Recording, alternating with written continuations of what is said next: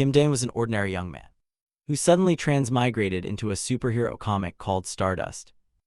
In this world, Dane decides to become a villain, thereby enhancing Stardust's powers and proactively preventing all the tragic events in the original story that would befall her.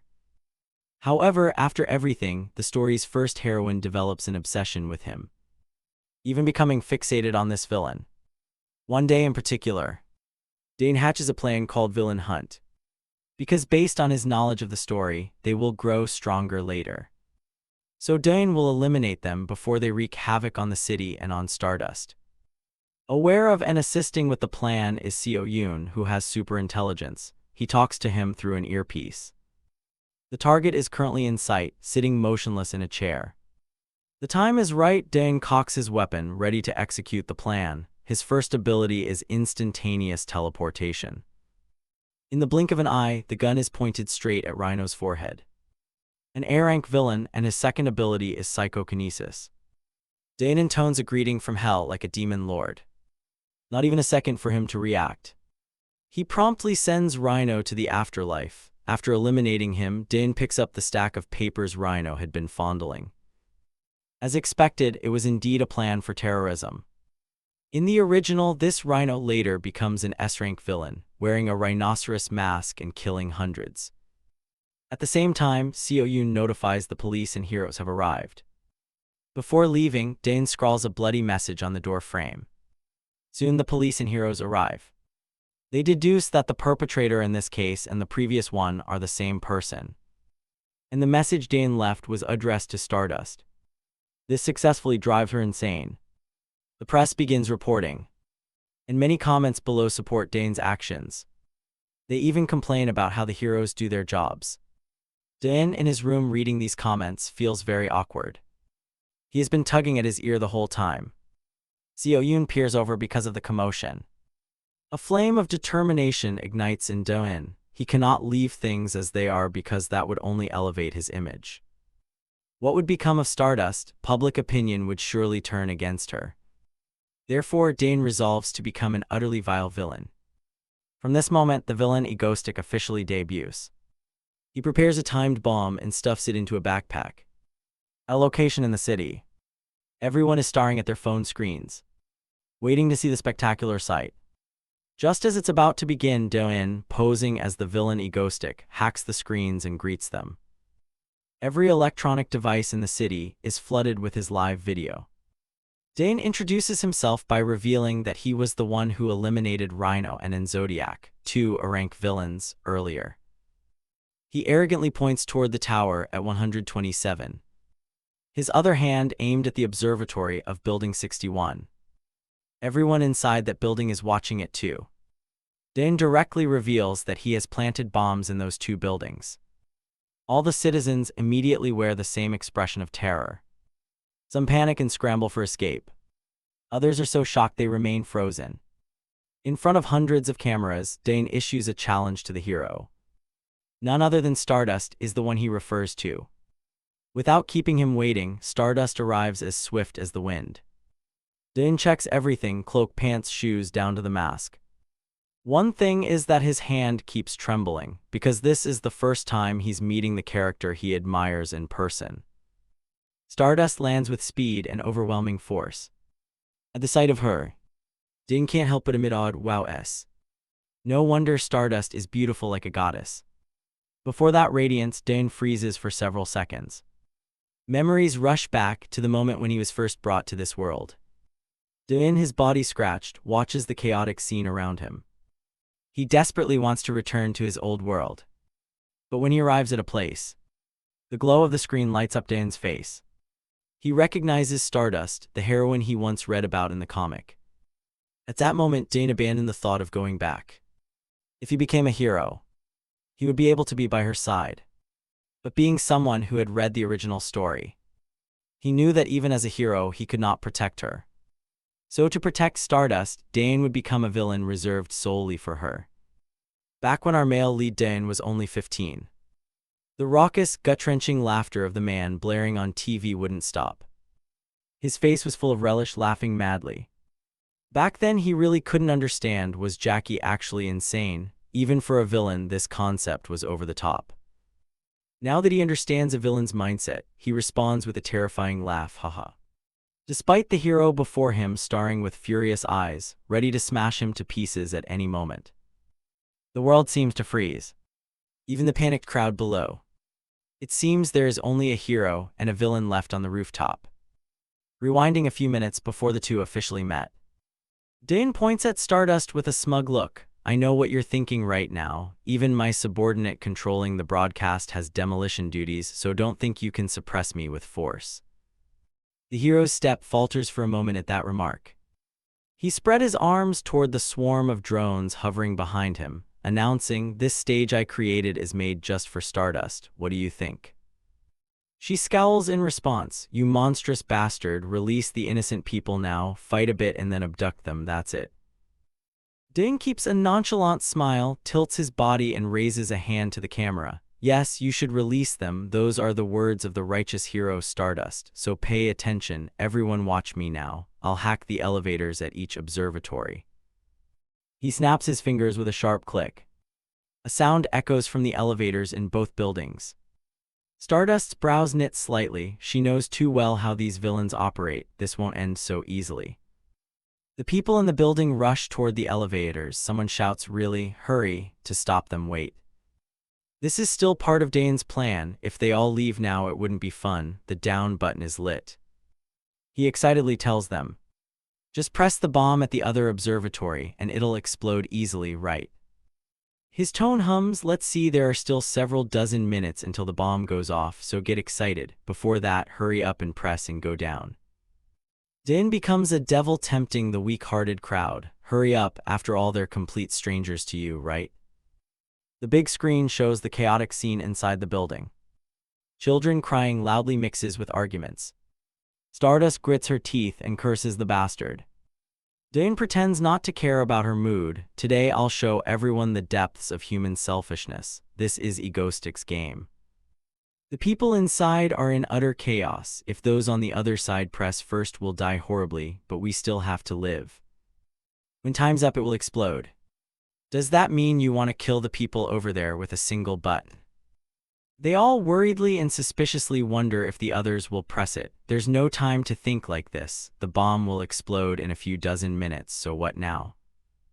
They will press the button. The situation is truly chaotic now. Some people are restless. Damn it, what is the hero doing right now?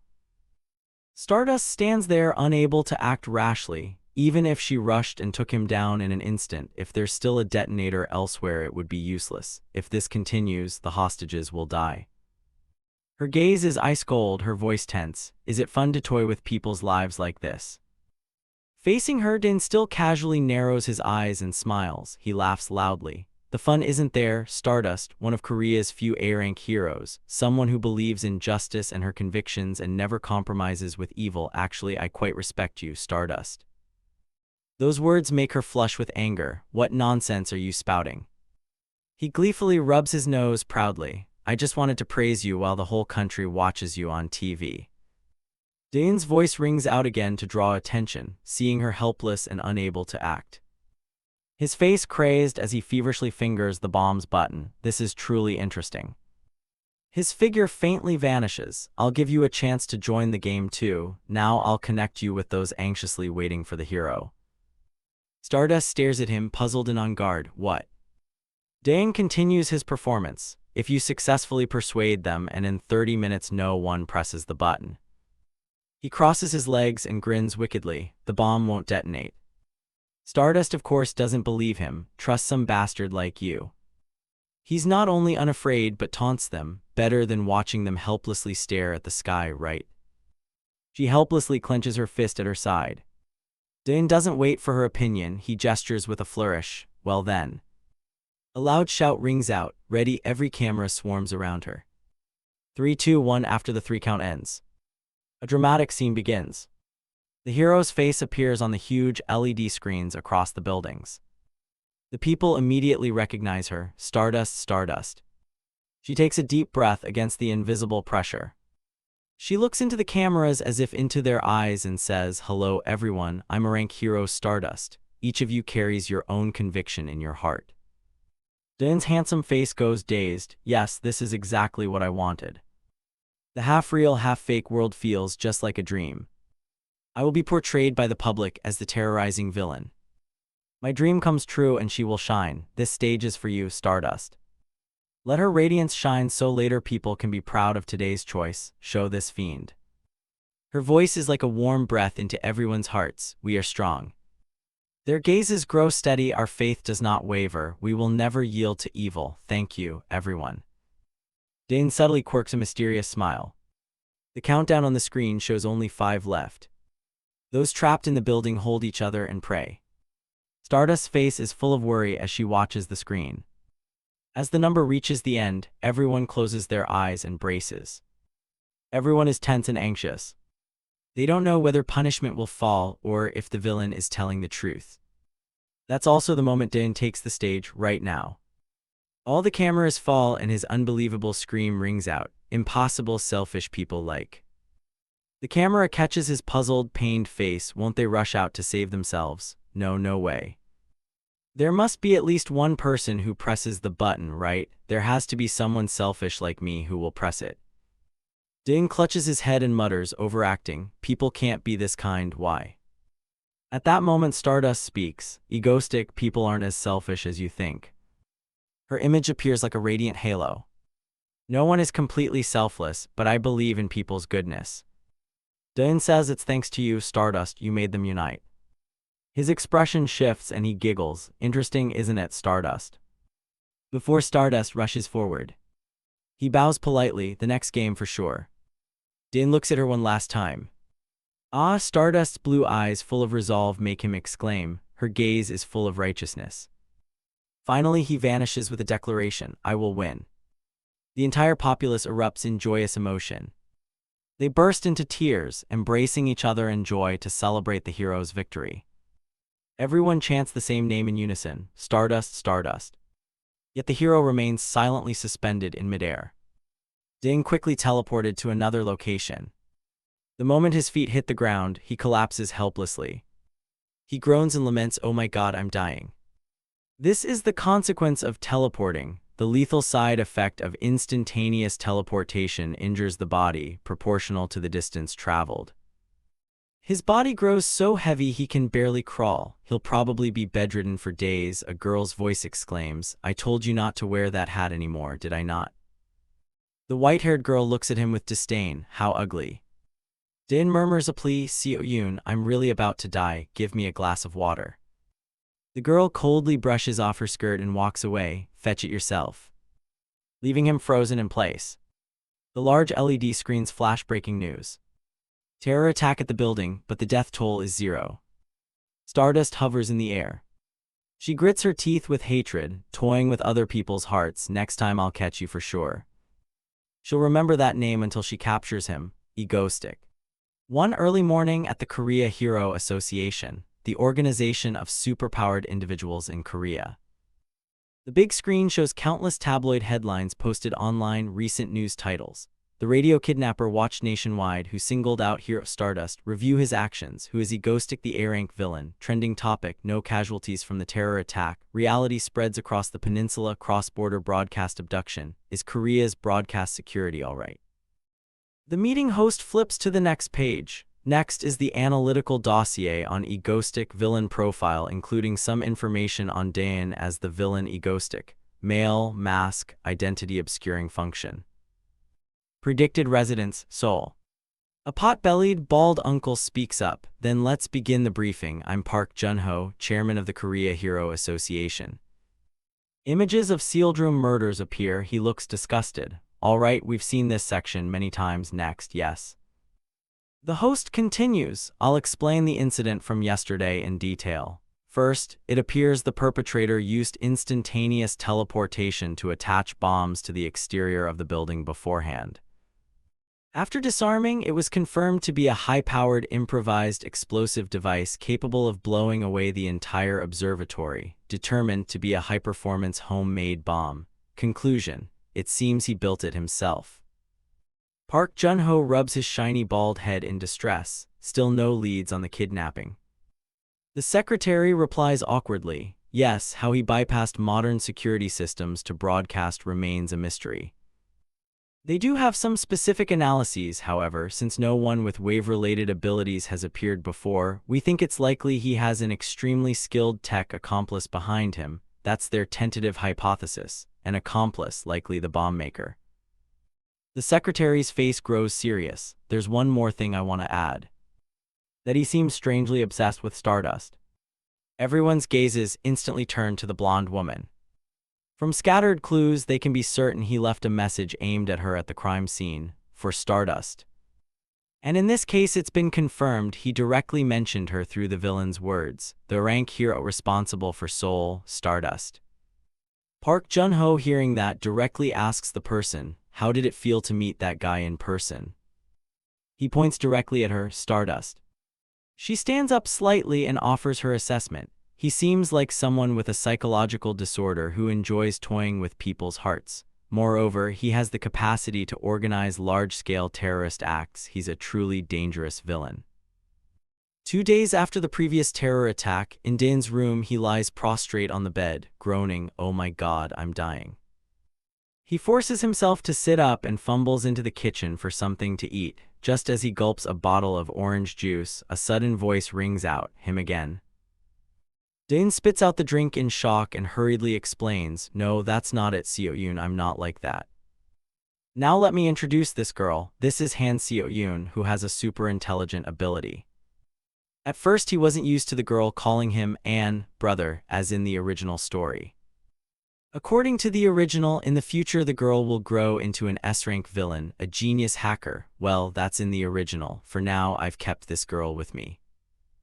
The girl is angrily making a fuss. "This is my home, so don't act like it's yours, okay?" Because in fact the place they're at is Han Seo-yoon's underground base. He chuckles carelessly, "Haha, anyway I'm covering the living expenses and everything." Han Seo-yoon clamps a hand over his mouth. "Shut up and drink it, understood?" Din smiles slightly at that cute threat. He gently pats the girl's head. "Okay, got it." The warm moment doesn't last long before the girl bashfully tugs him and the bottle away. "Ah, something else happened, hurry up." The door to the high-tech room opens and closes. Han Seo-yoon sits before the advanced control screen. "Remember the girl named Lee Subin I mentioned earlier? She's a candidate to be our assistant." Din doesn't think long. "Ah, the deep web girl, I think she's a fan of mine." The girl performs a few commands, then points at the screen. "Look, she's present here."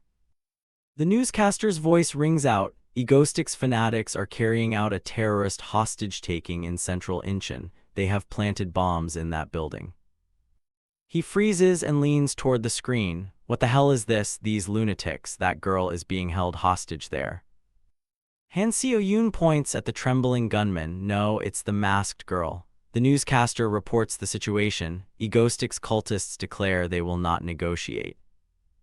They only seek terror and death. Police confirm that so far at least 3 people have died from the attack and about 300 hostages remain trapped in the building. His voice falls silent. "Seo-yoon, what are our principles?" The girl still remembers her brother's orders well. "Never, under any circumstances, kill civilians." His eyes flash with danger. "We have to clear them out. Help me, Seo-yoon." Han Seo-yoon nods resolutely. He thinks about how to handle the other party. That girl will observe the scene and make an assessment. On the side where the terrorist hostage situation is occurring, Stardust stands before the blazing building. She presses her lips together and stands silently for a long moment. Then she speaks into the radio. "Headquarters, I request permission to breach." The other side refuses. "Wait for orders. After the police finish negotiations, they'll allow a breach with authorization to eliminate if necessary." This incident only deepens her hatred of him. It's all because of that bastard. Previous terror attacks were mostly the privilege of superpowered villains. This spectacle, in one way or another, caused a major shock in the villain community. But this time he didn't center it on superpowers. He used explosives and kidnappings as the spearhead to pressure the heroes. Clearly his image of cornering us inspired other ordinary people.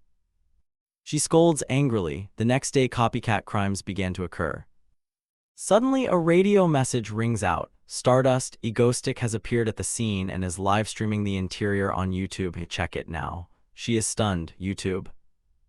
Stardust immediately pulls out her phone. Indeed, the new villain who mocked others' deaths has appeared again.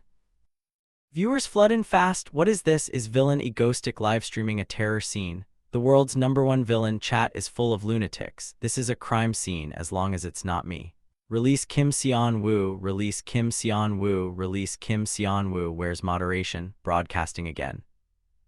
The footage shows Egoistic inside the building facing a group dressed just like him. They point guns and shout, "Who's there?" They quickly realize and instantly rejoice. Our hero Egoistic has come down to this place. Egoistic, unaware of what they're hopping for, he's here, really here. Woo, he's going to slaughter these idiots himself. Dane's face shows little pleasure with these people. Damn, I teleported a long distance so I'm all sore. It's because of these jerks, damn it. The terrorists find it strange. Egoistic. Suddenly a booming laugh. Ha ha, this is interesting. Ha ha ha. They don't understand but force a laugh along. Ha ha. At that moment, Han Seo-yoon reports, 3 o'clock position. The man is standing by the column holding the detonator. He glances at that person, confirmed. And immediately the man meets his end. His body mercilessly blown into a donut-shaped hole. The terrorists scream in shock. No, this is not Egoistic. He must be an undercover cop. They quickly point their guns at him. But before they can pull the trigger, the guns are ripped from their hands. The next sight is the barrels of guns, aimed straight at each of their faces. Dane sneers, raises his hand, and uses his power. I've never had fools like you as followers. A barrage of gunfire erupts. The building fills with choking smoke. The agonized screams of those shot echo within the livestream. Comments show panic in some sober voices. Are they on the same side? Why were they all taken out? Just kill them all. Satisfying as hell. Who is Egoistic to be so brutal? Those lunatics, people died. What are the heroes doing? The villain stepped in instead. Ha ha ha. What will happen to those people? Sob sob. Is this a psychopath who wants to kill everyone? Also, Egoistic looks handsome from behind his head. So many crazy people here. This is a real situation, everyone. Only then do superiors allow Stardust to enter. Top priority is ensuring the hostages' safety from the terrorists and Egoistic. She wastes no time and rushes in, confirmed. There is only one person left who hasn't been shot, the very person he needs to find. Han Seo-yoon's voice rings out, please save her. By my confirmation, she's being dragged out and forced by those maniacs. She isn't part of the terror. She curls up, clutching her head and sobbing in a corner. Help, sob, sob. Dane's hand startles her into a choked gasp. He throws her mask off directly. His voice asks aloud, did you do something wrong or not? Lee Subin's eyes brim with tears as she chokes out, all right, I admit it. The more she cries, the louder she gets. Fine, I admit it. Dane has no patience for that. If you keep crying like that, you'll get shot. Lee Subin falls silent and clamps a hand over her mouth. His steps turn toward the civilians taken hostage. Yet he solemnly bows his head. I'm sorry, though this wasn't caused by me. I feel a great responsibility because copycat acts sprang from my case. This act sets the comments ablaze. What is this? Is this a villain? Wait, what's actually going on?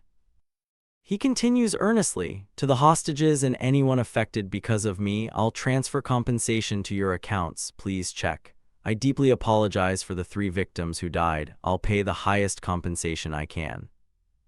Still, Dane hesitates inwardly because of the flaw in this plan. Damn, transferring from fake accounts is easy to trace too. I don't know, Seo-yoon will handle it, right? Han Seo-yoon exhales and urges, Ha, now take her home. You can tell the girl agreed to do it, okay. Dane hoists Lee Subin onto his shoulder, sniffling. His body immediately feels shattered. The effects of teleportation leave him trembling. Suddenly, a shockwave hits the entire floor. Dane realizes the only one who could do that is Stardust. She is rushing in before she can fully assess the situation here. A few days of controversy then pass at Yonhee University. In a cafe, KPS News reports the villain will pay compensation in money. The public is thrown into chaos. Villain Egoistic bows at the terror attack scene. Verifying hostages' accounts isn't easy. Who is he? KPS launches an in-depth investigation. A blonde girl sits alone at a table, eyes fixed on her phone screen. Her finger scrolls through the comments, everyone's speculating. Who is Egoistic anyway? Sounds legendary. Does Egoistic only save women? Stardust, when not a hero, is an ordinary person named Shin Ha-yeol, currently a university student. For some reason she sighs wearily. She recalls charging recklessly into the building with fierce determination. That assault caused a tremor throughout the building. Upon entering, she immediately encountered Egoistic's surprised face. She instantly locks onto the target. Egoistic, you bastard, this time I'll catch you for sure. She suddenly shifts direction and lunges. Fortunately, Dane's legs went weak at that moment, allowing him to dodge in time. Stardust is so hasty she can't react in time. Oh no. And just like that, she lets the villain she needed to capture slip away. The thought makes her angrier. Shin Ha-yeol sighs in frustration. At that moment, another girl approaches and pulls out a chair. She gently asks Ha-yeol, are you okay? Is the homework too hard? Kim Ki-hyun, Ha-yeol's senior. Ha-yeol snaps awake and looks up. Oh, it's nothing, sis. She awkwardly returns to her studies. I'm fine, just a little distracted. Stardust, South Korea's rank hero, is actually Shin Ha-yeol. When acting as a hero, she hides her identity with a cognition-dulling filter. So everyone thinks she's just an ordinary student named Shin Ha-yeol. Well, not entirely ordinary, she still attracts every man's gaze. Anyway, lately she's been worried about one thing. Ha-yeol keeps muttering the name Egoistic all day. She circles that resentful name. People are selfish. A big question pops into her head. Why would he save the hostages? Suddenly, the person in front of her pinches her cheek. Look at you making that sad face again. Ki-hyun cheerfully suggests, forget the homework for now, let's go get mango bingsu, your favorite. Ha-yeol's face immediately lights up, mango. But it's instantly replaced in her mind by Egoistic's crazed face and perverse laugh, ha ha ha. Ha-yeol blinks and her expression darkens noticeably. Ki-hyun freezes, studying her expression closely. Mango won't fix it either, no way. She snaps her pen and mumbles, mango is mine. Ki-hyun coos like to a child, okay, the mango is yours, it's all yours. A fire rages inside her like hellfire. I'm haunted by that name, Egoistic. I'll force him to show himself. Angry as she is, she's still adorably fed the mango ice cream. In the heart of Seoul, where the villain-haunted hero lives in an unassuming house. But when the front door opens, there's another door by the entrance. When that second door opens, to everyone's surprise, an elevator appears. After you step into the elevator and enter the code, the doors close and the lift begins to descend. Down dozens of underground floors. The destination is Egoistic's base. Din proudly lies in a glass chamber called the Ego Base. Seo-yoon looks annoyed. Hey, why did you name someone else's house without asking? He offers a perfectly natural rationale. Well, why not? Between us there's no distinction of whose house is whose, right? Your house is my house and my house is your house. The girl pouts in scorn but doesn't deny it. This is absurd. Suddenly his knee refuses to let him be at ease. A pain shoots through, making him writhe and shout out. Seo-yoon scolds irritably. Don't talk nonsense, lie still so you heal faster and stop making a fuss. Din whines, don't say that, teleporting while carrying someone doubled my exhaustion. Suddenly he grins mischievously, hands Seo-yoon the super intelligent one. He's definitely casting a hungry glance at the girl on the sofa. So, what are you reading? His face is satisfied, though that wasn't the reason he hired an assistant. The recovery capsule is truly the best. Seo-yoon looks at him and casually gives a thumbs up with a strange look. What's up? The door suddenly opens. The person he risked his life to rescue steps in. I'm home because the fridge was empty, you see. Lee Subin shyly asks, does anyone want any snacks? Din jumps and shouts, hey, aren't you wanted? She recounts excitedly, I covered my face before I went out. He freezes in panic, that's even more suspicious. But little Seo-yoon puts his book down and obediently runs for a Melona ice cream. But this behavior gives Din a strange suspicion. Could she be telling him to go capture people and bring them back to do chores? He immediately teleports in front of the girl. Why did you tell me to bring this person here? The girl nonchalantly unwraps the ice cream and replies, I just planned to ask them to help with a little job. Din flinches. What? He whispers urgently, that's something you should consider before someone becomes a terrorist. I oppose bringing a terrorist home. Seo Yoon, can you guarantee she won't fire a gun in our house? The girl sighs and denies it. That won't happen.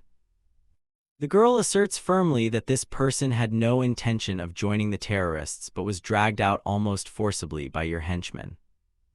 Then she points directly at the woman. Sis, no, sir. Oops, I mean sis, you're Lee Subin, right? She startles. How do you know my name? Seo Yoon, of course, understands completely. I know everything, Sister Lee Subin.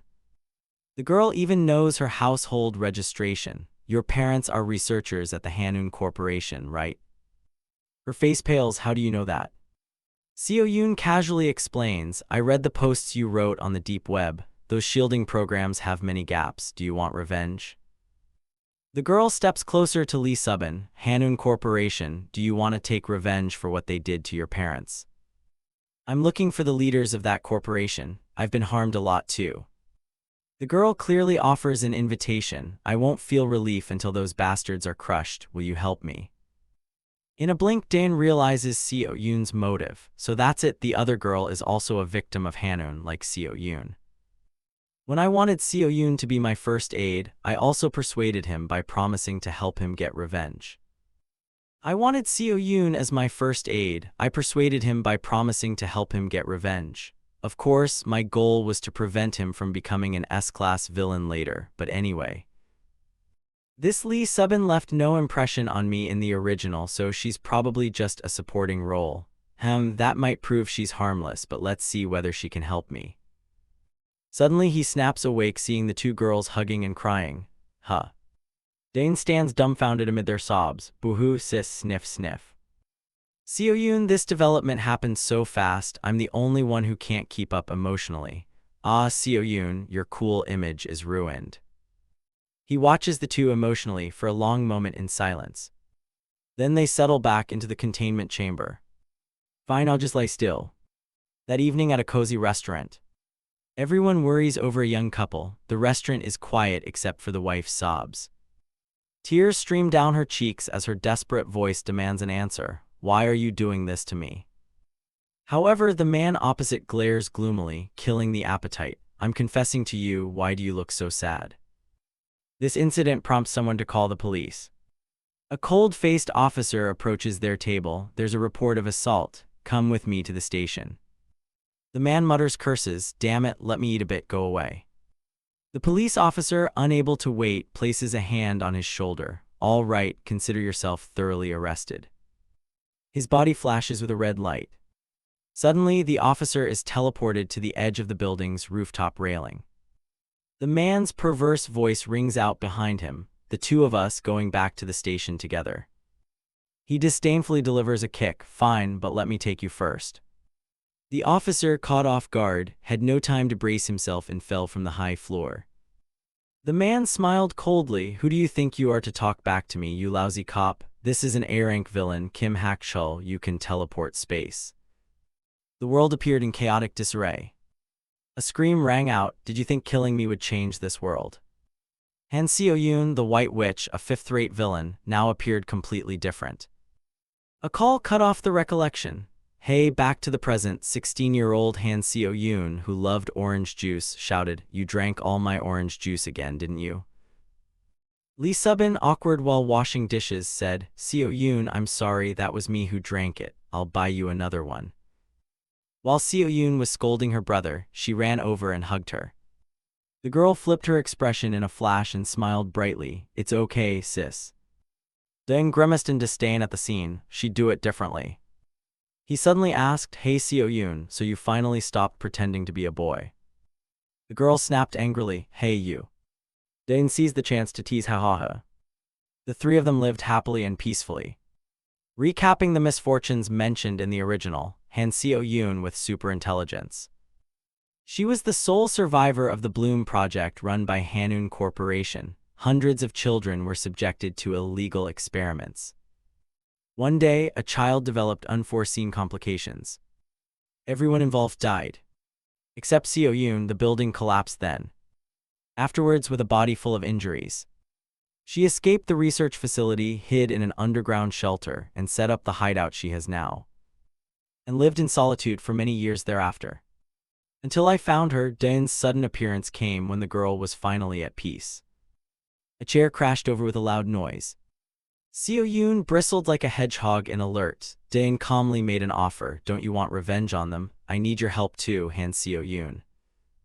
Before the girl's frightened gaze, he reached out a friendly hand. I'm not here to hurt you. And that was the beginning that led to the present. I'm here to save you. Unlike the original where Seo-yoon, consumed by vengeance, later became an S-class villain and died, poor thing, I promise I won't let her fall down that villainous path again. I do have some questions though. Now that she's my accomplice, does that make her a villain? Anyway, let's stay on the right path. Feeling his relentless stare, Seo-yoon turned and waved. What are you staring at? You don't understand anything, do you? Daeun's gaze swept to the other. Subin's parents were both researchers but are deceased. She self-studied and got into a prestigious university. He also knew details about this girl. Majoring in computer engineering, she'll likely handle technical support for Seo-yoon later. He casually took a sip of water. Though she's an unfamiliar and somewhat suspicious character, you have to admit her cooking skills are top-notch. Suddenly, Seo-yoon produced a small spider. They're finished. An external tracking sensor. Daeun recoiled as he accepted it. What's the tracker for? The girl clicked her tongue impatiently. Did you forget our line of work? The girl points at the person on the screen. It's for the villain on the list you picked. He is stunned in surprise, was the one who teleported him.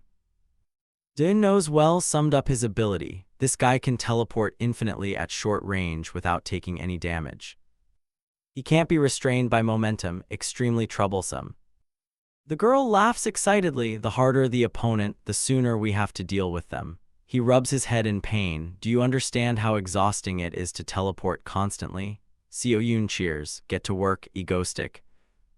They quickly set off. The destination is a small apartment in a remote area. Daeun sneaks on the low rooftop, anxious. Seo-yoon, can you get in yet? She urges. What, you're not in yet? Hurry up and go in. Still, he's nervous and tense. Is it right to teleport straight into the living room like that? What if he's there? Seo-yoon sighs and repeats, how many times have I said I'm attaching tracking devices to the bullets? Even if he dodges the bullet by teleporting, he'll still get hit. Daeun looks at the shiny gun. Why? The girl grows annoyed. Because I made it faster than the bullet. Your inhumanities and explanation won't help. Just go in. Still, he hesitates. Wouldn't it be faster to kill him out on the street? Seo-yoon wants to flip the table at her brother's attitude. He never goes out on the street, only teleports. I investigated and prepared this plan in advance. Oh my god, I'm so anxious. The girl is boiling with nerves and gulps down a bottle of water. Lee Subin anxiously cheers from the side. Go, egoistic. Hearing that, the girl shyly echoes, yeah, go egoistic. Daeun feels reinvigorated. Okay, thanks, let's begin. He suddenly teleports into the criminal's apartment. Just as the man has finished showering. The man is startled by his appearance. Huh. Immediately, Seo-yoon shouts, go shoot. He raises the gun and squeezes the trigger actually. Two small spiders shoot out at once. At incredible speed. But as predicted, Hakchul instantly vanishes from the spot. Daeun tosses the gun away. Damn it. Seo-yoon, did the tracking sensor stick? Seo-yoon, who has a clear read on the situation, replies, it's stuck. Sister Subin, report his position. She quickly finds his location. She's currently 500 meters east of here. Without thinking much, he follows the directions. Okay. Suddenly, he appears in the middle of the street. Huh, what's that person? What is this? People around immediately recognize him. Hey. Isn't that egoistic? Hey, it's really him. He frowns and scans the surroundings. Damn, this wasn't in the plan. And his appearance instantly explodes across social media. In the Yonhee University lecture hall, Shin Ha-yeol is concentrating on studying, unaware of what's happening. Suddenly, a voice over the radio announces, egoistic has appeared in the city. Hero Stardust prepare to deploy on the association's orders. She panics, jumps up and yells, what? Everyone in class turns to look at her. Oh, sorry everyone. Ha-yeol hurriedly packs her things and leaves. Excuse me. She rushes off at speed. What is he up to this time, egoistic? Seo-yoon checks the tracker carefully. "Hey, over there, right at the intersection ahead." Din quickly saw Hakchul staggering away. Was he shot? Just then the light turned red. He recklessly jumped out to block his path. "Never mind, just come on." Seo Yun's panicked voice rang in his ear. Dylan. His haste to catch the A-rank criminal made him fail to watch the road. A truck barreled toward them at breakneck speed. Would he be able to react in time to survive? As he fled, Kim Hakchul suddenly recalled that fateful day. "Hey Kim Hakchul, stealing our money and running off was fun for you, wasn't it?" The Kim Hakchul back then was weak and helpless, only able to whimper and beg, "I'll pay, please spare me." Feeling his pleas weren't sincere enough, the leader shouted as he begged, "I'll pay." These words annoyed the ringleader. Unable to bear it, he pressed a cigarette to the rope binding Kim Hakchul and said, "I don't need him anymore." Witnessing this, he thrashed even more. "No, please, I'm sorry, spare me this once." No matter how he begged, the rope burned and he fell into the sea. With nothing left to lose, Kim Hakchul cursed bitterly, "Damn you, you bastards." As his face neared the water, he screamed with all the rage in his chest, "I curse you all to die." At that very moment, Kim Hakchul suddenly vanished. And as the group prepared to leave, he reappeared unexpectedly nearby. This strange phenomenon turned the others pale with fear. "What the?" Kim Hakchul himself, still unharmed, looked bewildered. "Huh, what?" Once they calmed down, the group rushed at him and seized him. Before long, Kim Hakchul was surrounded. He hadn't moved an inch. This ability.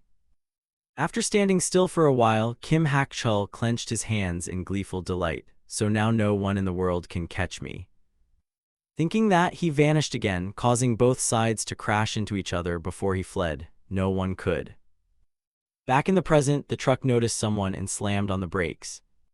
But Egostick had already disappeared, materializing in the cab and shocking the driver. Seeing him unharmed, Kim Hakchul fumed, "Damn it." Sensing the danger, he turned tail and bolted. His timing had been right, yet he still evaded. Damn it. As soon as Egostick stepped out of the truck, Kim Hakchul had already teleported to the roof of a nearby building. Carefully observing the scene, he ground his teeth in fury. So it's Egostick. Could he be ending other villains not out of personal grudge? The more he thought about it, the harder it was for Kim Hakchul to swallow his anger. Obviously, he and Egostick had nothing to do with each other. Below, as Egostick got out of the truck, he was surrounded by many civilians. Yes, I'm busy working so I can't say much. Oh my god, oh don't be afraid, I won't hurt anyone. Now go to hell, you instant teleport A-rank villain." As those words were spoken, a crazy thought flashed through Kim Hakchul's mind. Does he go around hunting villains and killing them?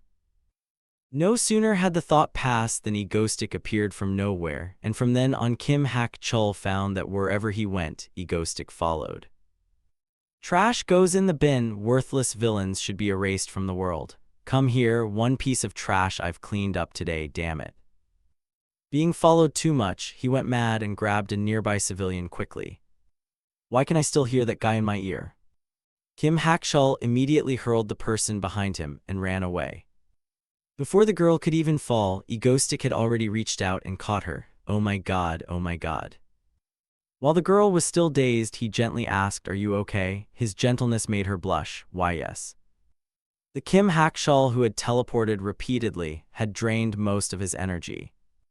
Unable to endure any longer, he collapsed completely. Why me?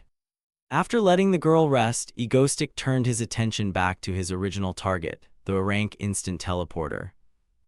Seeing him say nothing, he pulled out a pistol and pressed it to his head. "You have confessed your crimes." Suddenly reprimanded like that, even the unconscious Kim Hakchul retorted. Egostick sneered, "Damn, you're a villain too, but at least I'm not as despicable as you." Then he shouted to the gawking crowd, "Everyone, this scumbag stole tens of billions and murdered 4 innocent people. Those people were someone's husband, father, friend, son. Do you want to spare this cold-blooded killer?" Asked like that, the crowd didn't hesitate to answer. "Finish him, yes, finish him, kill him, kill him." Hearing that, Kim Hakchul convulsed. "You sons of bitches calling to finish me, what makes me any different?" Egostick heard the crowd's answer and smiled with satisfaction. "Hakchul.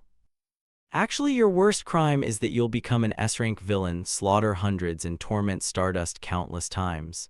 Snapping out of that thought, he turned grim and threatened. You think those two things are the same? Sorry, but it looks like you'll die here. At that moment, a painful scream rang out, making Egoistic cautiously look around. What met his eyes was the villagers' jubilant delight. Their reaction surprised him. What, seeing someone shot dead with your own eyes?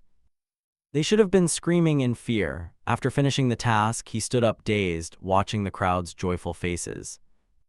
This world, aside from superpowers, isn't different from my old world, but moments like this make me truly realize it. I'm in another world. The people here are truly strange. After thinking it over, Egoistic set that aside, took off his hat, and greeted them. But I'm supposed to be a villain, aren't you all afraid? Seeing this, the surrounding villagers looked a bit hesitant. Just then, a familiar voice rang out. Egoistic immediately recognized the speaker and looked up. Stardust. Damn, I've held attention for too long. Stardust landed swiftly and pointed at him, scolding, You bastard. Egoistic paid no mind and focused on staring at the newcomer. Normally she's a cold university girl. But when she becomes a hero, her voice changes like something out of a period drama. Thinking that, he exclaimed, She's deadly cute. However, that expression was misunderstood by Stardust. What did you do? No matter how infatuated he is, Egoistic still plays the villain role well. Do it, do it. I just dealt with an evil A-level villain who was both a murderer and a bank robber. I was simply doing the work a hero should do. Faced with these words, Stardust could not argue against anything. He witnessed that reaction and he continued speaking. I didn't do anything wrong, did I? A top-tier villain can originally be judged by the hero right then and there, with no room for argument. She completely changed the subject. Egoistic, do you think you're the hero? These words successfully left Egoistic bewildered. I'm the villain. As he spoke, he suddenly realized something. There must be a lot of people filming and cheering for Stardust, right? This place is crowded, exactly right. Snapping out of his thoughts, he smiled and clapped casually. Indeed, Stardust. A villain like me punishing evil is truly against the rules, but I really don't accept her ironclad sense of justice. Perhaps today I should just retreat. These words caused those present to buzz in discussion again. Exactly, are villains only supposed to be hidden from heroes? He spoke impressively. After all, you came late, didn't you? You didn't defeat the teleporting person. Honestly, Egoistic didn't actually do anything wrong. These words made Stardust feel unsettled and melancholic. Not only did she feel that way, but Egoistic also felt like the world was in utter chaos. What is this? Something seems off. Just then, Han Seo-yoon urged him through the earpiece. Hey, stop rambling and hurry up. Being urged and combined with the current situation, he panicked and explained, no, I don't mean I'm doing the right thing. I will continue to do evil and Stardust can just keep trying to stop me. He paused briefly, then switched back to a cool demeanor. Then let's call it a day, he said, and immediately vanished using his power. There was nothing more to gossip about, and the crowd left, leaving Stardust still deep in thought. We should probably go too, right? Yeah, let's go. After everyone left, she went over to Kim Hak-chul, who had collapsed, looking sad. Back at the base, as soon as they arrived, Egoistic collapsed, and Han Seo-yoon had already prepared and called out loudly, Sister Subin, over here, hurry up. When Lee Subin was called, she ran over in a panic. What's wrong? The girl sat down, examined the situation, and explained that it was a side effect of the teleportation power. After checking, the two girls simultaneously pulled him back to the room. Come on, 1, 2, 3. Just then, Egoistic's phone in his pocket rang. Turns out an article about this afternoon's event had already been posted on the free forum, Testing for Goodwill. Who prefers the cool big brother Egoistic over the old-fashioned Aunt Stardust? Probably me. That evening, Stardust sat on some building, quietly reading that post. After reading it, she couldn't hide her sadness as she sat on the rooftop. Stardust recalled some unpleasant memories from the past when she was still Shin Ha-yeol, a 17-year-old student. Something sorrowful happened. No, mother, father. Witnessing her painful expression, the smug thief holding the stolen wallet in his hand thought she should have obediently handed it over. After examining his loot for a while, he put it away, pulled out a handgun threateningly, and said, Blame your stupid parents. Even with a gun to her head, Shin Ha-yeol had nothing left to lose and wasn't afraid at all. Unable to see the expression he wanted, the robber felt disappointed. Then he smiled brightly, put away his gun. Lucky, truly lucky, wasn't it? After speaking, that robber discarded his cigarette and turned away to leave. Letting the person who had killed his parents get away, Shin Ha-yeol was unwilling but could only helplessly collapse and cry. If only I had the strength to protect my mother and father. No matter how much I regret it, it has already happened, Mom, Dad. I will end that bastard. After that declaration, Shin Ha-yeol could only sit by her parents' bodies and cry her eyes out. At that moment, a ray of light appeared in the darkened sky. Immediately after, a shooting star plummeted down into the narrow alley. The crying student Shin Ha-yeol looked up when she saw the strange light. As she looked up, an extremely dazzling beam of light struck her eyes. Then the alley was filled with a strange light. As the light faded, Shin Ha-yeol lost consciousness and her hair changed from black to blonde. The next day, at the secret base, after resting fully, Dae-in finally opened his eyes. Han Seo-yoon had been waiting by the glass for this moment, cheering, "He's awake." Before he could say anything, he was met by the girl. "You're tired, Seo-yoon. You're about to enjoy a hot meal." Suddenly Han Seo-yoon held out his phone. "Eat and listen." Immediately she read the article on the phone screen to him, summarizing the facts about the A-rank villain Egoistic, only stating the facts about A-rank Egoistic. Reading the article carefully, Han Seo-yoon recounted numerous feats Dae-in had achieved, had taken down a rank villain Rhino, had taken down a rank villain and Zodiac. To the weary Korean public, he even staged and suppressed special situations at the observatory without casualties. Just when it seemed the article ended, she read on. He also suppressed the fanatic rioters and hostage terrorists and even paid compensation to the hostages. Pause a moment. Han Seo-yoon finished reading the rest. An A-rank villain, an instant teleporter who hid for a long time, despite rewards offered. Authorities judged capturing him extremely difficult. Egoistic really doesn't look like a villain at all. Feeling not yet shocked enough, the girl cheerfully revealed another stat: 7,842 likes and 12 dislikes. "What do you think?" Hearing this, Dae-in panicked and hurriedly asked, "And Stardust?" Hearing that name, Han Seo-yoon couldn't hide her annoyance. "Stardust, look at the comments right below." Without waiting for him to grab the phone, she read it aloud. "Actually, Egoistic is better than Stardust. What has Stardust even done?" Hearing that, Dae-in spat out his drink. She read more. "The Prince Egoistic has defeated 3 A-rank villains already." After calming down, Dae-in asked awkwardly, "So why is Stardust being criticized?" To that, Han Seo-yoon thought a moment and replied, "Perhaps because among the 3 A-rank heroes she is the least active. Shadow, Walker or Icicle have each saved dozens or hundreds alone, while Stardust hasn't done much." After finishing it all, the girl hesitantly watched his reaction. See, that's how people respond. Hearing these comments, Dae-in's despair was plain. Is that the majority? The surprises weren't over. Han Seo-yoon pulled up a screen showing a strange mango. Egoistic even has a proper fan club. This news officially shattered Dae-in. He dropped to his knees, clutching his head. No, impossible. What kind of lunatics form a villain's fan club? Unwilling to accept this situation, he stood and began plotting. All right, this can't stand. After thinking it over, Dae-in decided to start preparing the next terrorist incident. "Come on, Seo-yoon, Subin, can you two handle it?" Suddenly called out by name, the two girls froze in panic. "Hey again, me." Regardless of the girls' dismayed looks, Dae-in was full of excited anticipation. "Anyway, we must show Koreans what a real villain is and who the true hero is. Wait, Stardust, I'll bring you back to the top." The one being awaited was now thoroughly enjoying a mango smoothie. Delicious, really. While enjoying her drink, Shin Ha-yeol suddenly noticed something. It turned out the cherry blossoms outside had burst into bloom, creating a romantic scene. As poetic and romantic as it was, her mind was filled only with people's comments, acting like such a great hero. "You only come after finishing the job, huh? Maybe you didn't even catch that instant teleporter."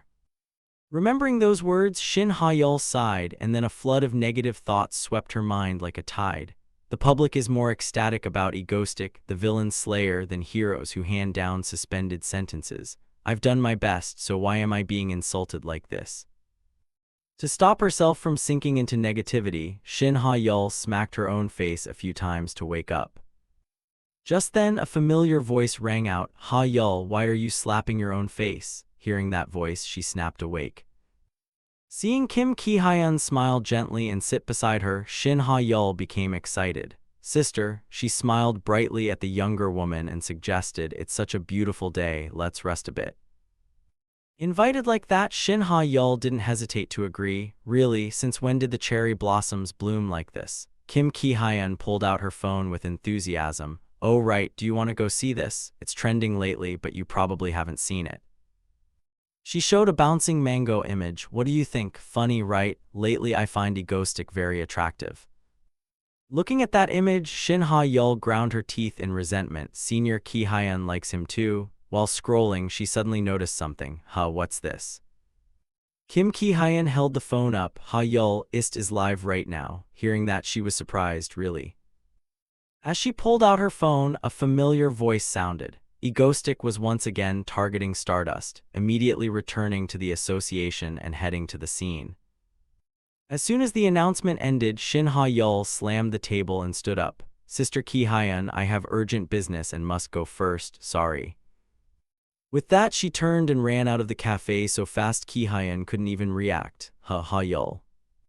As she ran, Shin Ha-yeol steeled herself. "Wait, Egoistic, this time I will definitely catch you." Meanwhile, on some mountainside, a familiar screen appeared, followed by Egoistic's voice. "Long time no see, hello everyone, I am the villain Egoistic." After introducing himself, he eagerly watched the comments scrolling by, wondering what the reaction would be. This is crazy, they're treating this like some surprise event or what? Wasting no more thought, Egoistic opened his phone and joked, "There's been a lot of news about me recently, right? I'm not a hero but a villain, even with a fan club." Saying this, he flashed a mischievous grin and aimed his phone camera at the tracks below. "Perhaps everyone has misunderstood. I am the villain." After pointing at the hostages, he then pointed toward the distant train. "Ah, the train is almost here. Are you watching Stardust?" The question prompted a comment. He's still a fan who truly loves Stardust, not caring about the rest. He began to explain, "The rules are simple, your choice." Egoistic turned the camera to the tracks and applied pressure. "Keep the lever in place to save one person instead of 5, or sacrifice one to save the many. Pull the lever and one person will die." Saying this, he thought of Lee Subin operating the train and continued to escalate. "Don't decide too quickly. If you try to pull these people off the tracks, I'll derail the train. Got it, Stardust?" After laying out the rules, Egoistic invited her. "Your choice is only one, pull the lever." No sooner said than done, Stardust appeared. "Damn you, Egoistic." The girl didn't hesitate, she leapt straight down and stood above them. He watched with satisfaction. "You're here then, Stardust." Looking at the hostages, she began calculating, "If I try to save them, the passengers on the train will be in danger. Think Stardust, how can you save everyone?" Seeing her hesitance, Egoistic, against his conscience, egged her on. "Come on, the Pentakin train is entering the station. How will our Stardust choose?" She hasn't acted yet, but viewers are already guessing. Egoistic was pleased with those comments. "Sure enough, everyone thinks Stardust will pull the lever, but I trust the Stardust I know isn't that type." Just then, Lee Subin screamed frantically into her earpiece. "Dun, she's running toward me, what do I do?" Seeing her rushing silhouette, he soothed her. "We're live, mute your mic, don't worry, she won't come to hurt you, keep moving forward." At that, the more confident Lee Subin replied, "Yes." Comfort having worked, Egoistic resumed his villain act. "Okay, unmute now. Oh my, is this allowed? What is Stardust doing? She can do that, she'll be smashed to pieces. Stardust, why are you running to your death? Stop." No matter what he said, Stardust and the train collided head-on. And with all her strength, she tried to steady herself. "Just hold on a little longer." But suddenly the train sped up, a development that surprised Egoistic. "Is it moving faster?" Realizing something, he panicked. Subin, wake up," but the person had fainted cold. Receiving no response, he was frantic. "I didn't account for this." He watched Stardust standing dazed at the foot of the hill. Egoistic continued the psychological assault. "Come on, the Pentakin train is entering the station. How will our Stardust choose?" Though he spoke tauntingly, inwardly he watched the girl below with eager expectation. Would the righteous girl choose? The girl he hoped for stood there struggling through a torment of conscience. After a moment of thought, she made her decision. Gritting her teeth, Stardust sprinted straight toward the train. Seeing her action, Egoistic was very pleased. He pushed his hat down lower. Good, everything is going exactly according to plan. Satisfied with the unfolding scene, he dragged a terrified, struggling girl closer to the tracks. When they arrived, Egoistic gently set the pale-faced girl down on the rails. He didn't stop there, he took more tape to secure her. Despite these actions, inside Egoistic groaned, "I'm tired. If not for Shadow Walker, doing this at night would have been easier. Preparing daytime terrorism requires watching out for everything." No matter his complaints, he finished the final knot. With the hostages secured, Egoistic teleported up the cliff to observe the performance. Watching the 5 people he'd tied beneath the tracks, he was very pleased with his result. He was a little proud.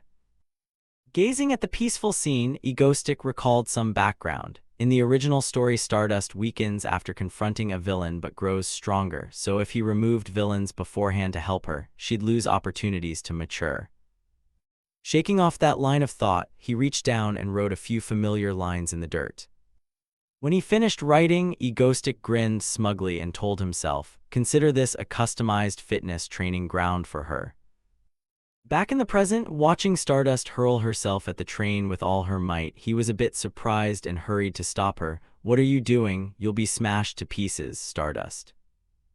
The scene gave the snooping viewers at home plenty to talk about. Reading each comment left him feeling desperate. This wasn't my intention.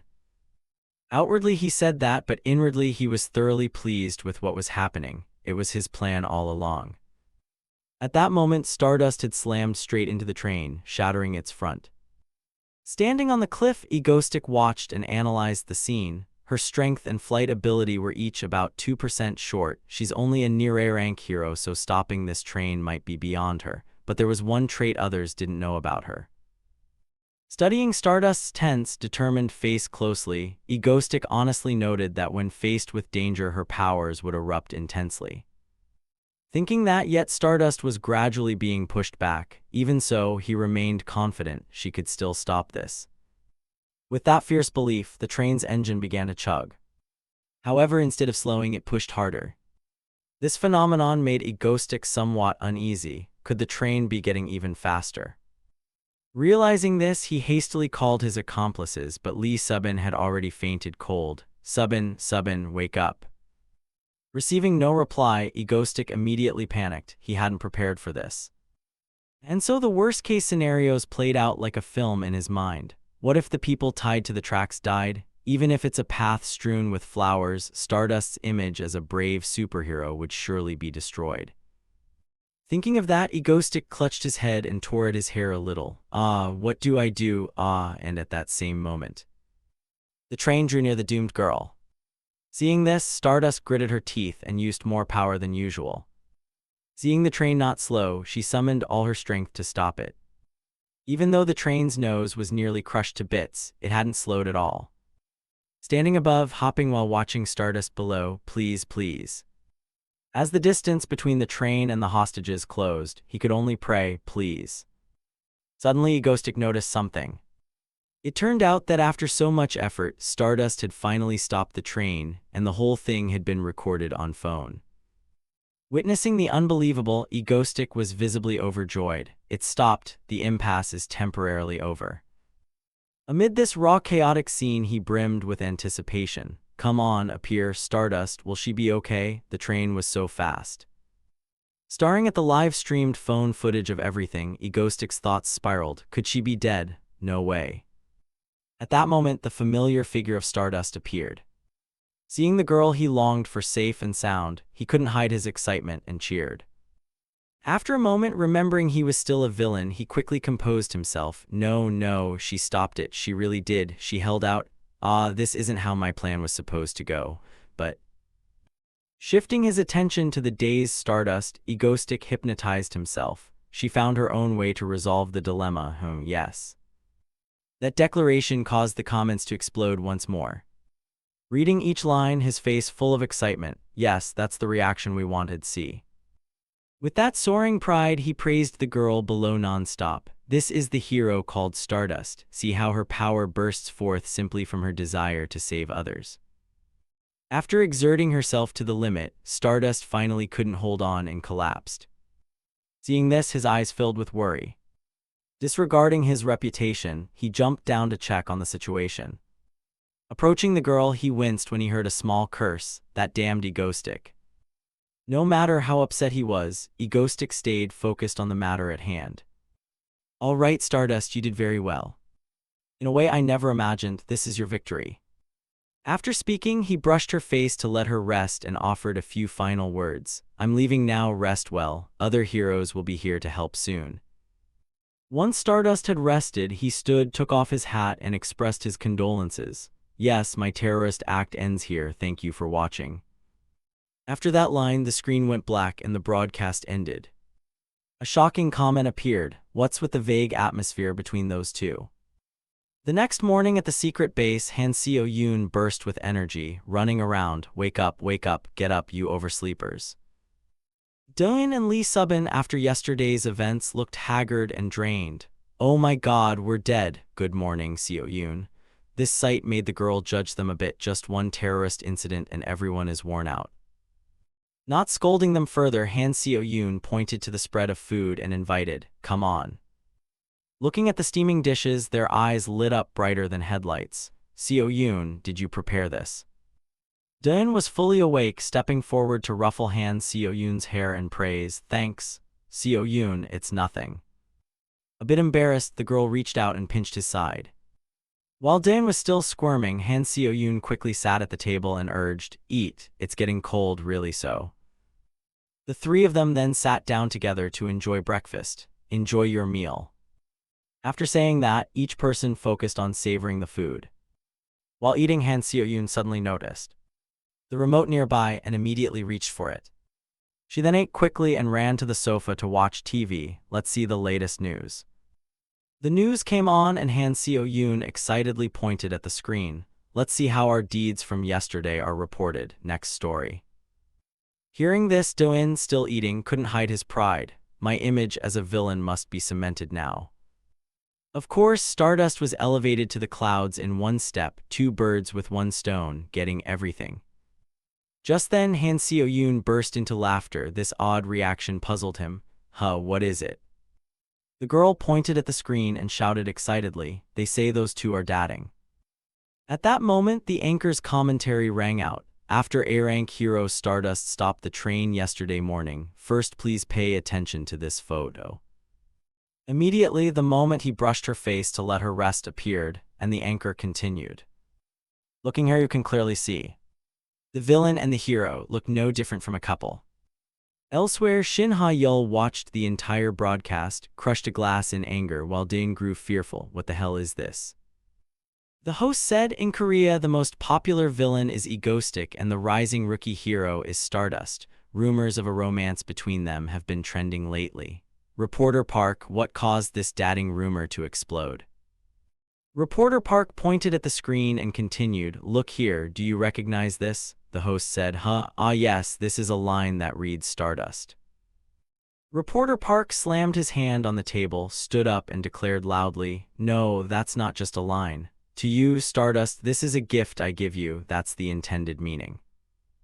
Next, the screen showed Do-in kneeling on one knee beside the unconscious Shin Ha-yeol. He said, all right, Stardust, you did very well in a way I never imagined. This is your victory.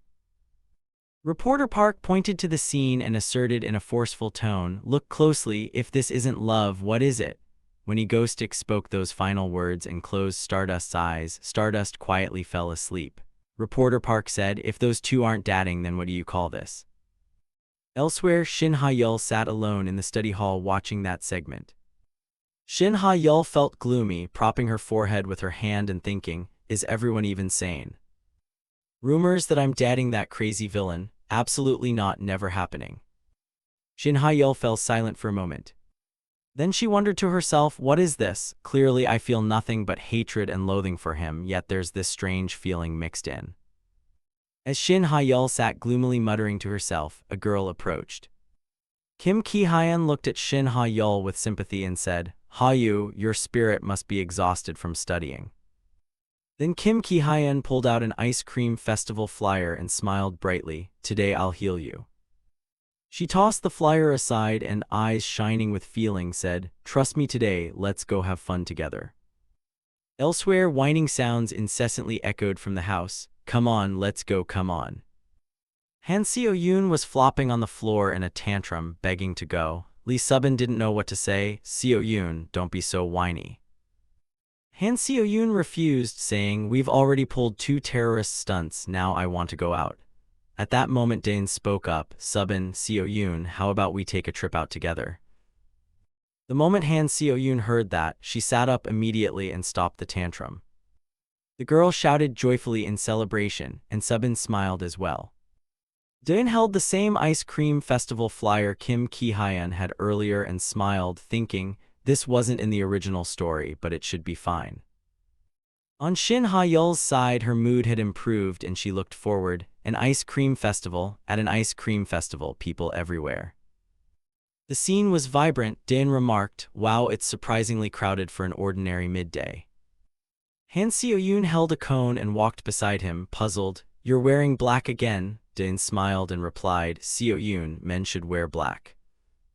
Han Seo-yoon laughed. "What nonsense are you saying?" Dane looked quite surprised. "Huh, she's smiling so brightly, even calling me bro now." Dane smiled softly, thinking, she really does seem genuinely happy. Han Seo-yoon excitedly pointed ahead, "Here, rice ice cream." Then Han Seo-yoon immediately ran excitedly to that ice cream stall. Dane grinned at Lee Subin. Going out was totally worth it. Lee Subin smiled back, "Yeah, right, she looks so happy." Lee Subin activated her personal perception dampening filter. She'd appeared on the broadcast once when recruited by Dane. Dane tasted a spoonful of ice cream. He exclaimed in surprise, "Oh, this is really good." As he scooped another spoon, he said, "Subin, you should try some too." Lee Subin blushed awkwardly as she looked at the spoon of ice cream Dane offered. Han Seo-yoon stood beside her and asked innocently, "What's wrong, sis? Hurry and eat." Lee Subin stammered, wait a moment." Lee Subin shyly opened her mouth and leaned closer to the spoon of ice cream, thinking, isn't this an indirect kiss? Finally, Lee Subin tasted the spoonful of ice cream. Immediately after, her face lit with enjoyment as she exclaimed, "This is really good." Han Seo-yoon had already finished her cone. The girl happily ran to another ice cream stall. "Look, mango flavor," Dane hurried. "Hey, wait for me." Han Seo-yoon stared at the display case with bright, shining eyes. Then she excitedly told the vendor, "I'll have a cone, please." The vendor handed over the ice cream and laughed at Dane. "Oh my, this kid looks just like her parents, so cute." Dane was speechless. "What?" Then the vendor winked and accepted the compliment. "Ha ha, yes, that's right."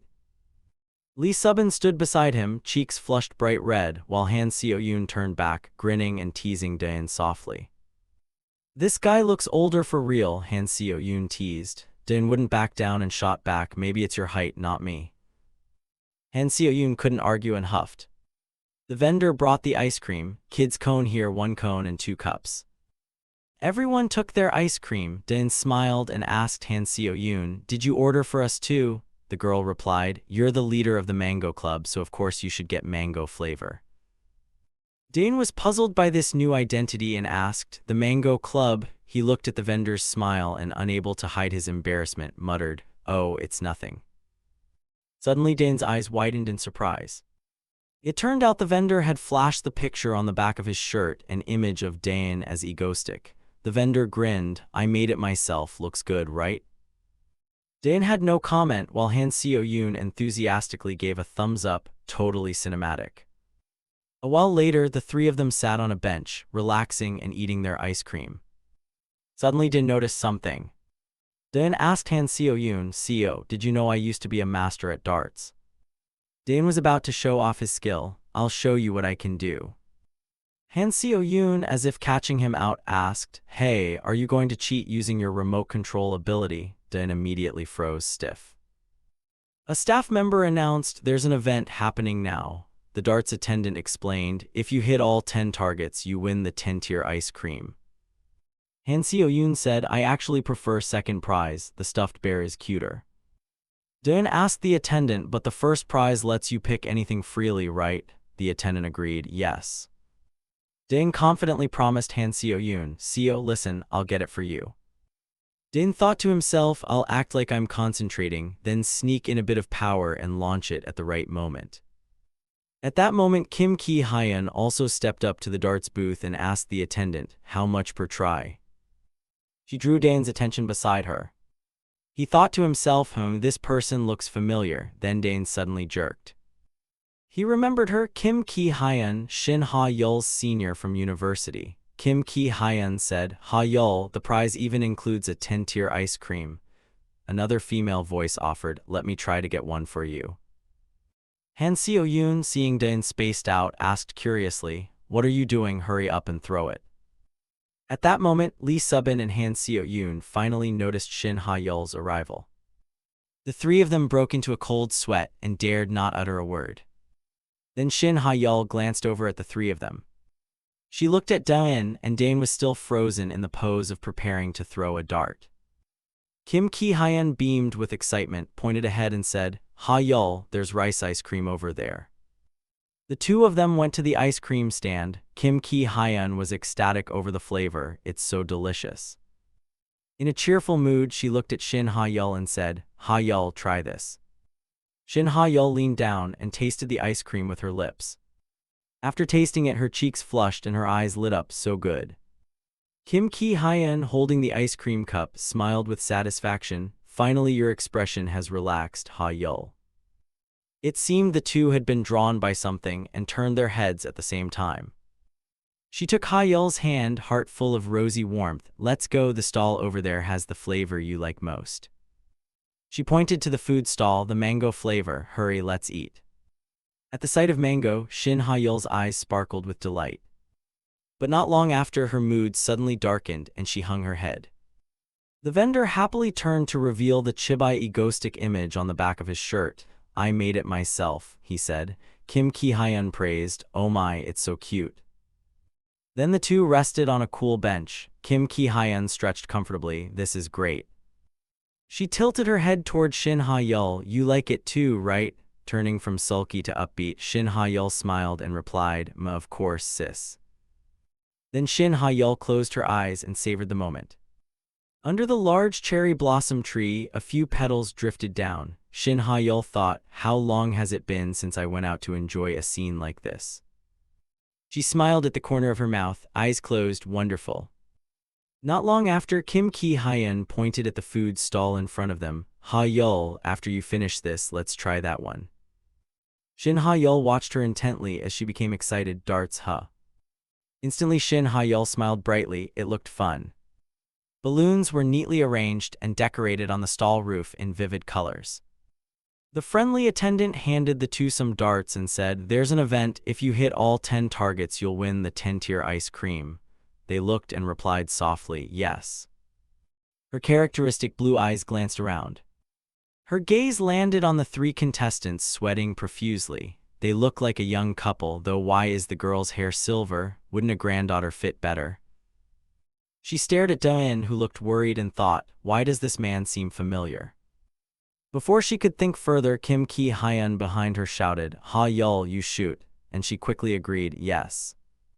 Shin Ha-yeol threw straight, emitting a brilliant orange light. Kim Ki-hyun laughed with delight. One shot, a hit. Daeun watched the sweat and felt a bit anxious, thinking Stardust's power is monstrous strength and flight. He found himself watching her longer each day, but this monstrous strength isn't just raw power. Then he used the item in his hand to be more precise. At that moment, Shin Ha-yeol delivered another perfect throw. Her physique was extraordinarily superior. A voice cried out excitedly, 2 hits already. He lowered his head, a little disappointed, then thought that for now her power only erupted horribly when needed, but later she would gradually become a superhuman beyond human limits. Ha-yeol threw the dart in a cheerful mood. Not only her 5 senses but even a 6th sense had developed. Put another way, her instincts would let her detect anything unusual immediately.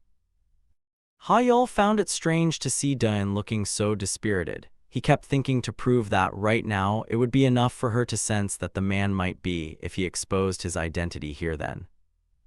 The image of Shin Ha-yeol becoming a superhuman would form in her mind, and she would throw him straight into prison. Seo-yoon and Subin embraced each other in delight, which sent him reeling. A dart thrown by Shin Ha-yeol at high speed struck one of the balloons. Kim Ki-hyun stood beside her, delighted and praising exuberantly. "Ha-yeol, you're amazing, 10 straight hits." Hearing that, she immediately became shy and modest. "Oh, it's nothing, just a little thing." The staff happily handed the two of them a 10-layer ice cream. "Here, the 10-layer ice cream." The staff unintentionally turned to Daeun. You're not throwing, sir?" He, surprised and dazed, replied, "Oh my, there's someone next to me who's such a great shooter. I was just starring. I'll throw now." Daeun looked at Han Seo-yoon and forced a hesitant smile. "Seo-yoon, look, I'll show you my dart technique." The girl cheering him on sounded a bit doubtful. "Hurry up." Daeun picked up 10 darts at once and worriedly thought, "I won't use my ability. I'll just throw a few randomly and slip away." He quickly threw them sharply forward. But unfortunately, his throw completely hit all 10 balloons. Everyone was stunned, mouths agape. Daeun, on the other hand, thought, why on earth? Kim Ki-hyun, holding the 10-layer ice cream stick, looked at him with a surprised expression. The nearby customer praised, "That guest is really skilled." A stuffed bear was brought out by the staff. "You said you'd rather have a teddy than first prize, right? Here, the teddy's ready." But Daeun chose to bolt. The staff raised a hand to stop him. "Wait." The three of them ran off, laughing awkwardly. "It's okay, we're leaving now." Han Seo-yoon quickly followed. "Yes, stay here." Kim Ki-hyun, holding the long ice cream, smiled brightly. "I'll take this over to help Ha-yeol." Shin Ha-yeol took the bear and turned her face. "Okay." But halfway there, because the ice cream was so tall it toppled over. The colorful layers of ice cream headed straight for him. Seeing that, Daeun thought, if even a little sticks, I'm doomed to a bad ending. His eyes widened and his mouth opened. He had to avoid it at all costs. Daeun's head reacted instantly. He dove to the side where there was no ice cream.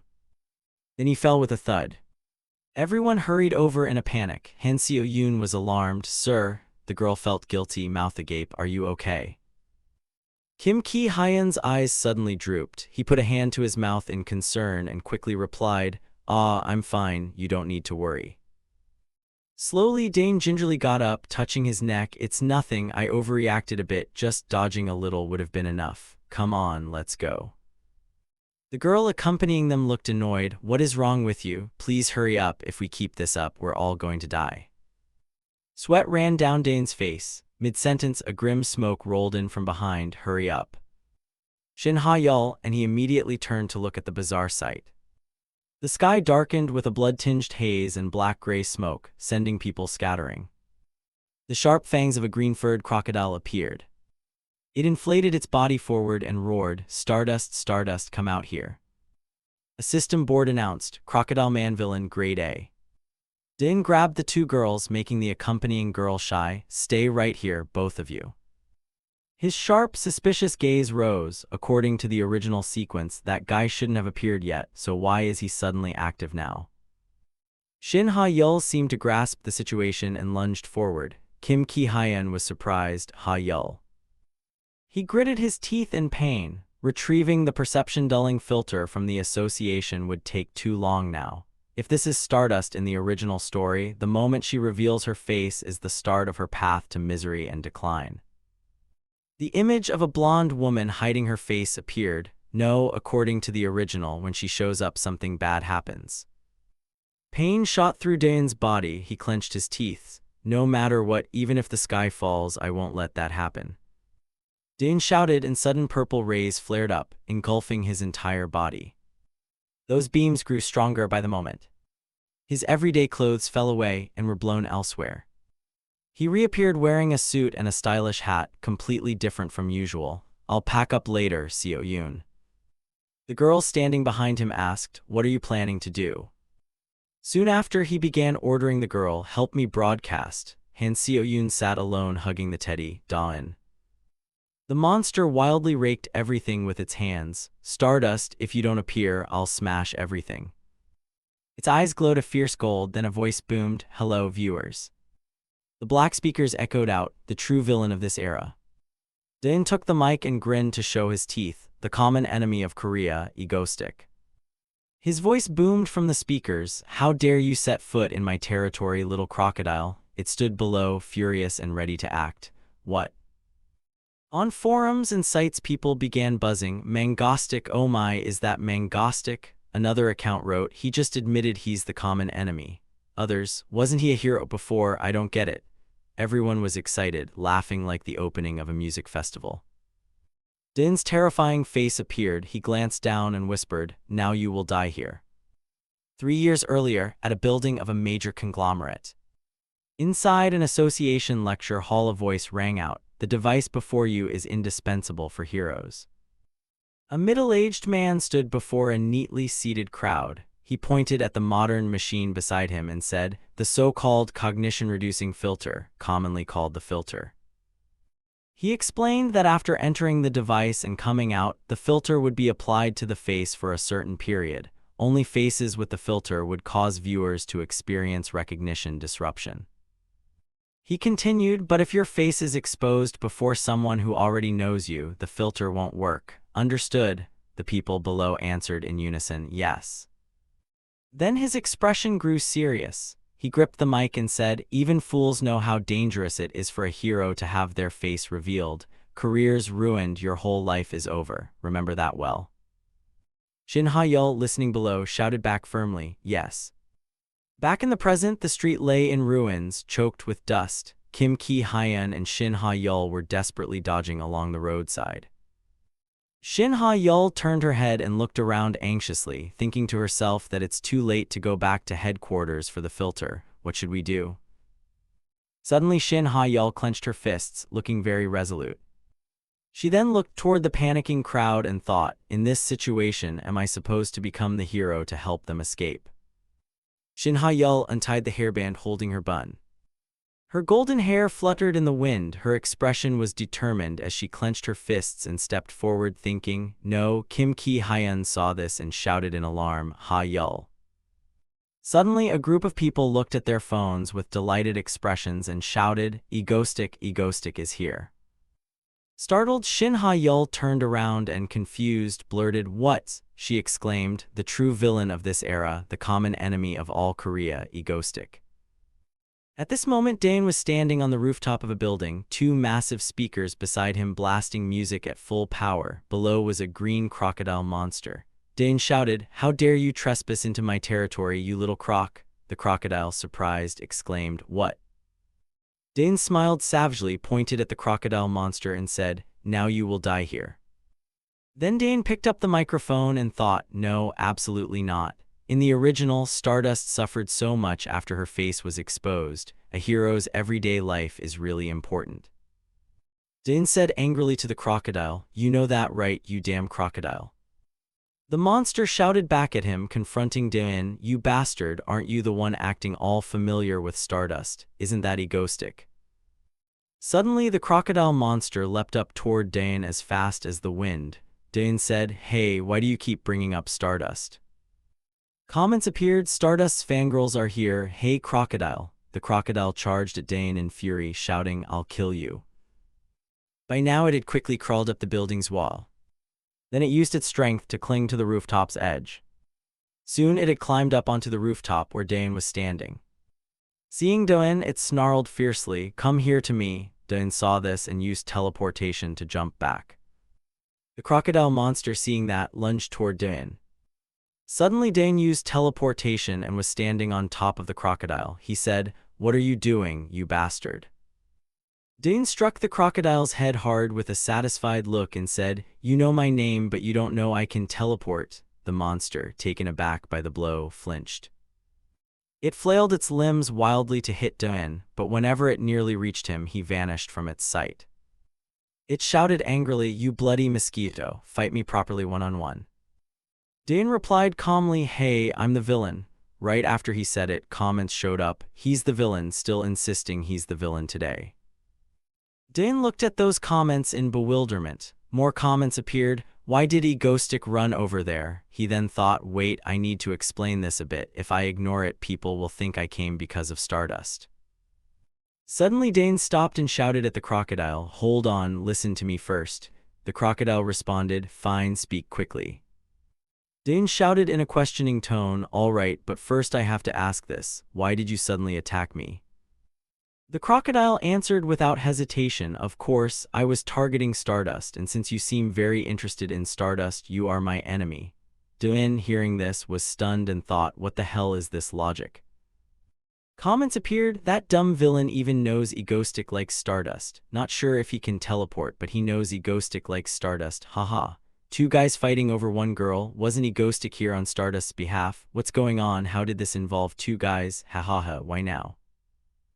Suddenly the crocodile pointed at the dumbfounded Dane and shouted, also, you said you'd kill me first. Comments displayed, haha, spot on. Dane, stunned, replied, when did I say that? Hearing that, the crocodile became extremely enraged. Its aura flared like a blazing fire as it roared, you said it. How dare you trespass into my territory, you little croc? Threats, now you will die here. It continued to demand, you did say that, didn't you? Dane, flustered, tried to explain, no, I didn't say that. Comments displayed, why is the crocodile suddenly talking sweetly? What kind of threat is that?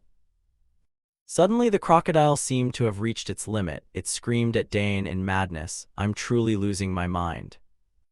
Next it opened its long jaws wide, and a fireball slowly formed in its mouth. Dane showed a frightened expression, eyes wide, thinking, that's an ultimate skill, isn't it? Before he could finish thinking, the crocodile spat a massive flame that almost incinerated everything before it.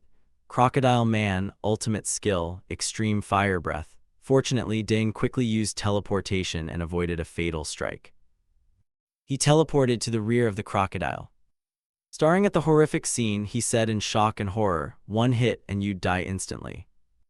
The crocodile turned its head to look at Dane and taunted, surprised, Egoistic. At that, Dane did not hesitate and flourished a black cloth. Instantly, countless guns materialized from Dane's black cloth. All the guns lunged toward the crocodile.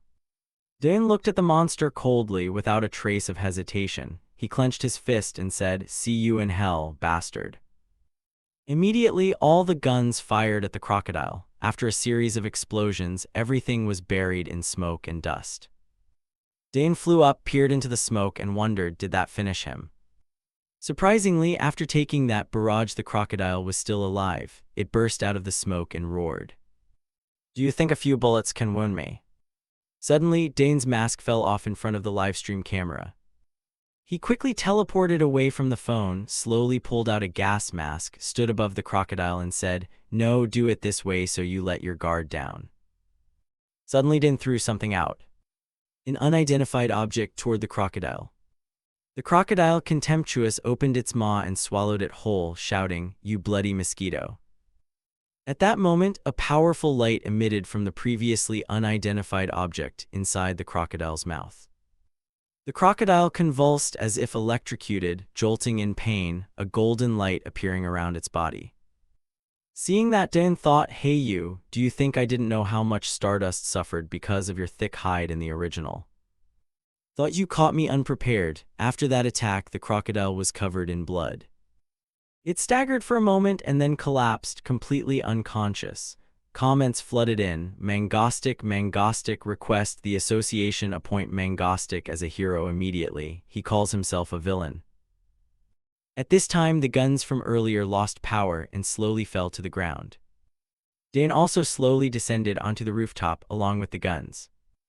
Guns littered the ground everywhere. Dane slowly gathered them up, trembling and exhausted. He looked up at the sky and muttered, damn, that took too much out of me.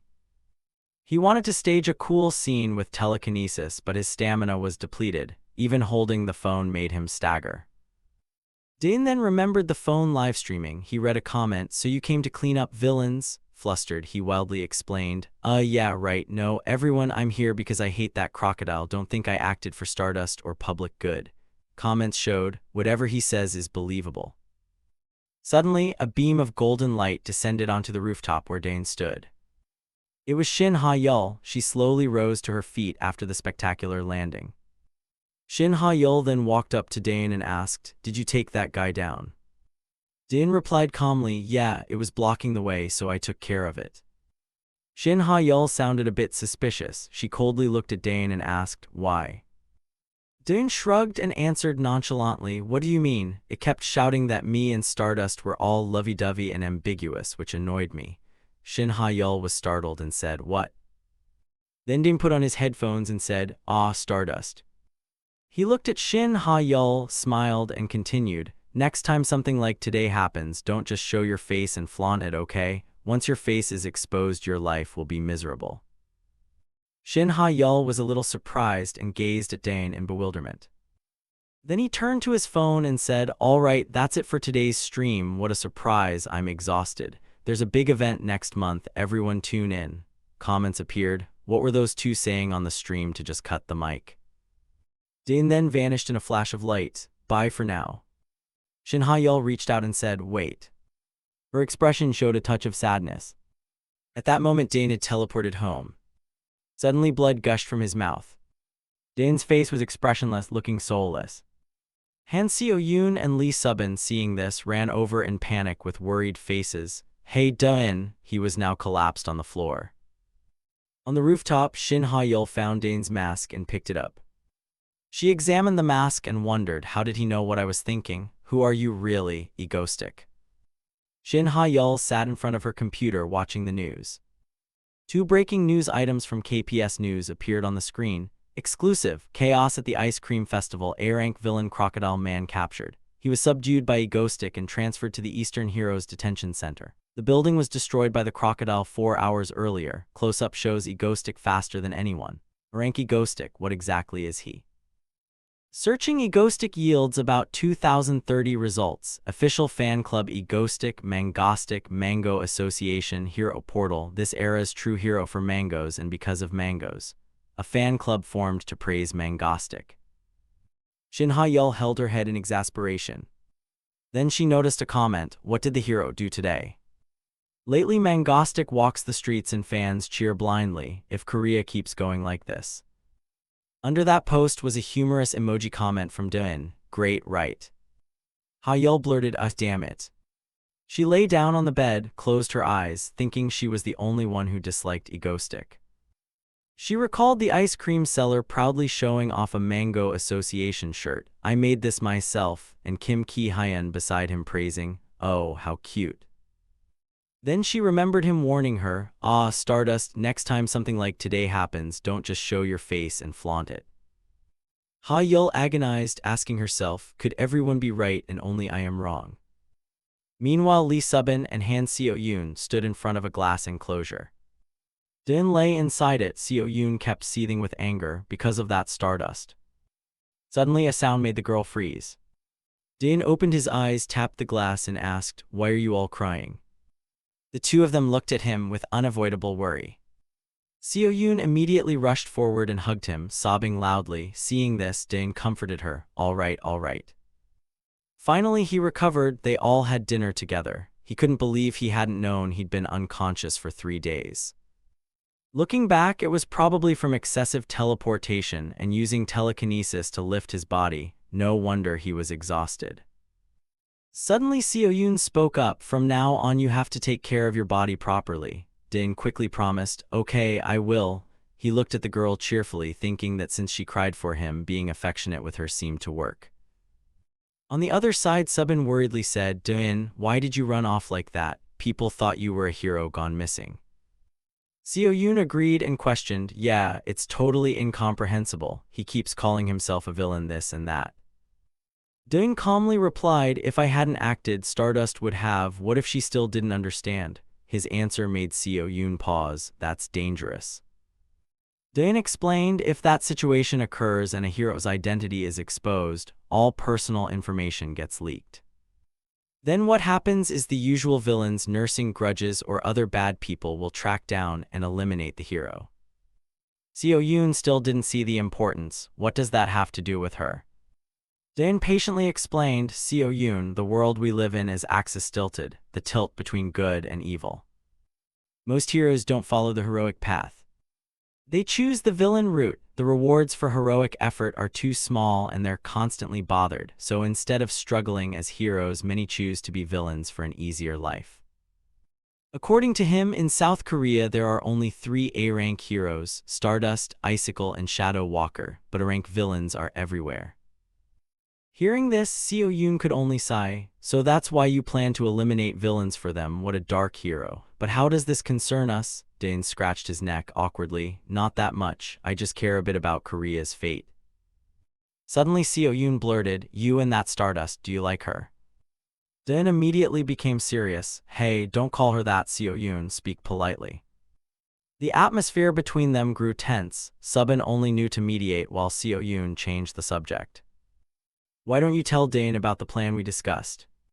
Seo Yoon immediately changed her tone and exclaimed, right. She turned to Dane and said, hey, you're so hard to understand, HMPH. Seo Yoon pleaded, summer's coming, let's go on a trip, go to the beach. Dane replied, a trip, that would be nice. Hearing that, the girl happily cheered. But Dane came up with an idea, but let's stage another terrorist incident first, then go. Seo Yoon was confused. Another terrorist incident? He wanted that to reduce his fame a bit. Actually, Dane had another purpose: to make Stardust stronger. He wasn't sure crocodile types wouldn't appear again. If Stardust had to face them alone, it would be tough. Seo Yoon pouted a little. Are we really going on a trip? To placate her, Dane hooked pinkies with her and made a promise. The girl happily squealed, you promise, okay. Then Seo Yoon happily ran off to pack. She packed with full energy, saying, actually, I've thought up a dozen plans already. She said clearly, if I were to suggest one. Dane and Subin, hearing this, thought, how proactive. She outlined the plan. The previous terrorist incidents were at the observatory or on trains, land-based attacks. Both were terrestrial terrorist attacks, right? The girl proposed a new idea. This time, let's do it underwater or up in the sky. Immediately Dane chanted, underwater and in the sky, come, come, O God of terror, grant me an idea. Suddenly he felt a jolt of electricity and shouted, got it. Subin held her hands tight and asked anxiously, what is it doing? He replied, guess. He thought of an idea, a plane crashing into the sea. The idea made Dane and Seo Yoon grin slyly, while Subin felt a little scared of these two villains. A plane was flying in the sky. Everyone on the flight was relaxed, unaware of what was coming. Suddenly the plane lost power. People remained optimistic. Look, with the lights off, the sky is clearer, feels like a real trip. The screen on the plane lit up, displaying the words "The Ego Live." A voice echoed through the cabin, everyone, we're so happy to see you again. The greatest puzzle in the sky at 25,000 feet, no, the greatest airborne quiz show. Welcome to the Ego Live. An angry passenger shouted, flight attendant, what's going on? Dane continued his announcement, oh right, and of course the plane you're on already has a bomb attached. A bomb was attached to the fuselage. Only then did the pilot realize and wonder, when did he attach that? Hearing that, everyone panicked and screamed. On the other end, Dane grinned wickedly, come on, let's start the game. Cut to the hero's headquarters. Ha Yul rushed into the room and asked, how long has it been since the incident started? Sitting in the room, Mr. Junho said, even if you go, you might not be able to do anything in time. Those words immediately angered her. She slammed the table and shouted, are those words from the association president? I have to go at once. He turned and said, did I say you shouldn't go? Daytime rescues are really difficult. Suddenly someone entered. At the sight of that person, Ha Yul beamed and cried out, Shadow Walker. The person who had entered was a rank hero, Shadow Walker, the king of the night. He turned to Junho and said, hurry to Ju Airport and then rest, this fight is too much for me. He advised, don't overexert yourselves, we can't save everyone. Shadow Walker activated his power and Ha Yul replied, I'll remember that. As she stepped closer to Shadow Walker, a wave of dark power enveloped them both. Instantly, they were transported to the scene. Ha Yul rushed off, not forgetting to say, thanks for your hard work. Meanwhile, someone else clutched their mouth and nearly fainted on the stairs. Ha Yul dashed outside quickly. When she looked up at the sky, she was horrified. Her running legs suddenly froze. Despair showed on her face. How could they stop this? Before her was a plane burning in midair. Cut to a year earlier. In a building, several villains were holding a meeting. They all turned to listen to the man seated above them. The day we place all of Seoul, all of the Republic of Korea, beneath our feet is not far off. He laughed triumphantly. He was Needle 1000, an S-rank villain. Suddenly a voice rang out, but my intention is different. They're alert. Who is it? Shadow Walker appeared in the corner of the room and replied, it's the hero. The rookie A-rank hero Shadow Walker, king of the night, folded his arms coolly and said, you agents of evil. Needle 1000 stepped forward to show off. Hey kid, do you know whose territory this is? One of the thug villains wondered, how did he get in here? Suddenly Shadow Walker's gaze went blank and he stood still. Needle 1000 lunged forward, throwing a punch and shouting, this is my domain, Needle 1000. He unleashed a powerful blow. The surge of power rushed toward Shadow Walker, but he remained unmoving. It suddenly stopped when it touched Shadow Walker. This stunned Needle 1000. He and his henchmen looked around in confusion. Where did it go? Suddenly something strange happened beneath one man's shadow. He was immediately swallowed by the shadow. The remaining henchmen quickly suffered the same fate. Needle instantly surrounded himself with power, thinking not to underestimate him. He wasn't ordinary. Shadow Walker's power of darkness seeped into his shoulders. He appeared from behind and lunged. But Needle 1000 had some skill too. He shot quill-like power from his back at Shadow Walker, too cocky. He smugly turned and said, you brat, dare aim your fangs at me. But when he turned back, Shadow Walker was lying on the ground, cloaked in black power. Suddenly he vanished, which startled him. Shadow Walker with blood-red eyes appeared behind him and asked, hey Porcupine, you said this was your territory, right? He unleashed a churning gray power. Sorry, but this place has become my territory now. A dark hand enveloped and trapped the man in another dimension. Recalling that scene, Shadow Walker lay on the stairs, breathing beyond his reach. He must have died. Dan had been watching all of Ha Yul and the King of Night's actions. He thought, okay, the protagonist has stepped onto the stage. He grinned slyly and said into the mic, all right, now for the final dramatic puzzle, let's begin. Everyone held their phones, praying in desperation. A man couldn't help but sweat profusely with fear. Back to 30 minutes earlier when everyone was still terrified. A piercing sound rang out along with an image of Dan. Everyone anxiously fell silent, afraid to make a sound. He then spoke, before we start the game, I'll announce the rules. Please open your phones and turn off airplane mode. See the messages that just arrived. People stared at their phones with apprehension. A message read, the Ego Live meaningless quiz, 10 questions in total. If one person answers all questions correctly, the bomb will be disarmed, but if no one answers even one question correctly, all will be wiped. Send your answers to this number. Ready? Dan continued, from now on silence, no cheating or discussion. Understood? Any noise and you're immediately eliminated. Then question 1 begins. On the phone appeared, how many people can the lifeboats of the Titanic hold? 59 seconds countdown for this question. A woman tried to glance to the side. Dan immediately announced, that woman just cheated, eliminated. Because she panicked and gasped, he announced, she made a sound, right? She's eliminated. Then the uncle beside her is eliminated in her place. Live viewers commented excitedly, truly a hellish quiz game, just watching is nerve-wracking. Some wondered how cruel it is. Why is he Ghostic called a hero? It's terrifying. When the timer hit 0, Dan announced, too easy, right? The answer to question 1 is 9 people. Why? Because 9 sounds like rescue. Seo Yoon fell silent, delighted, too pleased, huh? On the big screen, a seating chart of everyone appeared. He reported the eliminated, more than half were out. Already in chaos, shouldn't you all be more tense? Come on, next question. Time passed, and the number of eliminated people kept rising. Some sighed in relief for surviving the question. Some clasped their hands and prayed. Now it came to the final question, with only one person remaining. Well, tense to the extreme right. Dan looked at the screen and saw Ha Yul approaching. He thought good. Then Dan extended the time, saying, since it's the final round, let's do a little interview. Everyone's lives rest on your words. That is Mr. Kim Dokbae from Banpodong. You've become the last survivor. How do you feel? The man called panicked. This responsibility is truly, truly enormous. Suddenly Dylan teased, why like that? I told you if you make a sound, what happens? The man and everyone else were terrified. But then he breathed a sigh of relief as Dayan said, oh well, it's the final question, so a small mistake can be forgiven, right everyone? But I don't like that, haha.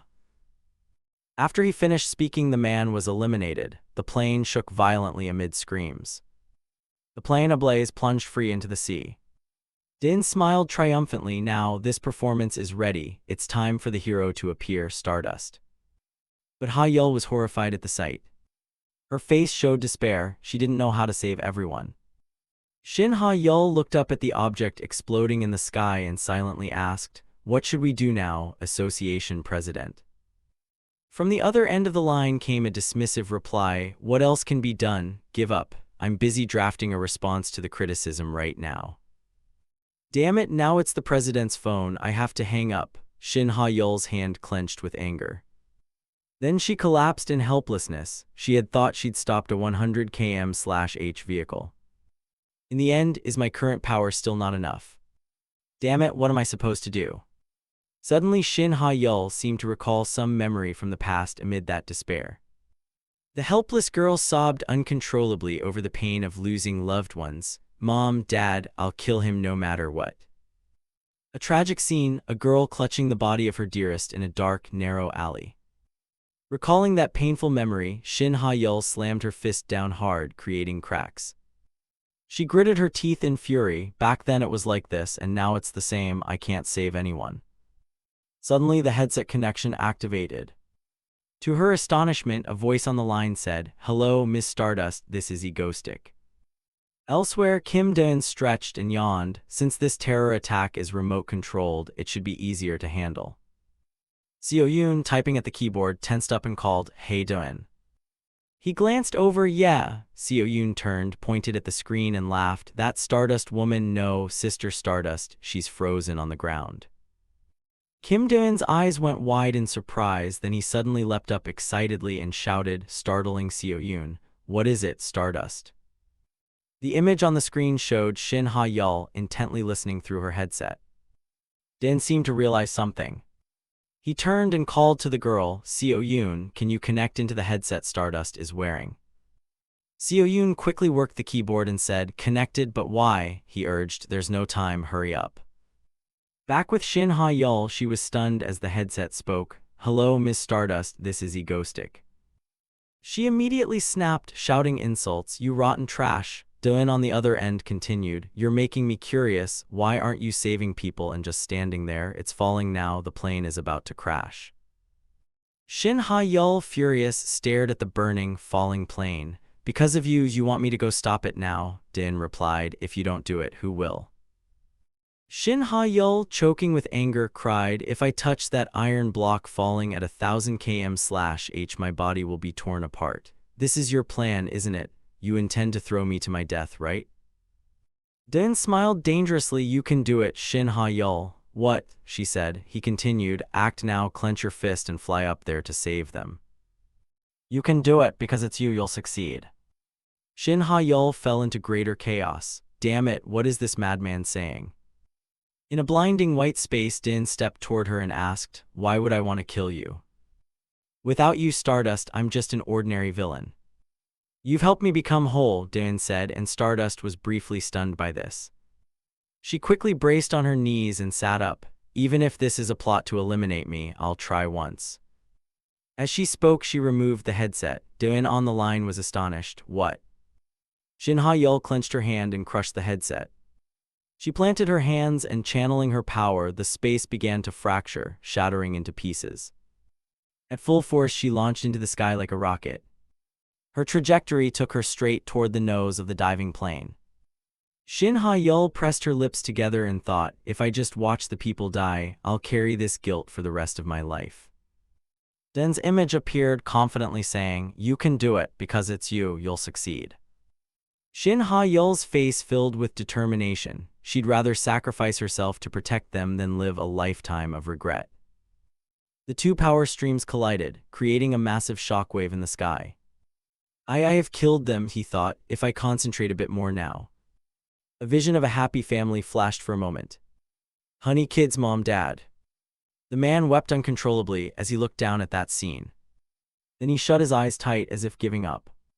Inside the plane, the girl clamped her hands over her ears, gritting her teeth to stay conscious and look outside. Suddenly she froze, stunned at the window. Tears streamed down her face as she thought, the speed is slowing. Those outside, tense from the situation, widened their eyes to watch.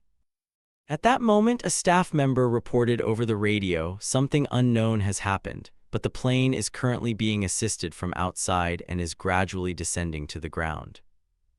An announcement sounded in the cabin, "Dear passengers, please remain buckled and await instructions."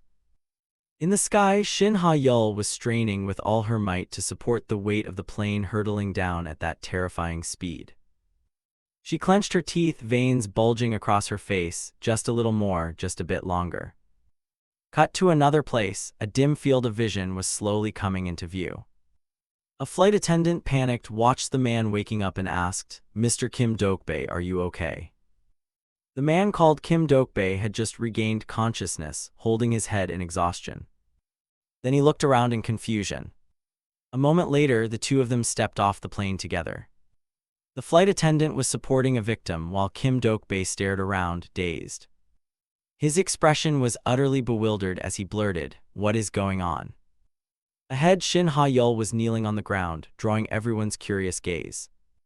Kim Dokbae exclaimed, "Is that you?" The flight attendant looked at him puzzled. Huh. Kim Dokbae wept with joy, "That's the one who protected us, a hero." Beside her, Shin Ha-yeol looked up at the sky, panting heavily from exhaustion. Tears streamed down as she uttered, "Egoistic." The story quickly made the news, and of course clear images of Shin Ha-yeol were published. America was horrified, Japan stunned, China loudly praised her, and even France had to acknowledge this hero, who is Stardust. China was forced to admit that in terms of heroes they were completely outclassed by Korea. Even 10 Japanese heroes combined couldn't match Korea, a shocking revelation from Japan's Minister of the Interior. News outlets quickly picked up the heat and reported, "Good morning, viewers, this is Morning 9 to start your day." Yesterday morning, A-rank villain Egoistic remotely seized control of a plane and sent it into a descent. Fortunately, all passengers were miraculously saved. The one who held the plane was none other than Stardust, our proud hero.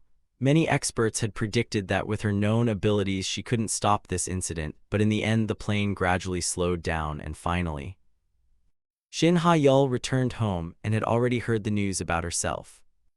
She quickly turned off the TV and took a sip of water. Shin Ha-yeol had just finished bathing, looking very refreshed and cute. Suddenly the phone rang. She quickly picked up and said, "Hello." After hearing the person on the line she asked, "Really?" The caller, a blue-haired person, confirmed, "Yes, I asked the association president to give Shin Ha-yeol a short leave, go to the beach, enjoy the scenery, and rest for a day. It's been a long time since we went out together like this." Shin Ha-yeol cheered happily, "Okay, I'll leave tomorrow." The blue-haired one added, "Yeah, call Kim Jae-hyun too."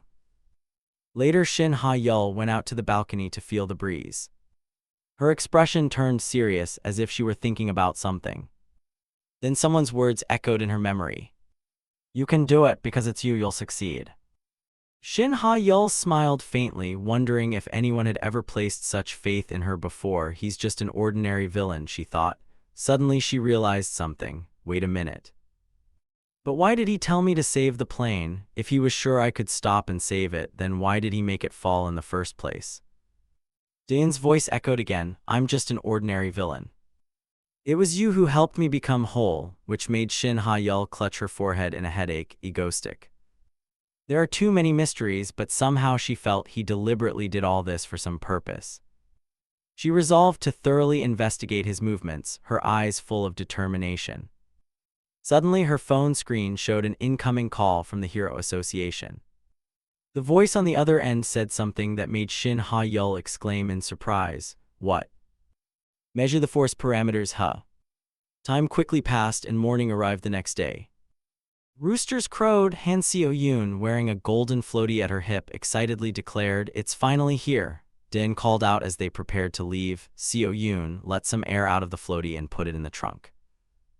The girl replied excitedly, yes, Din. Seeing this, Din looked exasperated. Hey you.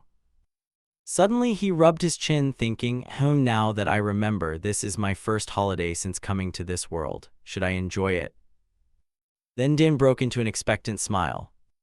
But shortly after, seeing the road ahead clogged with traffic, a resentful voice rose. What's going on here? Inside the car, the three of them were flushed from the heat, sweat pouring down. Din sat at the wheel, annoyed. Why did the AC break today of all days? Han Seo Yoon, about to lose it, suggested, can you instantly teleport the whole car? He panicked. I'd die right here, stop at a rest area and sort it out first. Seo Yoon, with super intelligence, replied, if it's too hot, just take your jacket off. Seo Yoon yanked off her jacket and shouted, we should have taken the train, what a show. Din retorted, too much luggage won't work. Seo Yoon curiously opened the gray box beside her. What's this? Isn't this supposed to be vacation stuff? It turned out to be a case containing guns. Din gave a thumbs up smugly, who knows what might happen. Seo Yoon in the back was fuming with anger. She shouted, what kind of trip is this? Din hastily soothed her, sorry, Seo Yoon, put the gun away and we'll talk. After a round of troubles on the road, their group finally arrived at the destination. Seo Yoon changed into a cute swimsuit and, clutching the golden floaty, rushed into the sea in excitement. The ocean. Din sat on the shore and teased with a laugh, this is so childish. Lee Subin popped the tab on a can of soda. She handed it to Din, I just bought drinks, have a can. She had also changed into a pretty bikini. He took the drink and replied, thanks, Subin. Suddenly Lee Subin stared at Din intently, making him look back puzzled. I've always been grateful to you, Din asked. Grateful for what? Subin said, it's just because of everything. Thank you for saving me back then. Thank you for treating me kindly. Faced with that beautiful, alluring look, Din was like a log, squinting and giving a thumbs up. What? I'm the one who should be thanking you. She does the housework for us and cooks well, too. Lee Subin tucked a lock of hair behind her ear, looking shy. Hearing that, I feel very moved. Din swallowed hard. His expression grew suspicious as he thought to himself. Could this be a dead flag like in manga, or betrayal? Then he glanced nervously at the can in his hand. Could I be poisoned? His twisted expression left Lee Subin looking puzzled. Cut to the large building in the city. Shin Ha-yeol appeared there. The staff were talking. We didn't mismeasure. The data clearly shows she couldn't have stopped the plane. Another employee added, maybe there's some mistake. Perhaps we don't yet understand her true power. Shin Ha-yeol stood before a power test panel, thinking to herself. No, the ability test isn't wrong. If I was able to stop an apparently impossible disaster, then clearly. As she thought this, she unleashed her power, preparing to test it again. The impact made the nearby staff stare in shock. Shin Ha-yeol shouted as she swung her fist with full force. That punch struck the test panel dead on. The panel cracked and shattered from the force. The screws were all blown out. The power burst into the surrounding space, and the staff watched the scene in horror. Shin Ha-yeol stood before her fist and breathed, I'm stronger now. The sun still shone brightly overhead. Seo Yoon, enjoying herself on the float in the sea, noticed them on the shore. Din nervously replied to Lee Subin, ha ha, I hope I can rely on you, Subin, more in the future. Seo Yoon quickly ran ashore, pointing at the two of them and accusing, hey you two, are you two getting cozy and leaving me alone? Lee Subin, flustered and embarrassed, protested, getting cozy, what? Din looked calm and puzzled, huh? The girl angrily fired back, if it's a family trip, we should all play together. He flashed a mischievous smile, oh is that so? Seo Yoon frowned, looking puzzled at that expression. A moment later, Din turned into a scary uncle, hoisting Seo Yoon and her float into the air, making her panic. Hey, what are you doing? Wait. Din goofily tossed her into the sea with a wicked grin. What's it to you? Just playing together. Seo Yoon fell into the sea and struggled to surface. She then flung a strand of seaweed at Din's face, shouting, my nose is full of water now, so annoying, honestly. Din forced a smile and wiped the seaweed off his face, thinking it's been a long time since I've had this kind of peace, it's nice. Then he bared his teeth like a demon king and splashed water at Seo Yoon. Lee Subin sat on the shore watching the scene and laughed happily. Time passed quickly and evening came again. On the road, unfamiliar cars sped by as a voice called out, "Where shall our team strike tonight?" Busan Marriott, Royal, Hyperion, Hilton, Grand Ambassador, Hyatt Hotel, everywhere. The big boss in the gloomy space shouted, "Make it a spectacular hit." Cut to the Marriott, Royal, Hyperion, Hilton, Grand Ambassador, Hyatt Hotel. After a fun day at the beach, Dane's group returned to the hotel to rest. The receptionist asked, "Hello, under what name is the reservation?" Dane replied, "Probably Han Seo-yoon." The receptionist smiled brightly and handed over a room card. "Yes, I've confirmed it. Here's the key for room 2708. Dane asked in confusion. Only one room?" Seo-yoon stepped up, stood beside them, puckered and whistled nervously and explained, "Well, saving a bit of money isn't bad," and let it go. The three of them walked out to wait for the elevator to their room. Suddenly Seo-yoon cheered, "Oh right, the bed is huge, so let's all sleep together." Dane rolled his eyes and exclaimed, "There's only one bed." Lee Subin, though excited and looking forward to it, calmly said, "It's been a long time, sleeping three to a bed could be fun." Whatever, Dane broke out in a sweat and stared at the others. "Well, we've never slept together before." But inwardly he silently prayed, surely nothing will happen, right? Nothing actually happened. What was he expecting? The three truly slept together in the bed. Seo-yoon lay in the middle, sleeping deeply and even snoring. Dane had his eyes closed, resting, when suddenly a whisper came from outside the door. "Wait, I want to get into this room." Then came counting to get momentum. 1, 2, 3. Two masked robbers with guns kicked the door in and shouted, "FBI, open up." Dane flicked a finger upward. Instantly, the two men were struck under the chin and flew backward onto the floor.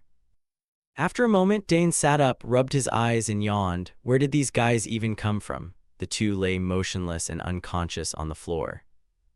Dane cautiously peered out the door. He saw guests from other rooms still in their pajamas being dragged away by those FBI types. "Go check on those people," he said. He exclaimed, "Is this terrorism, really?" Then he ground his teeth and slammed the edge of the door. Damn, it went out twice, and both times some nonsense happens. On his phone screen, Dane was looking something up. "Wait, Shadow Walker is still here. How dare they cause trouble at night?" The screen showed news, shocking news. A rank hero, Shadow Walker, was found collapsed in West Incheon. Oh my god. Seo-yoon had also woken up. Yawning, she asked, "What's going on? Is it terrorism?" Dane answered, "Yeah," while inwardly rolling his eyes, thinking he's no longer surprised by anything. Then he disappeared from his spot and said, "Wait, I'll check the parking area. Wake Subin and wait in the room, okay?" Seo-yoon, still groggy and rubbing her eyes, said, "Terrorists even on vacation. Okay, I'll follow orders." Din had already appeared in his car. He looked out and saw the terrorists skulking beside the cars. He couldn't just leave without dealing with them. With that in mind, Dane rummaged around in the car. He pulled out a grotesque demon mask and put on a sinister expression. "Who knew the spare mask I brought would come in handy? Serves those bastards right for ruining our vacation. Come on, stick your heads out so I can see you." After grabbing his gear, Dan returned to the hotel room. The two girls were awake and sitting properly, waiting. Dan tossed the items to the two of them and announced, "I'm taking orders through the in-ear only." "Let's go, everyone," he said, his expression full of glee. Seo-yoon sighed with exasperation. You really get excited at times like this. Outside the hotel lobby, the terrorists piled chairs into a small heap like a little mountain. Their leader sat atop it while his underlings pointed guns in every direction. At this moment, the ringleader, Monkey Spanner, an A-rank villain, stroked his beard and asked, "Ready?" The two men below nodded in reply. "All set." He praised them. "Good." Then he loudly pointed downward and ordered, "Announce to the Hero Association and the government that we are holding hundreds of hostages here. If the money isn't transferred to the account we give immediately, they'll all be executed." Below were the captured guests, bound and kneeling on the floor. Monkey Spanner kept shouting, "The account number is 1002. Suddenly, a sound rang out that made both the hostages and the terrorists look in one direction. Monkey Spanner grew alert, closed his mouth, and turned his attention to the noise. Dun, now wearing the orange mask, stepped forward clapping and laughed. Enough, this lame terrorist act ends here. He then reached out and produced a wave of energy. Immediately, a gun in one terrorist's hand was yanked away by that force. Then countless guns were manipulated by the power to point their muzzles at the heads of those very terrorists. Dun swung his fist. A surge of power radiated out from the large hotel complex. The hostages inside were terrified by this and screamed. Din's pupils darkened to purple. Tense, he thought, could this really drain all the energy I've stockpiled for months? Then he leaped up. He dashed forward and struck Spanner with an attack. Din kicked him down to the floor. He then took Spanner's place, sitting where the leader had been. Looking down from above, he gave a demonic smile. Ridiculous, these weaklings actually dare carry out terrorism. Suddenly, Monkey Spanner's eyes flashed red. He drew a gun and aimed it straight at Doan. A shot rang out, a bullet lodged in Dane's abdomen. Even he was stunned as he looked down at the wound. Then wild laughter erupted. Ha ha ha, just one bullet. Dane's reaction left Monkey Spanner dumbfounded. Dane sat above with the bullet still in his belly, calmly smiling and asking, "Is that it?" Monkey Spanner now seemed like a giant who could control everything in his palm. Above, Dan was secretly sweating profusely. Beneath the mask, his face was contorted in pain. Damn it, this is dangerous. If I move, I'll bleed out and die. Below, Monkey Spanner began to move his feet. His gut told him to get out immediately. He started plotting to himself, "Bastards, I plan to take advantage of Shadow Walker's absence to hit fast and run. That guy must be egoistic. Could it be I'm also on the list of targets he eliminated, which is why he hid here in advance?" Above, Dane tried to endure the pain and forced a laugh. "You seem pretty tense. I'll give you a chance to run away now if you can." Monkey Spanner gritted his teeth and swung a punch, demanding, "What are you plotting?" Dane sat there continuing to taunt him. "The scheme you're racking your brain over is the real plot. Because of you my vacation's ruined. Don't make trouble. Retreat while you still can." Inwardly, he urged him anxiously, "Please don't overthink it. Just go. Merely opening your eyes makes me dizzy." Monkey Spanner calculated inwardly, "This is the chance. Yes, if I just boost my power, I can recover at any moment." Startled hostages watched as he became like a lightning bolt and darted straight for the hotel exit. He thought to himself, Monkey Spanner will one day become the king of Korea. I can't die here." But from beyond the door, a fist swung in, accompanied by shards of sharp glass. The blow sent Monkey Spanner flying backward with tremendous force. His body became contorted. It was like a misdirected rocket streaking past. Shin Ha-yeol had arrived just in time. She shouted a warning at the terrorists. "You're surrounded. Drop your weapons and surrender, Monkey Spanner's gang." But looking down at the floor, she saw a heap of terrorists already lying there, flattened.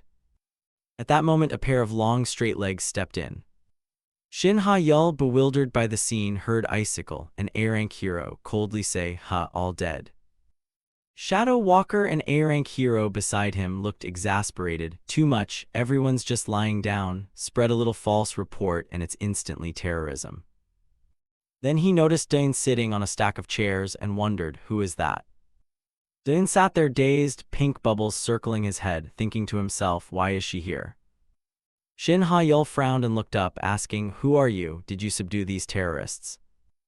Dane tried to press the wound closed, thinking, if you don't focus you'll die right here. Luckily they don't seem to know I'm egoistic, so buy some time, just recover enough to teleport twice. Elsewhere, Seo-yoon and Subin listened tensely to voices through their earpieces. Outside, Din maintained a dangerous act and said, "Who am I? I'm an S-rank hero secretly operating in Korea." Those three below looked up in astonishment at the claim. Shin Ha-yeol hurriedly pointed and exposed him. "There's no record of any S-rank hero in the association. What nonsense are you spouting? Who are you, really?" He calmly replied, "A-rank hero Stardust." "Don't you know what covert operations mean?"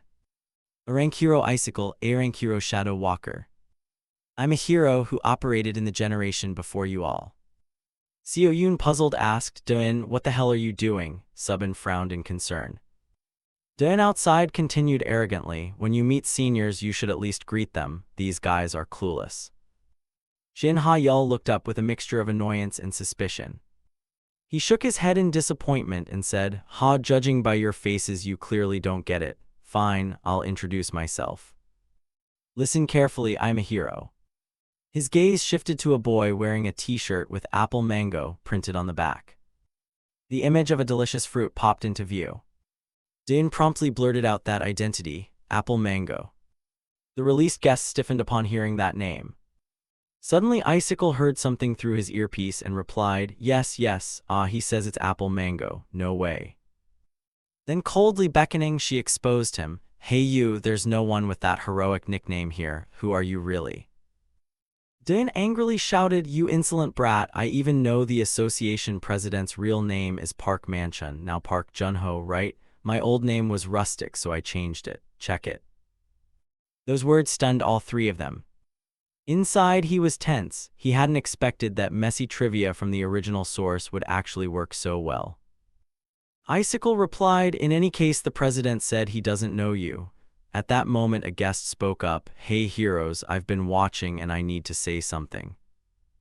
The dissatisfied voice rang out, that masked guy subdued the bad guys for us, so who he is doesn't really matter. Icicle wiped sweat, uneasy. Well, everyone please calm down. Dain screamed inwardly, oh god, perfect, just a bit more energy and I can get out. The man continued, I saw him make a gun hover in midair and spray shots everywhere. What was that? Oh, he looks like that name that appears on TV. Shin Ha-yeol caught the point. Dain froze awkwardly, sir. The man below gave him a thumbs up, so what if that's the case? Thinking back on it made me feel thrilled. He screamed inwardly, stop it. Icicle gave a wry laugh, seems kinda suspicious. Dain silently tensed, sweating just a little more. The three below began to emit power. First they should restrain him. Then expose his identity and see Icicle reached out and launched his power forward. A pillar of ice drove into the floor.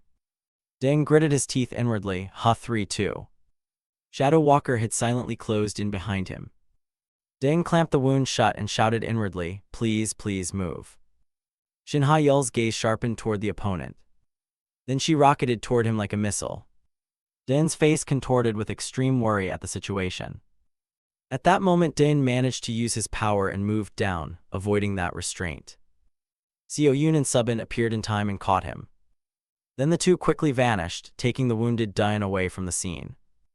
Afterward, their car alarmed into motion as they lunged out of the vehicle.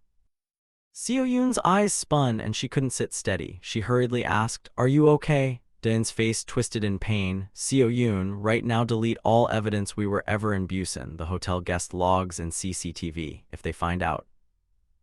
He couldn't continue speaking. Both girls looked up in panic. Hey, are you okay? Blood from the wound on his abdomen kept flowing. Subin shouted, we have to get him to a hospital now. Dain tried to stop him. No. I don't have the strength to teleport anymore. We'll definitely be captured and taken to Ego Base. Subin gritted his teeth tense. Then while steering he loudly instructed Seo-yoon, Seo, get the first aid kit and do emergency treatment first. Seo-yoon, tears welling as if witnessing a nightmare, sobbed, oh. Subin turned and shouted urgingly, hurry up. The girl pulled herself together, quickly wiped her tears, yes. Subin drove off with a serious expression, I'll get everyone out of here first. On the pitch-black road, the car sped like it was flying. Back in the hotel lobby, the hostages were being comforted by the police. Icicle stood to the side and sighed, honestly, it's a rare vacation and these villains still won't let us have a single day off. Shadow Walker darkened and asked, can I take a short break? She replied, sure, you've worked hard, it's my fault for inviting everyone to unwind here. Icicle turned to Stardust, since we're already here, Stardust.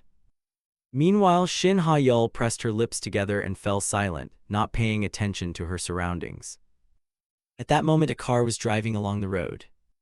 The driver yawned repeatedly, tired and sleepy, I'll just chew some gum.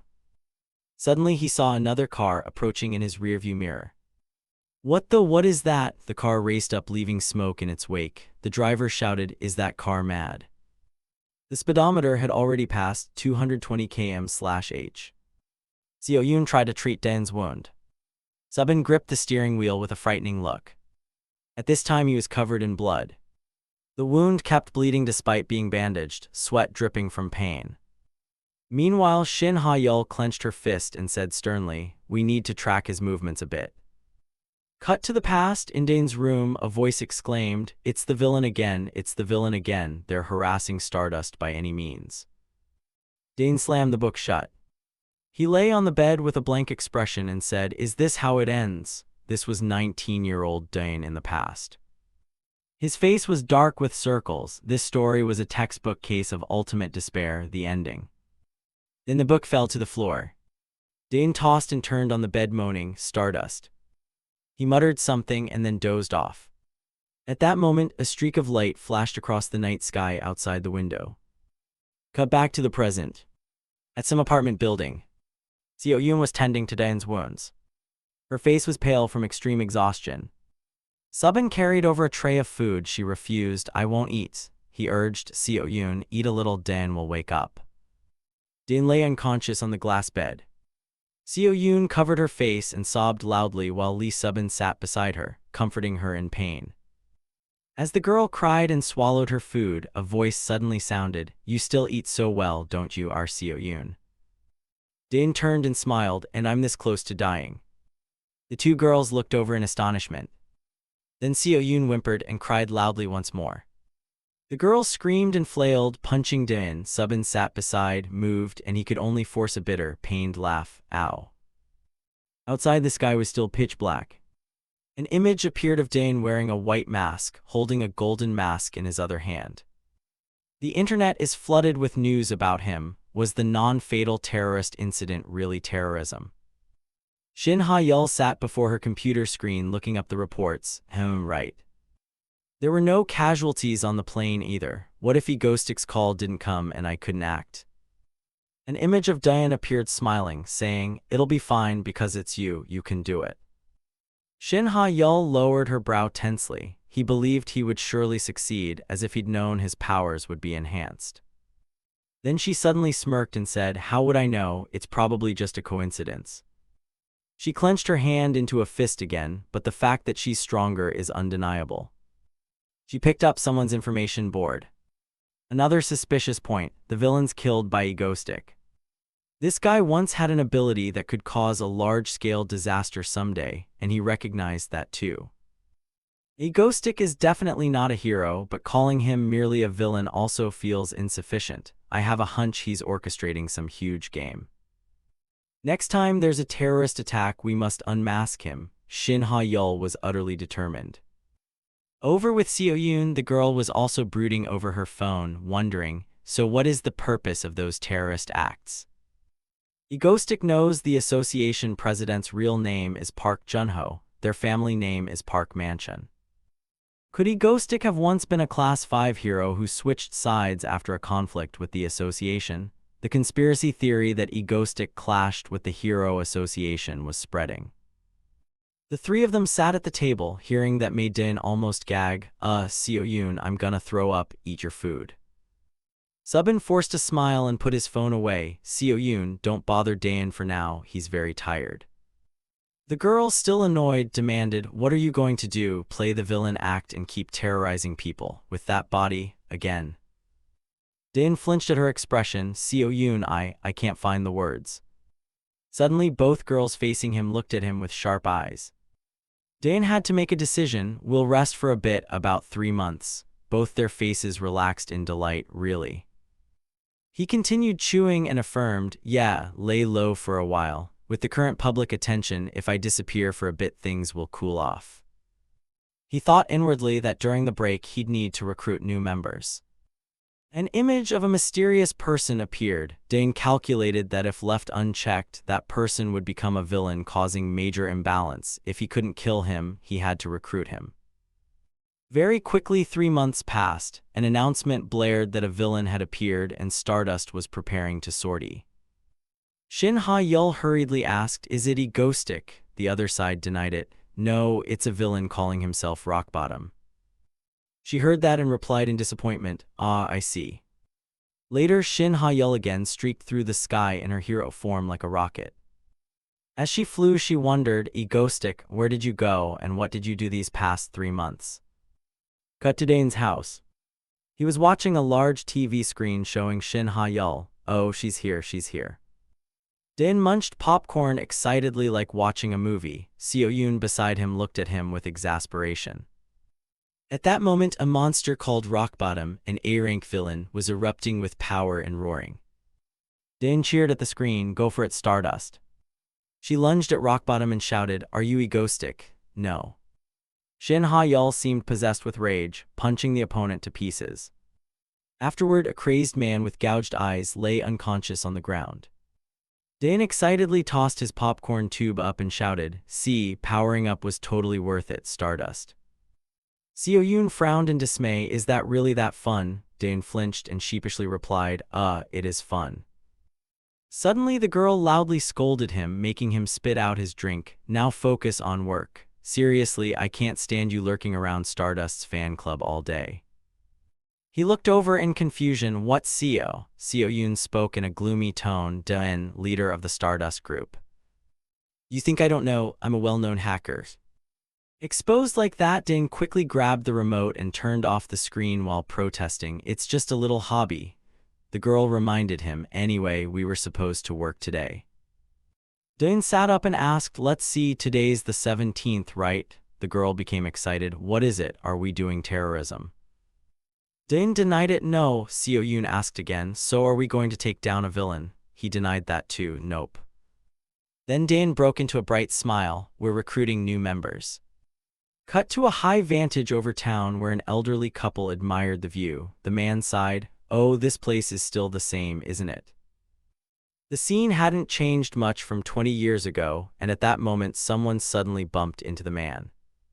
The person wore a hat and bowed, face unclear. I'm sorry. The man waved it off. It's fine, I'm okay, student.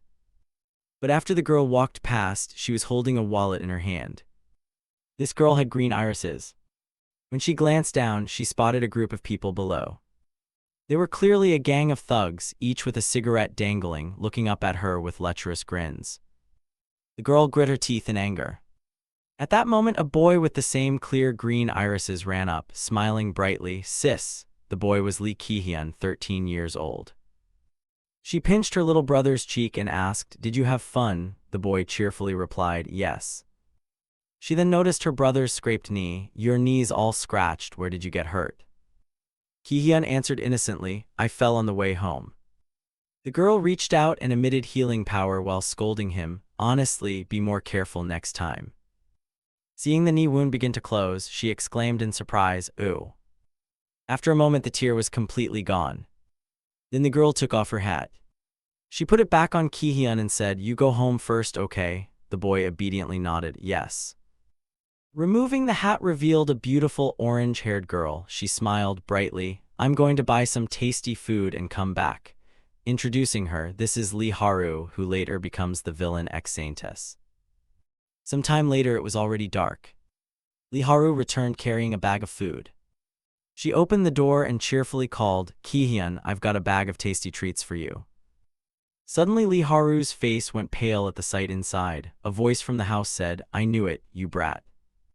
The bag of food fell and inside were gang members, the wild dogs from the reservoir area. Ki-hyun was being held down by a masked man. One of them spat, you dare pick pockets in our turf. If I find you're hiding anything else, I'll send you to meet your maker, got it? This guy's beady eyes looked ridiculous but dangerous. Though terrified, Lee Haru still screamed, enough, leave Ki-hyun alone and take all that stuff and get out. The man sighed in boredom and glanced at the other one. Then he grabbed Ki-hyun's hair so hard the boy cried out in pain. This guy took pleasure in other people's pain. Hey, little brat. At that moment, two other thugs rushed in and subdued Lee Haru. Bastard. The one holding Ki-hyun continued, look, your sister doesn't even know what's going on, huh? The scar-eyed man pressed a knife to the boy's throat. Today I'll teach you a lesson. Lee Haru screamed in terror, no, I'm sorry, please. The scar-faced thug raised the knife. Too late, you little bitch. Ki-hyun squeezed his eyes shut in despair. Suddenly some force snatched the knife out of his hand. He froze, glancing in astonishment behind him. Then a force slammed him forward, sending him crashing into the wall. One by one, the heads of the reservoir gang found a gun barrel pointed at them, an extremely dangerous threat. Seizing the moment, Ki-hyun broke free and lunged forward. Lee Haru grabbed the boy tightly, shouting excitedly, "Ki-hyun." At that moment, Din appeared outside their yard. He thought 17th Friday, today Lee Haru's brother should have been killed by that gang, she'd be driven dark and turned to villainy. Good thing I arrived early, if I'd been a bit late, disaster would have struck. Ki-hyun turned and saw him outside, stunned. No, could it be? Lee Haru stepped in front of Ki-hyun defensively and asked, "Are you egoistic?" Din flashed a villainous smile, pleased to meet Lee Haru and Ki-hyun. "I'm here to take you two with me." Lee Haru scowled and shouted, "Why would you take us? You're that cruel villain yourself." Din calmly explained, "Why, of course to save you, didn't you just see? Besides, if the police burst in, it'll be a headache." She refused angrily, "I'd rather die than go, you bastard, what do you think you're doing?" But Ki-hyun darted out like the wind. Lee Haru was struck like a lightning bolt by the sight and shouted urgently, "Ki-hyun, no." Images flashed in her mind of Ki-hyun running toward a dangerous, vicious demon. Ki-hyun had already reached Din. He grabbed Din's hand tightly and blurted out, "Egoistic, I'm from the Mango Club." The boy looked at him with utter admiration and pride. Even Din felt flustered by the boy's affection. Soon after, Din brought the siblings back to his hideout. Then he introduced them to the other members. "All right, these are our new members, say hello." Ki-hyun's eyes lit up as he shouted, "Wow, there's even Ego's infamous cyber terror beauty." Subin broke into a sweat at that nickname, Ego's cyber terror beauty. Ki-hyun's eyes shone with admiration. "So she's a hacker?" Lee Haru bowed politely. Hello everyone, I'm Lee Haru, this is my brother Ki-hyun." Seo-yoon looked serious as if appraising merchandise. "Her new member has healing ability, turns out she's a girl, huh?" A little while later, the five of them had become more harmonious. Din cheerfully opened the fridge. "Mango." Ki-hyun still wore an excited expression. "Sure enough, it's mango." Seo-yoon stared ahead, thinking, just like the first time I met Doan. But Lee Haru, sitting beside him, was tense and on guard. Dan was at the fridge, tilting his head back and gulping juice. Seeing that, Seo-yoon bared her teeth and yelled terrifyingly, "Don't just put your mouth on it like that," which made Dan startle and spit it all out. "It's mango juice, this is mine, Seo-yoon, that's your share in the fridge." Seo-yoon, though knowing she'd gone too far, still snappishly warned, "Then be careful next time." Subin gently carried a plate of peeled apples and cheerfully asked, "Ki-hyun, do you want some fruit?" The boy's eyes lit even brighter. "Wow, thank you." Ki-hyun quickly grabbed a fork and speared a piece of apple. Lee Haru called out tensely, "Ki-hyun." The boy was now with his mouth wide open, biting into a large chunk. While chewing, he looked over with a puzzled expression. "Huh." Lee Haru helplessly turned away, still worried. "Oh, it's nothing." At that moment, Dane smiled brightly and said, "Seo-yoon, Subin, I want to have a frank talk with them for a bit. Could you two step outside first?" Seo-yoon stuck out her tongue and mockingly repeated his line, "Step outside for a bit." Dane was at a loss for words at her personality. "Subin, take her back to the mansion first, okay?"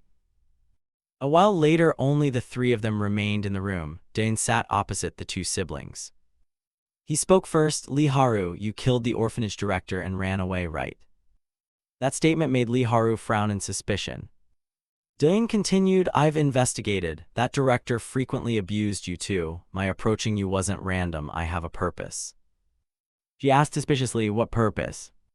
Dane exclaimed, "To let you live happily." Lee Haru frowned, stared at him, then exclaimed in surprise, "What?" Dane smiled and continued, Of course not down here in this cramped underground place. I've set up a teleportation gate. We'll move to the mansion, live there, and go to school." Lee Haru found him suspicious and demanded, "Why are you doing this for us? We only met today." Dane thought of Seo-yoon and said, "Because I also have a younger sister. That's why I'm doing this." Ki-hyun's eyes shone brightly. "I watched all of Mangostic's terror cases. I've watched them over and over dozens of times." Din awkwardly replied, "Is that so? Thanks."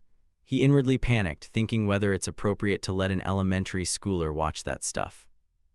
Lee Haru glared and warned. Ki-hyun, Dain spoke again, just try living together once. It'll be more fun than you think, we're not as bad as you imagine. Ki-hyun clasped his hands tightly, full of anticipation for a bright future. Lee Haru seemed to have serious thoughts.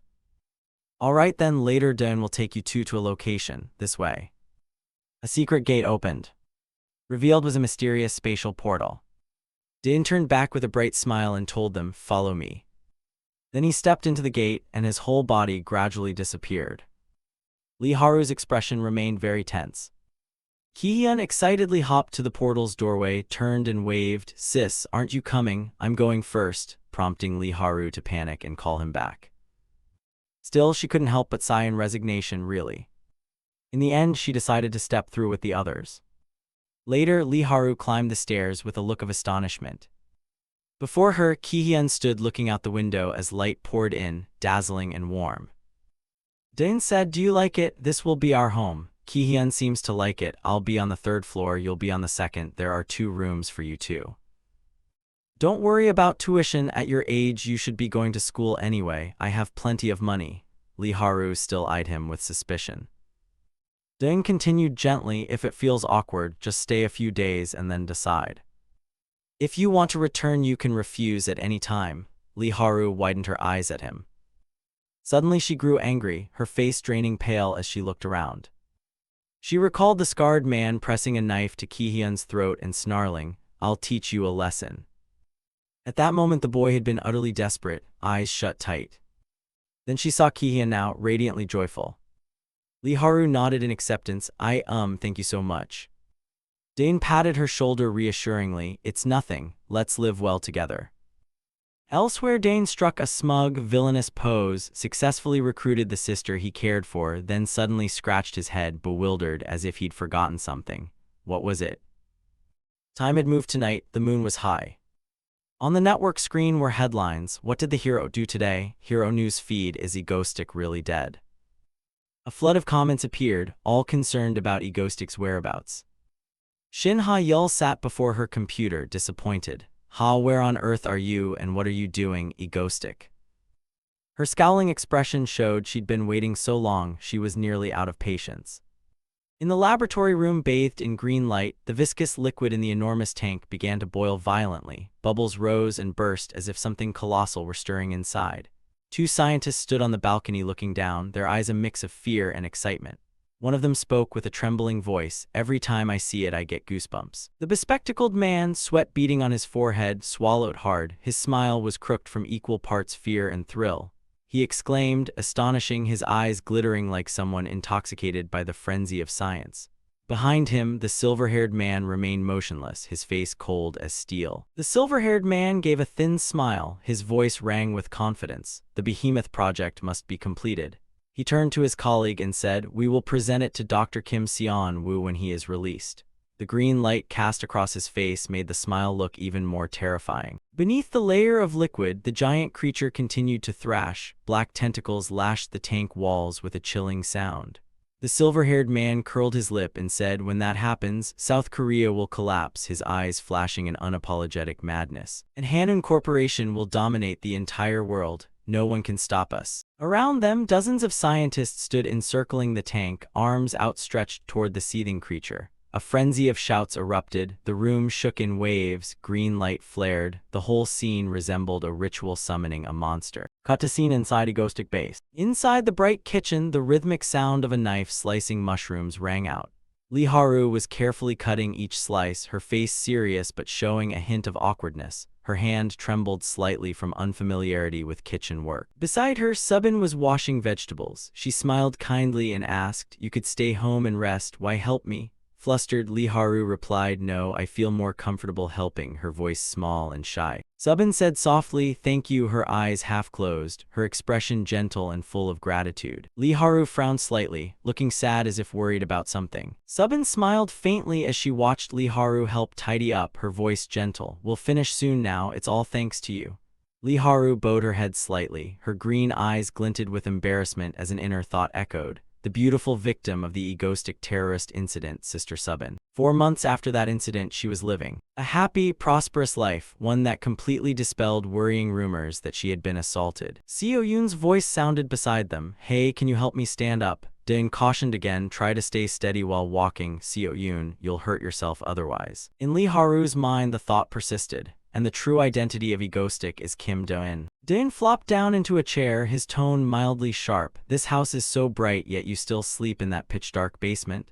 He still tugged lightly at Seo Yoon. The tired girl retorted that he was the one always talking about that ego base. After a few seconds of silence, Dain switched tones in a flash. All right then, let's eat. Dain was now extremely eager as he looked at the plate of food before him, but Lee Haru's stream of thoughts did not stop. One day, if he returned injured with his healing ability. She reached her hand out in front of her, then clenched it with determination. Cut to Dain now stretched out on the bed in an empty room. Light streamed through the window and fell on the calendar hanging on the wall. He mumbled, sounding bored, it's time. A hint of fatigue crossed his face. His eyes stared contemplatively at the ceiling. It's time to prepare for the black disaster caused by those bastards at Hanun Group. Suddenly a loud explosion, Kwang, shook the window. A cold voice echoed, so you were hiding here, Mangostic. Seo Yoon burst into the room, fired up, shouting, now let's terrorize them. I'm so sick of this. Dain replied, okay, now we're going to terrorize them. The girl asked in surprise, really? He merely cracked a smile, then announced, Ego Team, all members assemble. At this point everyone was present. Suddenly Lee Haru spoke up, but why are we doing terrorism in the first place? The three others heard this and their faces darkened. Dain put on a proud look and began to explain. If you're curious about why we carry out terrorist acts, the world's long-term hidden problem is the answer. Seo Yoon crossed her arms in exasperation and said, stop, get to the point already. That, Dain was at a loss. It's no longer he but that. His face turned serious. Lee Haru actually were the villains. She broke into a few drops of sweat, I see. So we have to terrorize. Seo Yoon raised a finger and added, however, absolutely no civilian casualties. We need to create a dilemma perfectly aligned with Egoistic's idea. Oh, and it has to involve Stardust, that bastard. It must be a terrorist act that somehow benefits her. Dain could only smile wryly. Thanks for the summary, Seo Yoon, but did you just slip up? That was a slip of the tongue, right? He clicked his pen open and smiled confidently. Anyway, he sketched an image of a bridge. The idea for the next terrorist act was, has Seoul Bridge collapsed? Lee Haru wondered why Seoul Bridge of all places. Because right here, a gigantic monster will appear at this spot in Uedo. And it will head straight north, sweeping across the entire Korean peninsula. But what if we collapse Seoul Bridge during the terrorist action? It scatters the monster, its weakness is water, it will be finished off. We must terrorize and capture the villain at the same time. In other words, two birds with one stone. When he finished, he tipped his hat to conclude his performance. Seo Yoon, looking at this plan, had to ask, where the hell have you been getting your information? He left only one line, that's trade secret. Seo Yoon lightly brought a hand to hide her smile. It seems like we're both eliminating a villain and carrying out a terrorist act at the same time.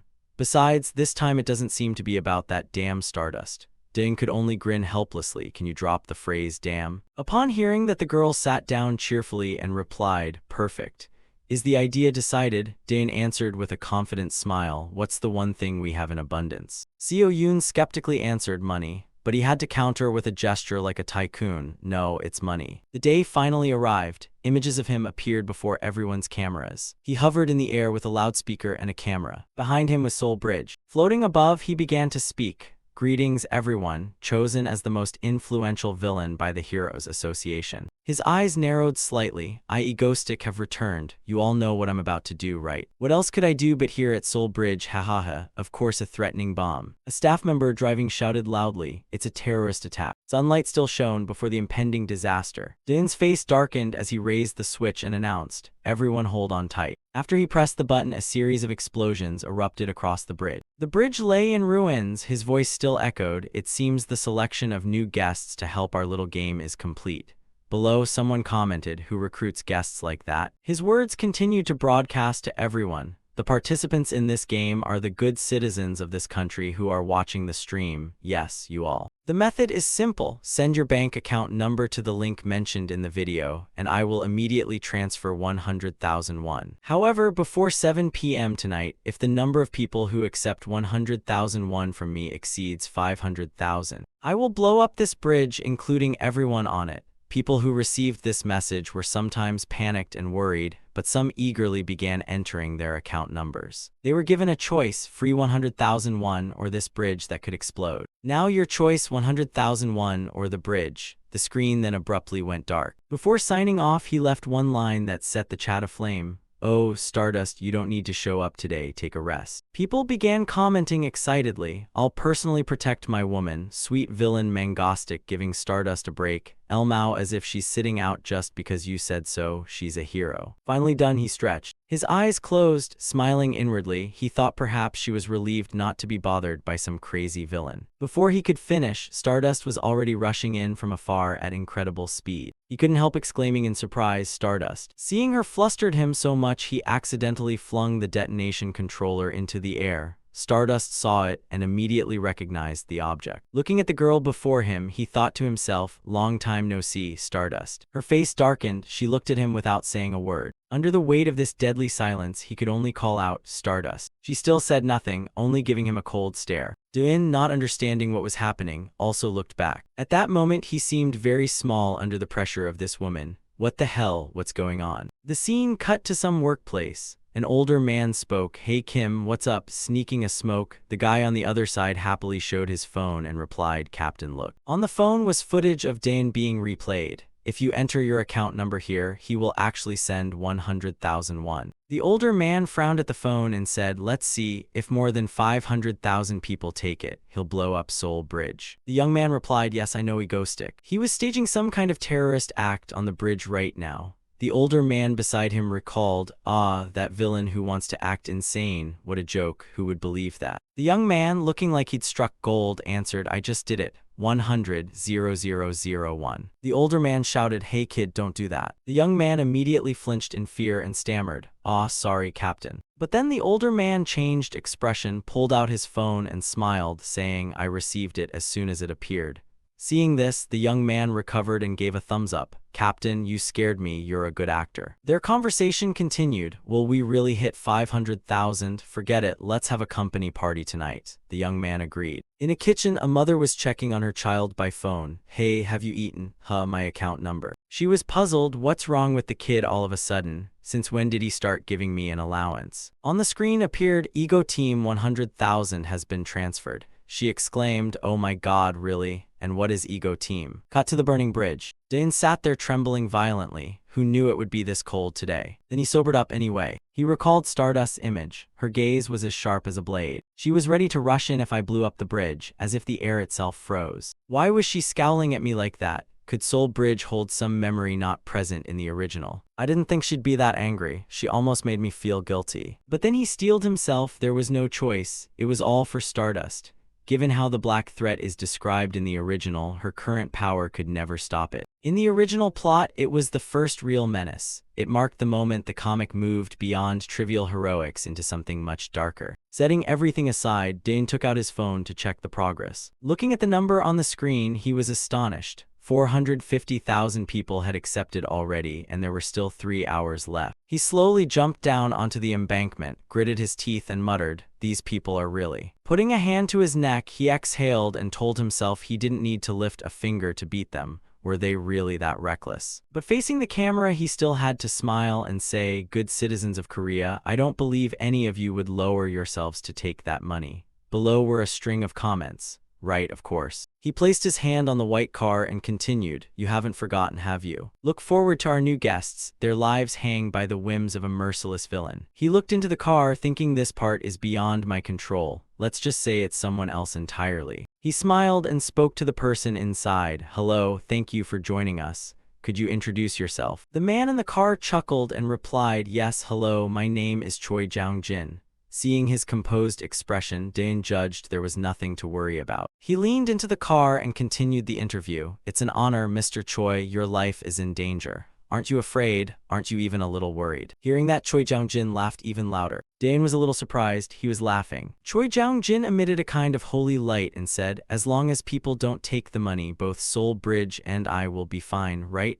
Dain was affected by that glow and shielded his eyes. "I'll apologize on their behalf right here." Below, comments appeared one after another. "I thought about multiplying it, but never mind. You're a good person. Am I trash? Fine, I'll take the money. Better that than I'm sorry, I'm sorry. Daen was at a loss for words. Well then, a splendid declaration from Mr. Choi, faith in his fellow Koreans. Any last words? Stardust watched from afar but still heard Choi Jang-jin's voice. Stand up, Korea, I believe in you. She slightly furrowed her brow. What game are you playing, egoistic? Daen was still dragging himself along the bridge, silently hopping. I'm exhausted, please, just a normal reaction this time. He glanced through the window at another car. Seeing him, there was a loud scream from inside the car, as if spotting an idol. The girls took turns gushing, it's Mangostic, oh my god, he's crazily handsome in person. Hey, after this let's buy lottery tickets. We'll die before we can scratch them, we're his loyal fans. But are you really going to kill us? You always save people at the last moment, right?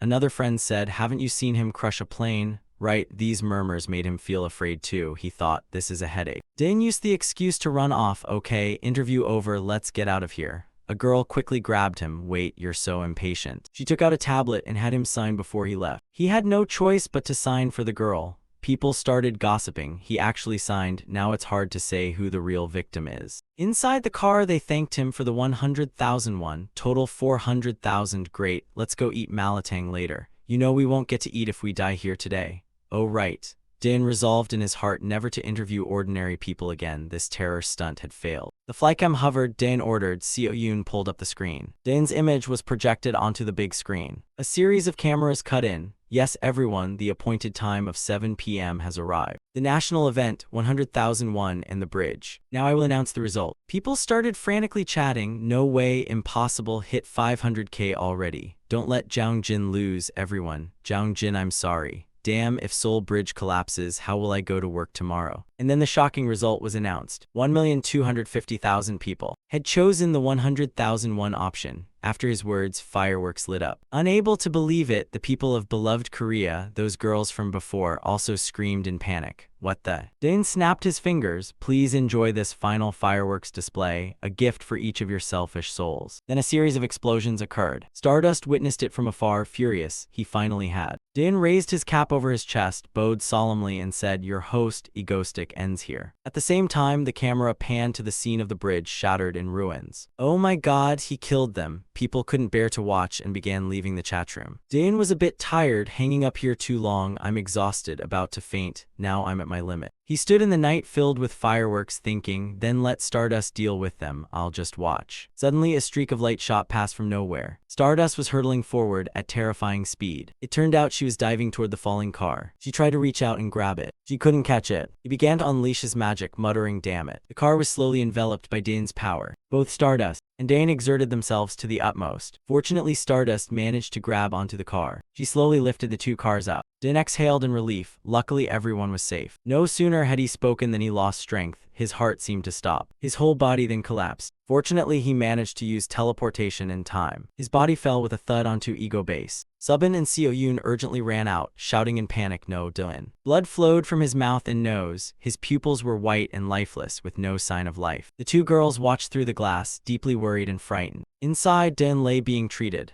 They silently prayed, please open your eyes, Daen. Lee Haru was also standing outside the door. She thought for a long while. She took a deep breath. She lightly wiped away a tear. Elsewhere, Ha-yeol stood dazed, staring at the night sky. She carried a deep sorrow, her thoughts turning to egoistic, holding the newspaper in her hands. The articles about the two of them. She remembered his words, never show even a hint of hesitation. If you do, you and I are finished. Just one moment of doubt, and your life will become hell. Yet if he hadn't pushed me forward, I never would have come out here. She fell into thought. Surely that was the mindset of someone convinced they could do it, as if he knew everything about her. The image of egoistic encouraging her appeared. You can do it, step up and save them. Since he said that, she couldn't stop thinking about it, even though he was the one who had put them in danger. Meeting him again after so long left her with a stack of questions. Are you really the villain? Are you really a bad person? Egoistic, who are you really? Ha-yeol gently clasped her hands, but due to some strange feeling, she couldn't utter a word. Images of her and Daen as children surfaced. Then the scene of her struggling to grab the car. Please, reach for it. Suddenly the car was surrounded by energy. She jolted, realizing its speed was slowing. She looked up to see Daen straining to hold the car with his power. After saving the car, she still couldn't shake her questions. What exactly is egoistic? Lost in thought, a voice called out, why are you sitting here alone? I heard it was an attack with no casualties. Icicle approached carrying 2 cans of cold drink. My little Shin Ha-yeol, so cute. Seeing her, Ha-yeol cried out happily, "Seola, thanks for coming." They embraced warmly. Seola replied, "What are you talking about? Of course I came, we're friends." Ha-yeol's face flushed as she felt the warmth from her friend. They began to drink and relax. Seola puffed her cheeks and gulped down each sip. She cheered happily, "Ah, amazing, look at all of Seoul, spending a peaceful night with my Ha-yeol." Suddenly she realized something. "Hey Ha-yeol, why are you still buried in work after your shift? Is it because of egoistic again?" "Forget that guy." Even the chairman of the Hero Association quietly rejoices at the drop in crime. Of course he won't admit it.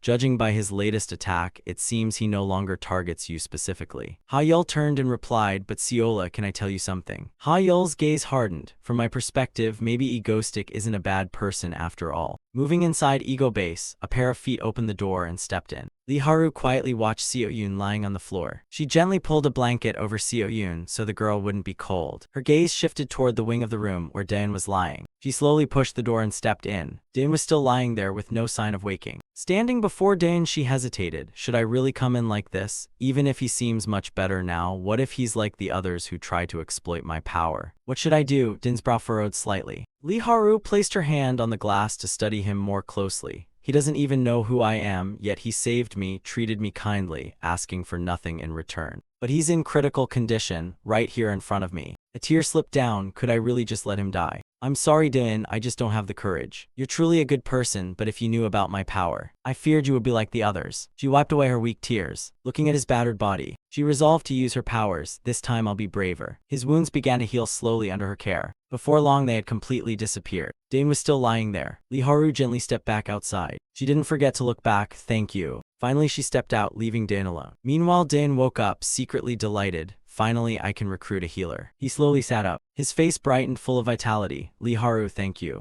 Back with Ha-yeol, Seola's voice rang out. "Let me be blunt. It's strange that Egoistic's attacks always result in no casualties except for the villains, and the call during that plane incident. Something only someone could know." "And what about him catching the falling SUV this time?" Ha-yeol responded with a kitten-like look. Right. Seola snorted a laugh. "Oh my, Ha-yeol, don't tell me you actually believe that conspiracy, that Egoistic is a secret S-rank hero in the shadows." Ha-yeol, furious and dark-faced, thought I shouldn't have told her everything. Ha-yeol turned away. "It's not about believing or not, I just mean it doesn't feel like a conspiracy anymore."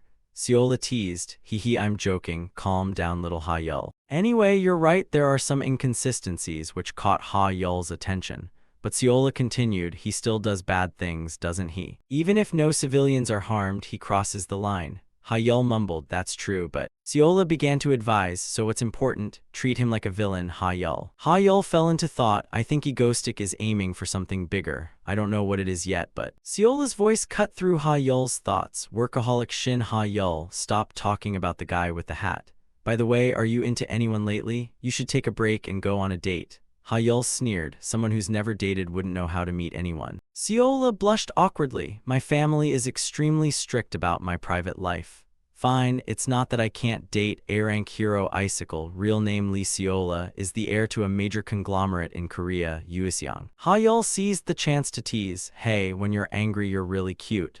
Seola poutingly replied, "What do you mean by that, seriously?" Scene cuts to some prison. The inner door slowly opened. An old man entered. He was an S-rank villain, Kim Seon-woo, the technical advisor for the Hanun Corporation. A white-haired young man spoke up. "Well done, Professor." Kim Seon-woo was answered by two axe-wielding bodyguards. "Skip the formalities, what's the current progress?" The young man replied, "We've completed 56%. At this pace the project will finish around next September." But before he could finish, Kim Seon-woo cursed at him. "Damn it." He angrily shouted that it's too slow. Everything was supposed to be ready before winter. No excuses. The man flinched at those words. Sitting in the car, he quietly reminded, "Let's go." In his head he schemed, "Just wait. Before this winter ends, everything in the Republic of Korea will kneel before me." Professor Kim Seon-woo. Cut to Ego Base. On TV, a news report announced that Dr. Kim Seon-woo, previously accused of concealing unethical human experiments, was released at around 7 a.m. today. He is expected to return to Hanun Corporation's research lab. Din's gaze hardened and his voice turned sly. "All right, the players are entering the field.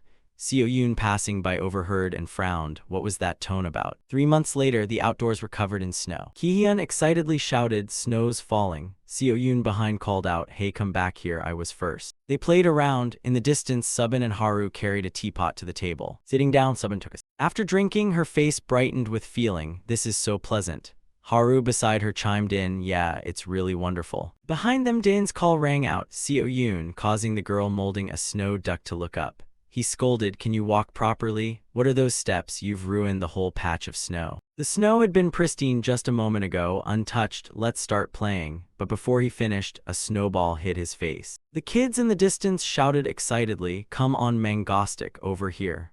Dain, annoyed, brushed snow off his face as magic began to gather in his hands. Not long after, the kids each took a snowball to the face. His eyes lit up like a war god descending. "You brats, come here, I'll teach you some manners." His body rose into the air, his eyes glowing as if about to use a very cool skill. The special move, Super Speed Frost. Seo Yoon, shocked, screamed, "What the no way, that's cheating, Mangostic." Ki-hyun behind echoed, "That's totally bending the rules." A boy raised his hands and shouted, "I surrender." Dain gleefully accepted, while Seo Yoon turned to her teammates utterly shocked. Seo Yoon's face darkened as she picked up 2 snowballs to prepare for battle. Dain's voice boomed like a demon, "Seo Yoon, are you ready?" The next moment, Seo Yoon's entire body transformed into an adorable snowman.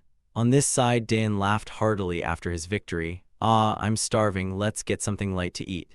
Ki-hyun cheerfully replied, "Yes, sir." Winter and cookies are perfect together. They couldn't help shouting, "This is so delicious." They were focused on eating, unaware that a white figure was slowly approaching. Dain turned and said with a blank expression, "Can you tell Haru to bring a few more?" Before he could finish, Seo Yoon hefted a huge snowball and smashed it into his head so hard he looked like his eyes would pop out. Seeing him lying there like a lump of meat, Seo Yoon felt a little frightened. "Mangostic's done for. Did I go too far?" She shouted, "Are you okay?" The girl anxiously shook him, calling Dain. Haru, carrying the cookies, noticed this and looked a little surprised. She spoke up, "He's laughing, it's so obvious he's faking it." Only then did Dain turn and mock her words. With his teasing expression, he continued, "How touching. Seo Yoon really worried about me." The girl, both embarrassed and angry, flushed red. Seconds later, another brawl erupted. Seo Yoon lugged a giant snowball with 2 cups on top like a shrimp head chasing Dain. He ran and protested, "That really hurt."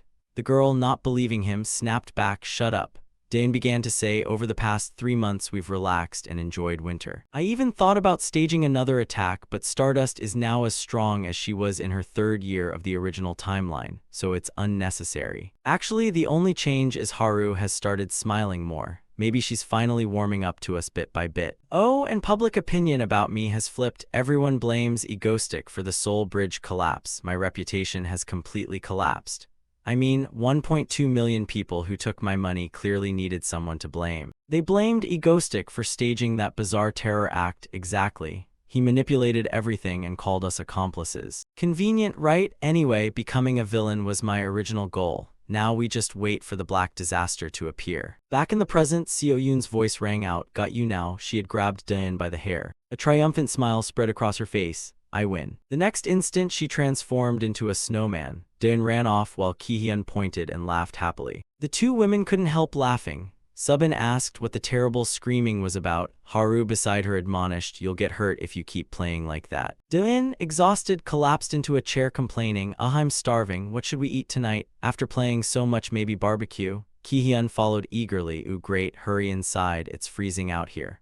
Haru agreed but said they should call Seo Yoon first. She was probably mad somewhere right now. Cut to red alarm bells blare loudly. In the laboratory, things began to crack and break. People clutched their heads and ran. Kim Seon-woo sat before the rubble shouting, "Impossible. This can't be happening. Damn it, where? Everything's gone." Someone beside him urged, "Doctor, you must leave now." But he wouldn't listen and bellowed, "Let me go. How can I abandon my life's research?" Suddenly he froze when he heard a strange sound. A hideous monster appeared. Others dragged him away begging, "Please, doctor, we must run." Though pulled along, he kept turning back. "No, this can't be." Behemoth, what? Experimental subject number 1, just a prototype, yet it has consciousness. Scene cuts to some building. Employees were all in a panic. Explosions erupted everywhere. Stardust dashed off like the wind. She opened a door to a room and asked, "Mr. President, what's happening?" He, panicked, pointed at the screen and replied, "Emergency." Stardust looked. On the screen was the monster ravaging surrounding buildings. He asked, where did that horror come from? Witnessing it, Stardust was stunned for a beat. Outside, people shouted at each other to run as the creature attacked. Each swing of its tentacle caused an explosion. The man in the car looked in horror at something flying toward him. Luckily, his hand managed to get out in time. Still worrying about his car, he shouted, "My car."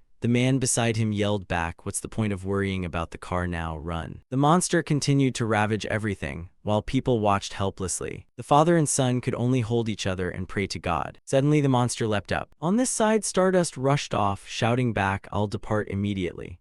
The president, seeing this, shouted, "Calm down, Stardust. You can't face something that big alone." Hearing that, she angrily turned and yelled, "I can't just sit idly by and watch it rampage. Sit there and eat your popcorn, Mr. President." He froze at that and stammered, "What did you say?" Suddenly, a scream made Stardust turn around. The monster had jumped into the water earlier. Gradually, its body disappeared into the water. They stood there stunned. The president's face darkened as he said, "Stardust, I want a full report on my desk by tomorrow morning. Forget the popcorn." She could only reply, "Sorry." Cut to Dan, who was eating popcorn. They didn't know what to watch but were shouting wildly. On a quiet night, under the glow of a full moon, the gentle sound of the wind echoes through the city. Inside her apartment, the class hero, Stardust, clicks through web pages on her computer. She's scrolling through comments about the infamous villain, Egoistic. The public seems confused, with some people even questioning if he's truly a villain at all. Her eyes land on a popular post titled, "A must-read for anyone who still thinks Egoistic is a villain." The post praises him, calling him by the fan nickname Mangostic, for saving Korea from the recent black disaster. Stardust nibbles on a snack, a wry smile on her face as she puts the pieces together. "So this is how it turned out," she muses to herself. She realizes that if Egoistic hadn't collapsed the bridge in what seemed like a terrorist act, no hero in Korea would have been able to stop the monster. The revelation leaves her feeling uneasy, thinking, "This can't be right." Troubled by this new understanding, Stardust heads out for a walk in the dead of night. Her internal conflict rages despite his actions. She holds onto her conviction. He's a villain and I'm a hero. She breaks into a run, her resolve hardening no matter the complexities. She reaffirms her duty. "Even if I have to protect, I'll be the one to protect." As she steels her determination, a news broadcast reveals a shocking truth to the nation.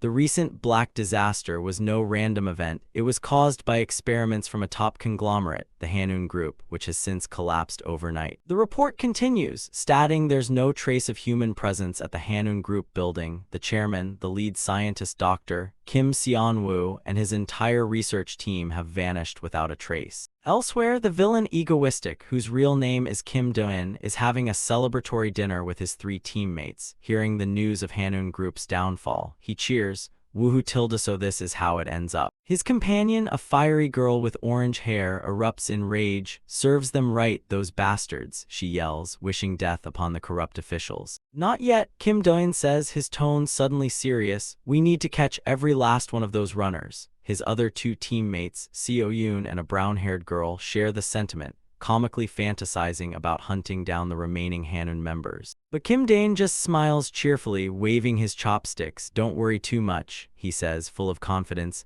"They'll crawl out on their own soon enough." More importantly, he continues, "Can everyone gather here?" The sudden shift makes his team nervous. Seo-yoon immediately gets a bad feeling, while her friend cautiously asks, "What are you planning to do this time?" Kim Do-in dramatically unrolls a massive blueprint, revealing his next target. His teammates stare in disbelief, exclaiming, "Hanun Group's underground lab." The group erupts in chaos as Seo-yoon has a minor panic attack. The others demand to know what's so important about the lab that warrants such a risky mission. Ignoring their frantic questions, Kim Do-in calmly takes a red marker and circles a specific location on the blueprint. Sector B9. With a wide, unnerving grin, he finally reveals why they're going there. Deep within that lab, he declares, lies something absolutely insane. He explains that the insane thing is a project codenamed Behemoth, an army of artificial superhumans, all connected to a single monstrous entity. It was designed to be the ultimate weapon, composed of a miraculous material capable of withstanding a nuclear blast and even nullifying the powers of the S-class hero, Shadow Walker. He reveals that the black disaster that Egoistic helped stop was merely a prototype. If the true Behemoth had been completed, its power would have been unimaginable. Even Kim Dae-in himself seems taken aback by the sheer scale of it all, letting out a stunned, huh. His entire team is left speechless and wide-eyed. Seo-yoon looks around at her frozen companions, wondering why everyone is suddenly so quiet. The shock quickly turns into excitement for Seo-yoon. Her eyes glint as she realizes the danger means a chance to get stronger. Asking if it's time to wreck her body again, Kim Dae-in playfully retorts that a few more holes in her stomach might look good on her. Seo-yoon explodes, getting right in his face. "Are you kidding me right now?" she screams, demanding a power-up for herself. The meeting immediately devolves into chaos as Seo-yoon unleashes a flurry of attacks. Kim Dae-in dodges and yells, while their other teammates try and fail to de-escalate the situation, begging them both to stop. While dodging the playful assault, Kim Dae-in recalls a key detail from the original story. The Hero Association never took action. Based on that, he dismisses the risk. Nothing serious will happen, right? But he was wrong. At that very moment, inside the towering headquarters of the Korea Superhuman Association, the situation was already escalating. Inside the association headquarters, an emergency meeting is underway. An official reports that multiple life signs have been detected in the buried lab. The monsters Hanun group was creating are still alive. A high-ranking official sitting at the head of the table asks for a report from one of their top heroes, Shadow Walker. The hero, Shadow Walker, appears on screen. He reports that he attempted to infiltrate the lab the previous night, but his shadow-based powers were completely neutralized by a strange wavelength emitted from the site. The official turns to their remaining option. "You heard that. Support will be difficult. Are you still going, Stardust?" Below, the hero Stardust hovers over the massive, dark pit. Without a hint of hesitation, Stardust looks up and gives her answer. Yes. With her confirmation, the official formally approves the dangerous solo mission. Wreathed in a brilliant golden aura, Stardust dives headfirst into the darkness of the collapsed lab. At the same time, another figure appears at the edge of the crater. It is Kim Dae-in, now in his full villain persona as Egoistic, complete with his signature mask and top hat. Speaking to his team remotely, he admits, "It's making me a bit nervous since it wasn't planned." From their base, Seo-yoon immediately teases him, asking if he wants to come back already. He scoffs, putting on a brave face for his stream. "Man, Kim Dae-in, like I'd be scared of some monsters," he boasts. Back at the base, his teammates just roll their eyes at his antics. But beneath the teasing, their smiles show genuine concern. "Be careful," they say in unison, seeing him off as he prepares to go live. And with a flourish of purple energy, Kim Dae-in begins his broadcast. "Nice to meet you, everyone. This is Egoistic." In an instant, 10,000 viewers flood his stream, the chat exploding with questions. He playfully asks if they're curious about today's terrorism, before clarifying that today is simply an exploration. He then reveals his location, the secret underground lab of the now-defunct Hanun group. Feigning curiosity, he invites his massive audience to discover the lab's sinister secrets alongside him. Back at the Hero Association, the officials are watching the stream in horror. They realize that the nation's most famous villain is now in the exact same location as their top hero, Stardust. The association head frantically tries to contact her, but there's no signal. He realizes with dread, she's gone deep enough that radio signals can't reach anymore. An official slams his fist down in fury. "Damn it, who does Egoistic think he is, suddenly barging in there? This is insane." The senior official, however, remains oddly calm. He turns to his bewildered assistant and gives an unexpected order. "Assistant, go get some popcorn, half caramel, half salt." Meanwhile, Egoistic takes his first steps into the dark, abandoned laboratory, using a small drone as a floating flashlight. The creepy atmosphere immediately gets to him as he wonders what horrors took place there. He looks around, his masked face betraying a sense of genuine unease at the eerie green glow of the forsaken test chambers. As his audience comments on the scary atmosphere, Egoistic quickly puts his showman persona back on. "Would I, the one who made all of Korea tremble, be scared by mere traces of experiments like this?" he boasts. His boast is immediately cut short by a loud metallic clang echoing through the hall, making him jump in fright. Letting out a terrified scream, he instantly summons an arsenal of glowing blue guns, ready to obliterate whatever made the noise. But the source of the terrifying sound is revealed to be a small, fluffy white cat peeking innocently from behind a corner. Egoistic lets out a huge sigh of relief, his floating guns still aimed at the tiny creature.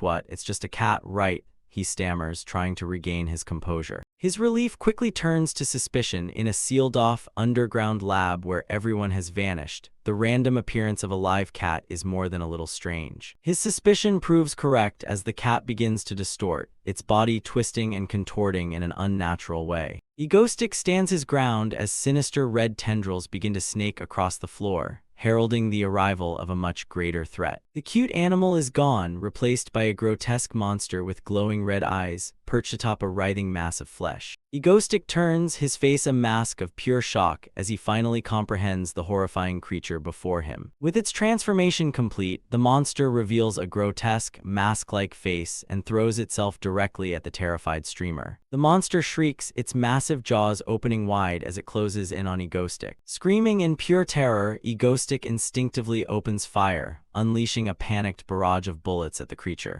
Elsewhere in the dark laboratory, Stardust freezes. The distinct sound of rapid gunfire echoes through the desolate halls, telling her she is not alone. Her eyes narrow, her expression turning serious as she identifies the sound, heralding a confrontation to come. Gunshot. In the chaos, Dain recalled the moment before the plan. He and Seo-yoon were lying in bed and she had nagged that he shouldn't have come. He deeply regretted it and wished he were stronger. Back in the present, Dain was in utter panic. He blamed himself for not listening to Seo-yoon and staying home to practice teleportation. He hadn't expected gaining power to be so difficult. At that moment, a grotesque monster, full of jagged maws, lunged straight at him.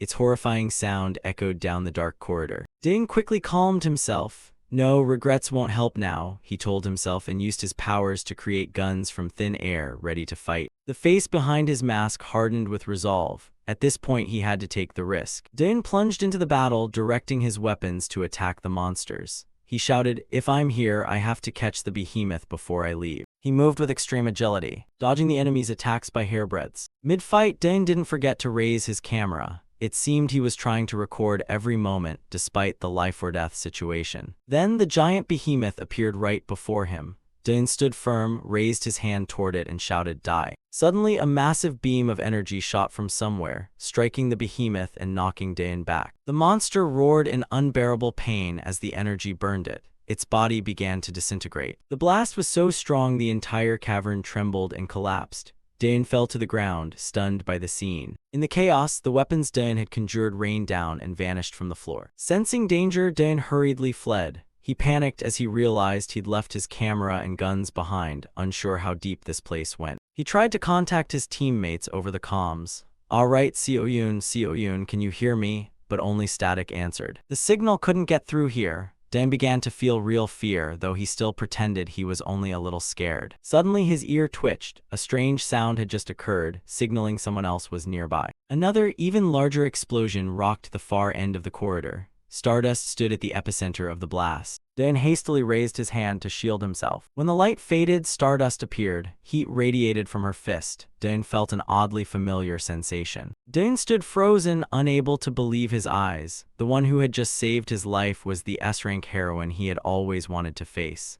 "Stardust," he breathed. Stardust, radiating an aura of power, turned and recognized the familiar villain too. Her green eyes flashed sharply, egoistic. They stood opposite each other in the ruined corridor. Stardust asked coldly, "What are you doing here?" Dain, slightly flustered, stammered, "Stardust, if I may ask, what are you doing here?" "I am a hero," Stardust answered curtly. "So it's not surprising I'm cleaning this place up, is it?" Dain forced a smile. "Ah yes, I suppose not." But inside he was cheering. Perfect timing. His plan seemed to be working. Stardust smiled with menace. To her, this was a pleasant windfall. Contrary to her intimidation, Dain was thrilled inside. He couldn't believe Stardust was smiling at him. She warned, "If you come with me quietly, it won't be that painful."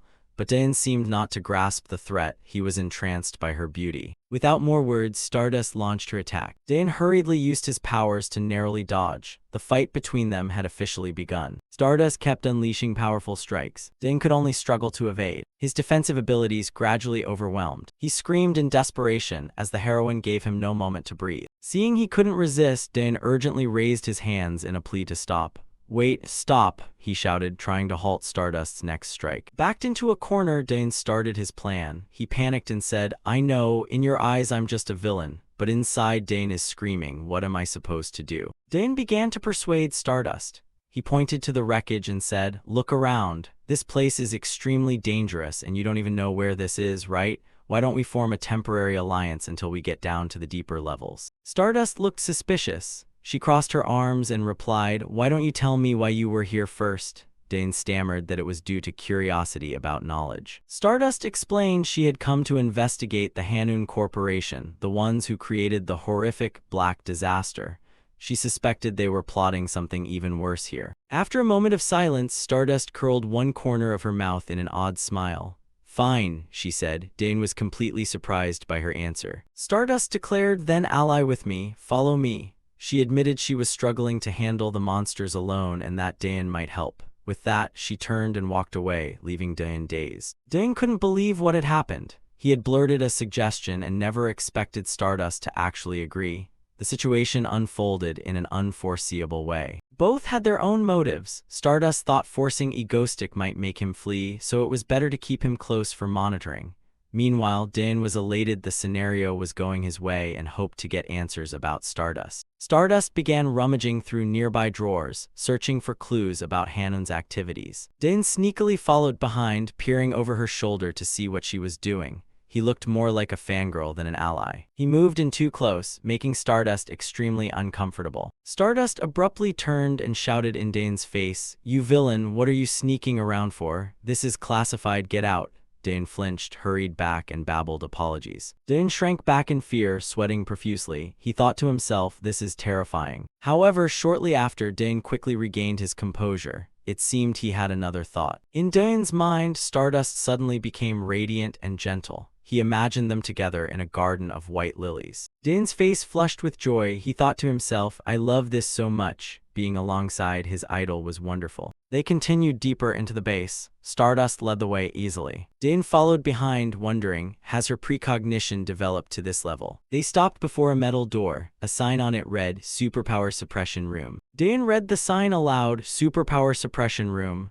Stardust suddenly called his name and stepped close, making him uneasy. "Yes," he replied, sensing something amiss. Without hesitation, Stardust pointed at the door and commanded decisively, "Go inside." Dane was utterly shocked. "Me," he stammered, unable to believe she would use him to test such a dangerous room. Although he felt treated like a guinea pig, Dane pretended to agree cheerfully. But Stardust gave him no chance to play along. She shoved him inside. Dane staggered into the pitch-black room, not knowing what awaited him. The moment he stepped in, Stardust slammed the door shut, locking him inside. Immediately, Dane sensed something wrong. His hat fell to the floor. He tried to use his powers, but nothing happened. He realized in shock, "My telekinesis isn't working, teleportation neither." Dane stood motionless in the silent room, bathed in strange red light. For the first time, he felt utterly powerless. The door opened and Stardust entered. Dane turned, both astonished and curious. "It really doesn't work. Is that true? What's the principle behind this thing?" Dane suddenly froze, staring at Stardust in terror. Stardust, using only her bare hand, struck the metal wall of the room with a thunderous punch, cracking it open. She stood there calmly, as if what she had done were no big deal. Stardust cruelly explained she was testing whether the room truly neutralized powers. Dane retorted angrily, "It really works. Even as a villain, I wouldn't lie about this." Dane's inner world was a mess. He admired Stardust's extraordinary power, yet feared her recklessness.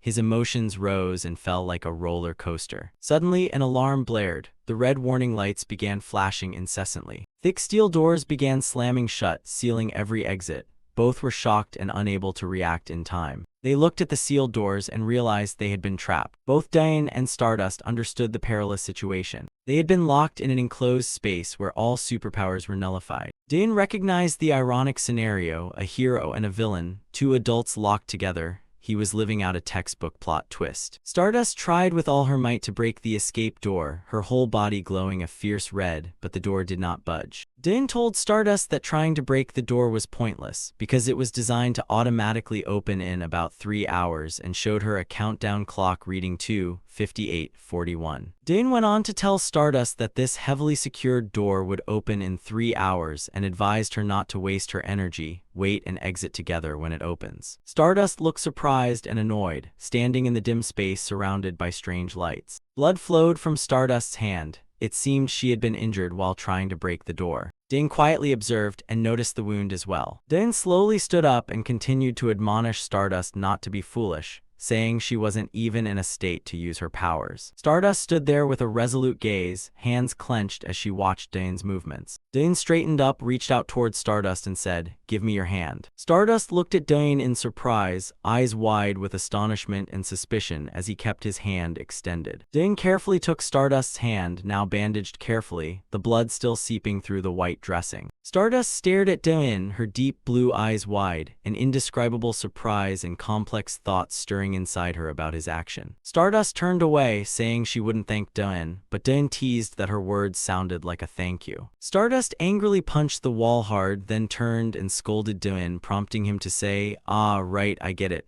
Let's stop here. Be careful with your hand." Dane placed his hand on his hat and let out a quiet sigh. Dane sat down on the floor, leaned against the wall, and said he would lie down for a bit.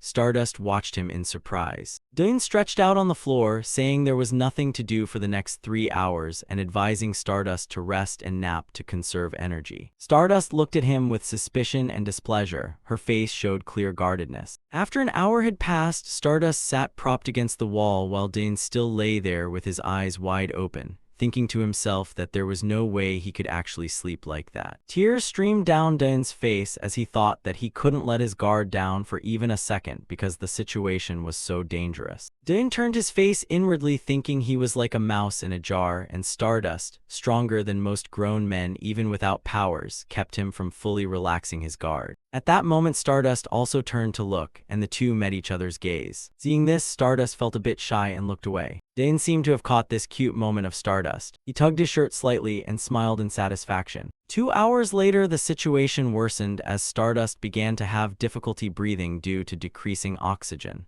Dane also appeared tired and said he was truly exhausted this time. Dane noticed Stardust struggling to breathe, and then suddenly Stardust spoke, calling out to Soul. Dane turned with a surprised expression, not understanding Stardust's meaning. Panting, Stardust asked Dane about the car incident, whether he had caused it. Dane stared at Stardust, eyes wide in shock and inwardly doubtful had she discovered it. Dane recalled his hands enveloping Mana as he tried to hold the car from falling into the sea during the Seoul Bridge incident. Still weak, Stardust repeated the car accident and pressed the question, "I'm asking, did you stop it, right?" Dane awkwardly denied, "What, me stop it? I'm a villain. I don't know how to stop things. I always move forward, don't I?" Stardust looked at him with irritation, thinking he was talking nonsense. Stardust looked at Dane with determination, asked about the plane crash, and demanded to know why he told her to save it. Dane's face showed pure terror. His eyes widened and darted around as if searching for an excuse to cover it up. After thinking for a moment, Dane began to explain, "I already said I'm the villain and you're the hero. Your existence makes me look more complete.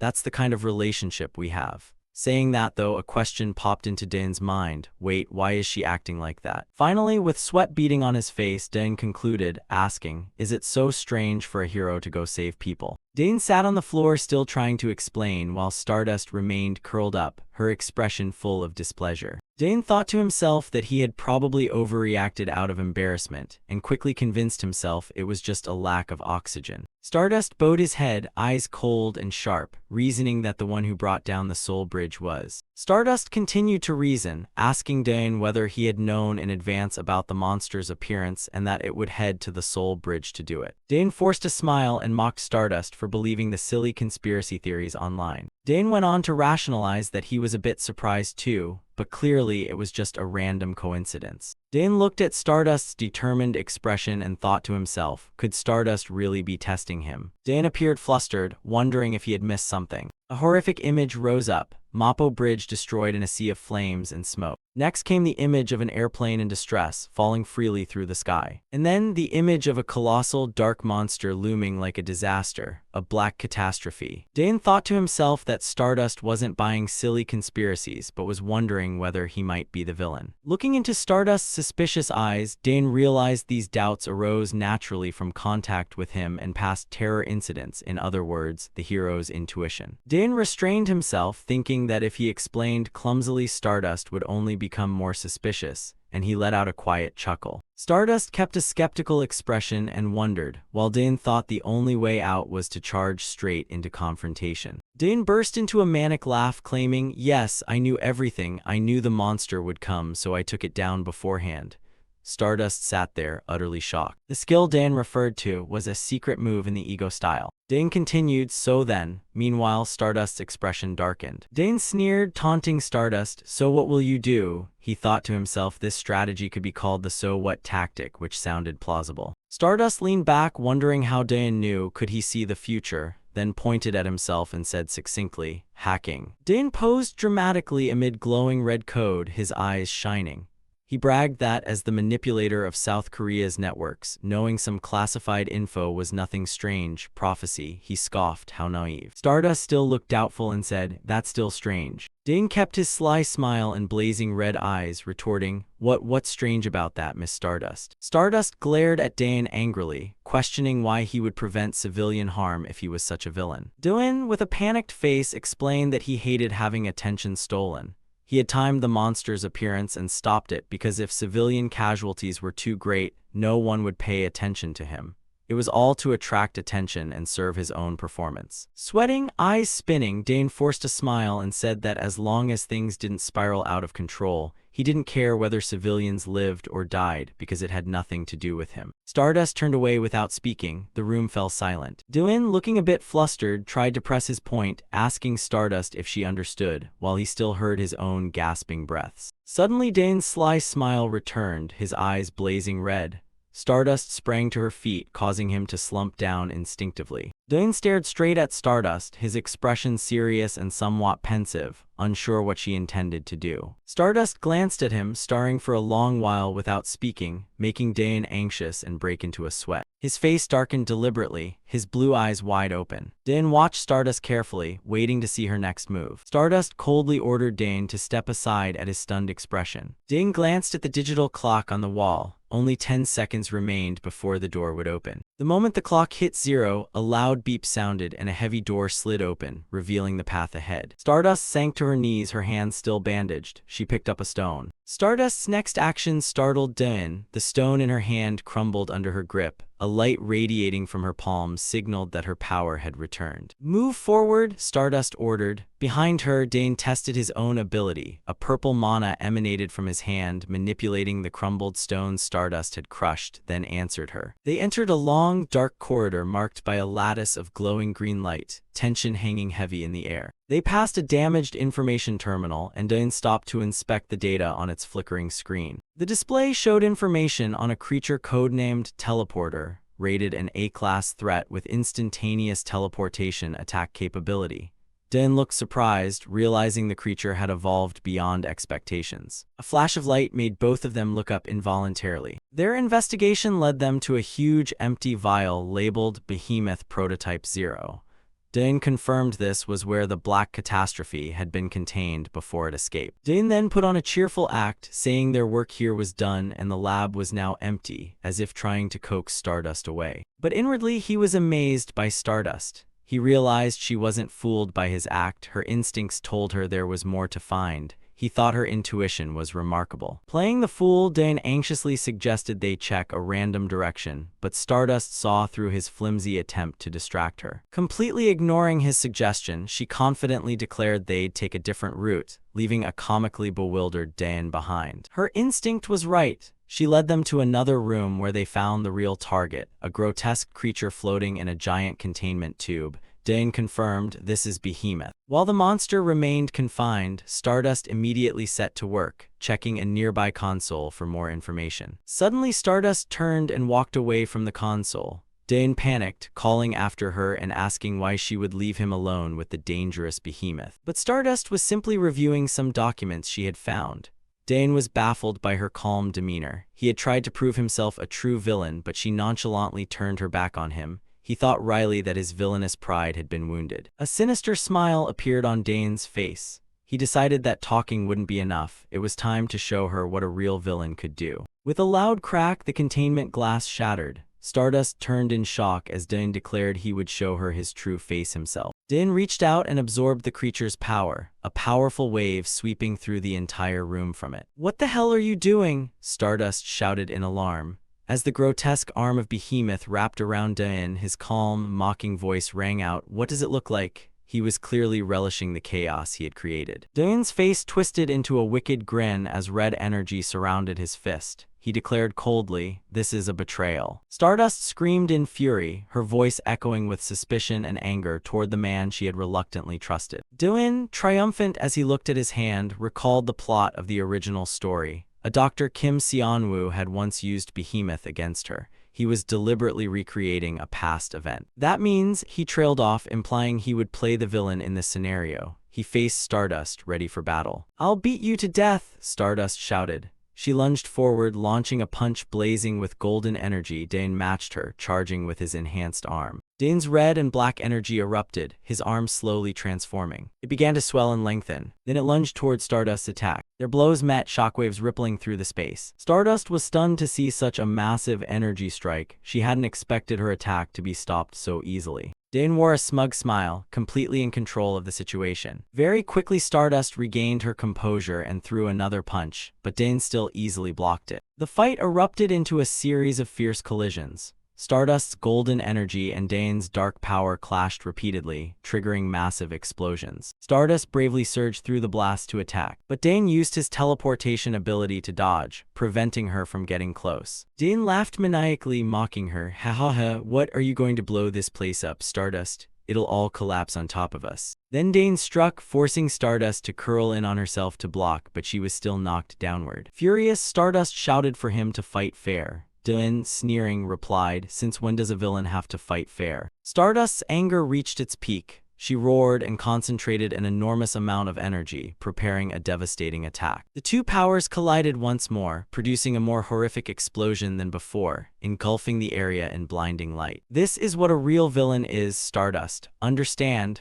Din taunted, lecturing her on the nature of evil. Stardust gritted her teeth in anger, but behind her the silhouette of the monster began to materialize, ready to join the fight. This made Din on the other side flinch. A mantis-like creature with long, razor-sharp pincers was closing on them at lightning speed. While confronting Stardust, Din assessed, "It's too fast." Amid the chaotic battle, Din thought he couldn't find a good opportunity to teleport with Stardust as the monster's pincer drew very close to her. When its pincer was right by Stardust's head, Din decisively acted. Too late, he thought. Seconds later, Din teleported to a spot behind Stardust. He shoved Stardust out of the attack and took the blow himself. Stardust was utterly shocked by this action. Stardust, panicked and unable to believe her eyes, screamed the name of the enemy who had just saved her life. Before Stardust could understand what was happening, Din's body began to dissolve into a stream of teleportation light. What just happened?" she stammered. The attack he had absorbed left Din bleeding profusely. In the final moment before disappearing, Din's thoughts were only of Stardust. Just now. "You owe me one," his thought finished as he vanished completely in a flash, leaving Stardust alone amid the rubble. The scene cut to a modern room where members of Din's team waited anxiously. Seo-yoon was complaining that he always disappeared without a word, never thinking of the people waiting at home. Suddenly Seo-yoon's face lit up. "Oh, he's back," she cried out with joy. She rushed to the door to greet him, scolding lightly, "You disappeared without contact, why are you so late?" Seo-yoon's smile froze, replaced by a look of shock and utter horror. The two remaining members turned pale at Seo-yoon's shrill scream. They hurried over to see what had happened. Din lay unconscious on the floor in a pool of blood. Seo-yoon knelt beside him, horrified at her brother's condition. A terrible wound was visible in his side. Blood poured out continuously. The group panicked. Subin fumbled about finding a first aid kit or calling 911. Meanwhile, Seo-yoon desperately shook Din, trying to wake him. Din remained unconscious, blood trickling from the corner of his mouth. He looked on the brink between life and death. Amid the chaos, Haru spoke up, telling the panicked Seo-yoon to stand back. Seo-yoon looked up at the girl, her eyes brimming with despair and hope. Haru's hands began to glow with a green light, a vibrant healing energy. She placed her glowing hands on Din, focusing the healing energy on his wound. The green energy filled the room as the girl poured all her strength into saving Din. Back in the collapsing lab, Stardust knelt on the ground, panting. She looked at the empty behemoth containment and realized Din had lost too much blood. Stardust was utterly bewildered, her hands trembling. She wondered to herself, why did he save me? At this point, Din had woken up. Someone was feeding him. Daein mumbled awkwardly, "Subin, please." It turned out Daein was handcuffed and being forced to eat by Subin. Contrary to his cruel villain image, he shouted in desperation, "Let me feed myself. Let me keep some dignity." Despite Dane's weak protests, Subin managed to spoon a full bite into his mouth. She cheerfully praised, "Good," while Dane could only accept his fate helplessly. The scene shifted to Haru preparing to leave. Dane waved goodbye. Haru hesitated, then apologized for hiding her power until now. Her eyes watered as she thanked Dane for allowing her to return to school. Dane smiled brightly, lifting the heavy mood. He said he was the one who should be grateful and wished Haru a wonderful first day of high school. Everyone, including Seo-yoon, waved goodbye to Haru and Ki-hyun together, the scene warm and cheerful like a real family. But as soon as Haru left, the atmosphere changed. Seo-yoon suddenly became angry, her eyes red. She warned that if her brother went out again, she wouldn't forgive him. Seo-yoon noticed a strange object Dane had brought back, a ball of black yarn which she found quite heavy. Dane stepped closer with a mysterious smile. He explained it was an acupressure tool and asked to borrow it. Seo-yoon seemed skeptical. Immediately after, Dane used his ability to pull it toward him and grinned wickedly. Instantly, Dane whispered, "Awaken, behemoth." The yarn in his hands began to glow crimson, filled with dark energy. Subin and Seo-yoon froze, both sensing the terrifying power and not understanding what was happening. A metallic clang rang out. The handcuffs restraining Dane suddenly shattered and fell to the floor. Red energy tendrils from the behemoth rose up, coiling around Subin and Seo-yoon and lifting them into the air as they screamed. Dane sat leisurely eating, muttering, "Did I do it wrong or not yet?" He turned to the two girls hanging upside down and asked, "Will you repeat this offense?" Subin and Seo-yoon could only scream in terror, "I'm sorry, we won't do it again, sir." Both hurriedly shouted, "We won't, please put us down." The scene cuts outside the apartment on a full moon night, ending Dane's punishment. In another room, Stardust was sleeping soundly. She suddenly jerked awake, screaming. It seemed Stardust had just suffered a horrific nightmare related to the monster attack she had earlier. She sat curled on the bed, trembling with fear, her gaze distant as she looked out the window. Fear was still evident on her face. Stardust hugged her chest, trying to calm herself after the nightmare. Her mind conjured an image of Daein. She whispered anxiously, "Ego stick, he'll be okay, right?" Time passed. A month later, the story shifts to a large school, where Stardust lives under the guise of an ordinary student. In class, the heroine sat with her chin propped on her hand, so absent-minded she didn't notice a friend approaching. A classmate came over, noticing Ha-yeol's daze. She asked worriedly, "Ha-yeol, you've been spacing out lately, are you okay?" Ha-yeol startled and hurriedly replied, "Ah, it's nothing." The friend didn't believe her and pressed closer, asking, "Nothing? Tell me, come on." Faced with her friend's enthusiasm, Ha-yeol hesitated, her mind full of complex thoughts. She didn't know where to begin. Finally, Ha-yeol decided to pose a hypothetical question that had tormented her for a month. If a villain saved a hero, what would that mean? Her friend looked puzzled, not understanding why Ha-yeol would ask such a strange question. Ha-yeol awkwardly stammered that it was just only if a villain saved some hero. Ha-yeol quickly waved it off, trying to brush it aside. "It's nothing, I've just been getting into the novel I'm reading lately." Hearing this, the friend eagerly reached into her bag. The friend excitedly bragged that she was also hooked on a similar novel as she pulled out her phone. She held the phone up to Ha-yeol and said, "Ta-da, look." Ha-yeol peered curiously at the screen. On the screen was the cover of a novel titled The Forbidden Love of Villain Egostick and Heroine Stardust, showing Egostick embracing Stardust romantically. Ha-yeol was so shocked she fell face first onto the desk when she saw it. Lying sprawled on the floor, Ha-yeol's mind was in turmoil. She couldn't believe her eyes. Worry rose again. Will he be okay? He can't die, right? Seeing Ha-yeol fall, the friend panicked and shouted, trying to reassure her that a shameless guy like Egostick, who toyed with all of Korea, was surely still alive somewhere, grinning. Even so, Ha-yeol couldn't stop thinking about him. She even wondered when the next terror attack would occur, betraying her longing for Egostick. Meanwhile, elsewhere, Daein was leisurely peeling an apple and declaring, "There won't be any terror for the time being." Seo-yoon and Subin were sitting in the backyard. Hearing Daein's statement, Seo-yoon immediately jumped up, surprised. Daein lounged on a chair, enjoying the fresh air. He confirmed, "Yes, I'll rest a bit before carrying out the next plan." Seo-yoon angrily suggested he should give it up entirely, but Daein replied, "I'm not doing it anymore. Someone else will take over." Seo-yoon asked in surprise, "Someone else?" Daein already had a plan in mind. Daein explained that he couldn't be the only one always standing in the spotlight.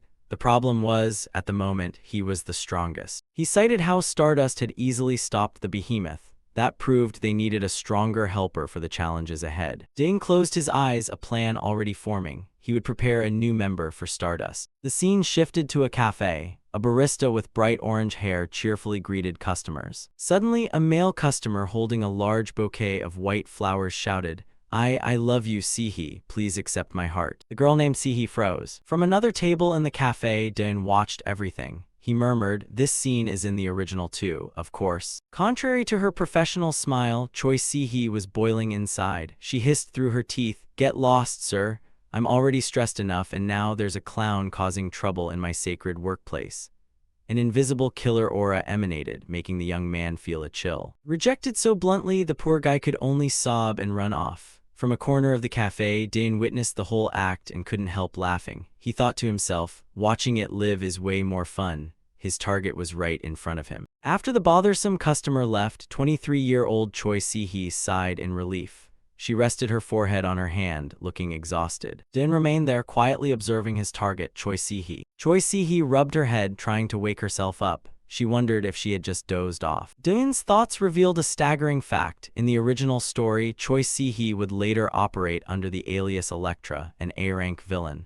But for now, she was just an ordinary citizen. This part-time job was only a temporary way for her to suppress the incessant destructive urges inside. In short, Choi Si-hee was a ticking time bomb, and Dane knew it as he left the cafe, leaving her with tumultuous emotions. That night, after a tiring day at work, Choi Si-hee trudged home through a dark alley. She lamented the pressures of her life. She stopped, looked around carefully, and wondered, "There's no one here, right?" Her heart began to race. Once sure no one was there, she began to release the pent-up energy. Tiny sparks of electricity began to flare from her hands. The electricity grew stronger, enveloping her body in a brilliant, powerful blue light. Lightning danced across her fingertips, a sight both beautiful and dangerous. The tired expression from before vanished, replaced by an excited, powerful look as she commanded the electricity. At last, she could be herself. A satisfied, slightly mad smile appeared on Choi Si-hee's lips. Suddenly, a voice echoed from the darkness, "Beautiful." Choi Si-hee startled as the electricity around her went wild. Dane stepped out of the alley. He emerged in his familiar villain guise. Dane made an offer. "I've been searching for someone like you for a long time, Miss Choi Si-hee. Would you like to use that power to help me with my terrorist work?" Hearing the word terrorist, Choi Si-hee flew into a rage. Her power surged fiercely. She snarled, "You crazy bastard. Do you think everyone with superpowers is a villain like you?" Dane merely smirked. He summoned his crimson behemoth energy and challenged, "Then attack me. Let's see how strong you really are." Not to disappoint her opponent, Choi Si-hee channeled all her power. Blue bolts of lightning wrapped her body, growing larger, a sign of a devastating attack. Immediately, she unleashed a maximal thunderbolt, firing straight at the arrogantly standing Dane. However, her lightning strike was easily intercepted and completely neutralized by Kim Dane's red energy strands. The two energy streams collided, producing a horrific explosion that shredded everything around them. After the smoke cleared, Kim Dane still stood there unscathed. He let out a savage laugh, taunting Choi Si-hee that her power was all there was to it. Choi Si-hee gritted her teeth in fury, but deep down she felt a strange sense of release. It was the first time she could fight at full strength without holding back. Despite her anger, she had to admit the feeling was exhilarating. Before leaving, Kim Dane made an offer, saying it would be valid until next week, and told Choi Si-hee to think it over carefully. Choi Si-hee was stunned and hadn't grasped what was happening when Kim Dane was already preparing to vanish. She hurriedly called after him. But it was too late. Kim Dane disappeared before her eyes, leaving Choi Si-hee alone amid the rubble. She looked down at her hands. Sparks still flickered after the fight. Exhausted and bewildered, she couldn't deny that the battle had been truly satisfying. The scene shifted elsewhere. Kim Do-eun, in his usual guise, appeared to be in deep anguish and despair. Lee Subin beside him wore a sorrowful expression, apologizing and suggesting that perhaps things between them should end here. Kim Do-eun angrily turned and yelled at Seo-yoon, demanding how she could do that to him after everything he had done for her. Seo-yoon responded with a sinister smile and a pointedly ambiguous goodbye. It turned out it was all a performance while they played Monopoly. Kim Do-eun screamed in bitter defeat while Seo-yoon laughed triumphantly. Apparently Kim Do-eun had gone bankrupt in the game. Seo Yoon relentlessly mocked his pathetic state. As the loser, Kim Dae-in had to endure the punishment of washing a mountain-high pile of dishes for a family of 5 for 3 days. As Kim Dae-in trudged off to accept the penalty, Seo Yoon reminded him that 3 days had passed since they discussed recruiting a new member. She wondered why he was still lazing around, but he answered indifferently. Seo Yoon watched him with suspicious eyes, unable to understand what Kim Dae-in was plotting. Kim Dae-in put on his gloves and smiled smugly. He was convinced that the prey he'd long been baiting had finally taken the hook. Cut to Choi Se-hee's everyday life. She was working at the cafe, absent-mindedly taking orders with a hollow expression. Fatigue showed clearly on her face. She even accidentally spilled coffee while working. It seemed her daily life was draining the life out of her. A kind manager noticed Choi Se-hee's weariness and advised her to step outside and rest for a bit. Se-hee, embarrassed, thanked her and agreed. She wearily collapsed onto a bench outside. During the break, Choi Se-hee took out her phone, her hand trembling as she searched for information about someone. She was curious about Egoistic, the name everyone kept mentioning. She hadn't realized he was such a formidable figure, the most influential villain in Korea, even with his own fan cafe and more famous than most heroes. But what astonished her most was that Egoistic's terrorist incidents never caused any civilian casualties, only property damage. The casualty count was always 0. This made Choi Se-hee wonder whether he was truly a good person.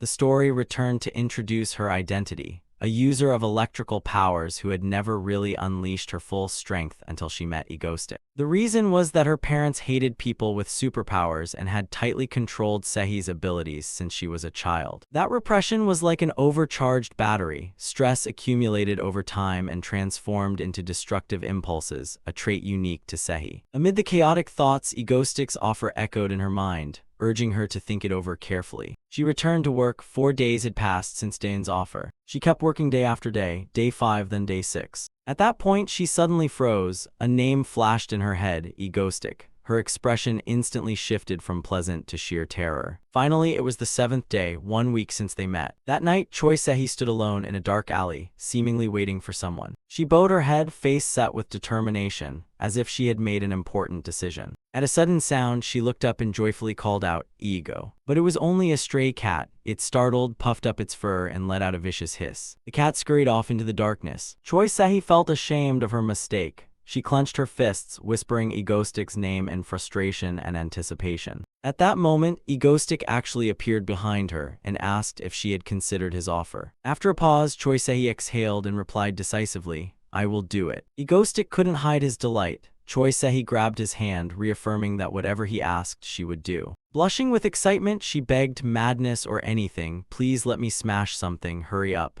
Dae-in, sweating a little at her, awkwardly answered, "Oh yes, yes." Not keeping her waiting, Egoistic immediately teleported, preparing to take her to a special place. The place they arrived at was Ego Base, Dae-in's secret headquarters. Upon arrival, Choi Se-hee was introduced by Egoistic to the members of his team. Egoistic solemnly declared Choi Se-hee the newest member of the family. Surprised by the welcome, she awkwardly introduced herself. Everyone happily reintroduced themselves. Subin waved from the center, "Nice to meet you, I'm Lee Subin," and Haru, in a school uniform, politely said, "Hello, I'm Haru." Contrasting the warm welcome, Seo Yoon looked displeased, muttering, "Another girl." Seeing this, Dae-in helplessly introduced her. "This girl is Seo Yoon." After introducing everyone, Egoistic turned to Se-hee and said, "As for me," he slowly removed his mask. He smiled and revealed his true identity. "I am Kim Dae-in." Choi Se-hee was utterly stunned. An image of a familiar young man sitting and drinking at the cafe where she worked flashed through her mind. She realized with shock that Egoistic was the handsome guy who had visited her cafe last week. The surprising truth plunged the room into silence.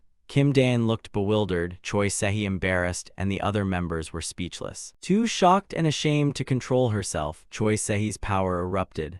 A massive surge of electricity burst from her body. The electrical surge was so powerful it cut power to Egoistic's entire high-tech base. Everything went dark. In the darkness, the group panicked. Han Seo-yoon guessed that Se-hee's electricity had caused the outage.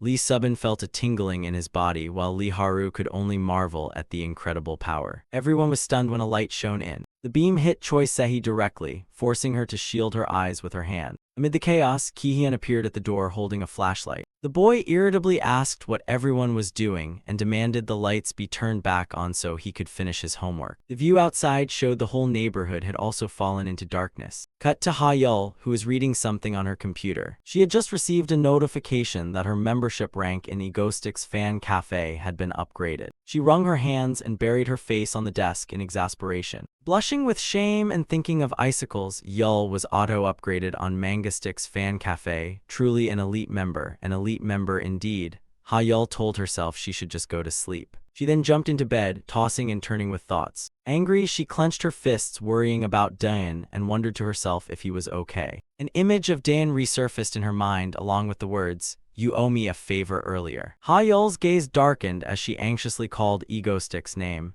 It seemed there was some unseen connection between the two. After the chaotic incident, the warehouse door swung open. The group looked at the open box. Choi Se-hee felt guilty and apologized, but Seo-yoon said it was fine after all, she was bored anyway. In that atmosphere, Kim Daeun suddenly placed a hand on Choi Se-hee's shoulder. He whispered in her ear, asking her to go somewhere with him alone. Choi Se-hee was surprised by the unexpected proposal. She quietly followed Kim Daeun. The two separated from the group and moved into a quieter area. They walked toward a large, luxurious mansion, hidden in the stillness of the night. Choi Se-hee's face showed a flicker of worry and uncertainty as she continued to follow him. Kim Daeun led her into a wide courtyard. He turned, spread his arms, and said, "All right, there's no one here now, just the two of us." She looked at him and asked, "So?" With a provocative smile, he encouraged her, "Go ahead, do whatever you want. You want to do it, don't you, with all that power?" Choi Se-hee looked at him with determined eyes, seemingly ready for what was about to happen. She let out a shout and electrical energy began surging violently around her. She stared at him and said, "So you dodge everything yourself, ego, Kim Daeun." Even when called by his real name, Kim Daeun remained completely calm, unflinching. Immediately, Choi Se-hee released all the power she had suppressed, while Daeun slowly activated his ability, radiating a purple light. Her eyes shone brilliantly, reflecting the extraordinary power being unleashed. Faced with the massive force, Kim Daeun simply used his teleportation ability to dodge the attack. He laughed with pleasure, seemingly impressed and delighted by the power she displayed. Choi Se-hee's power created a spectacular scene, a storm of electrical energy that devoured everything around it. After expending all her energy, Choi Se-hee collapsed to her knees on the shattered ground, gasping.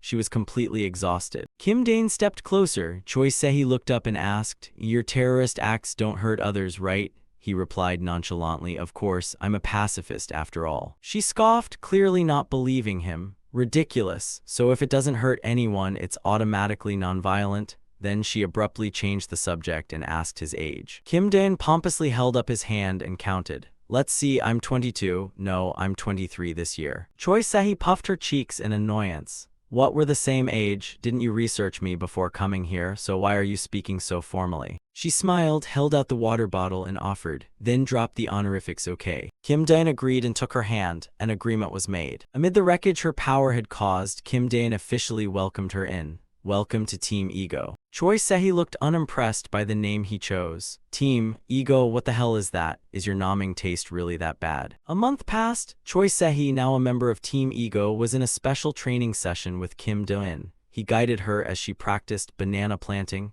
"Right, now imagine wrapping electricity around your legs and shooting it into the ground." She tried to follow, but the unstable current threw off her balance and she toppled over. Kim Daeun flinched and dodged to the side as she fell to the ground right beside him. At that moment, Seo-yoon came out of the house yawning and asked, "Oh, what are you two doing so early?" Kim Daeun explained, "Special training, she'll face Stardust in the next attack."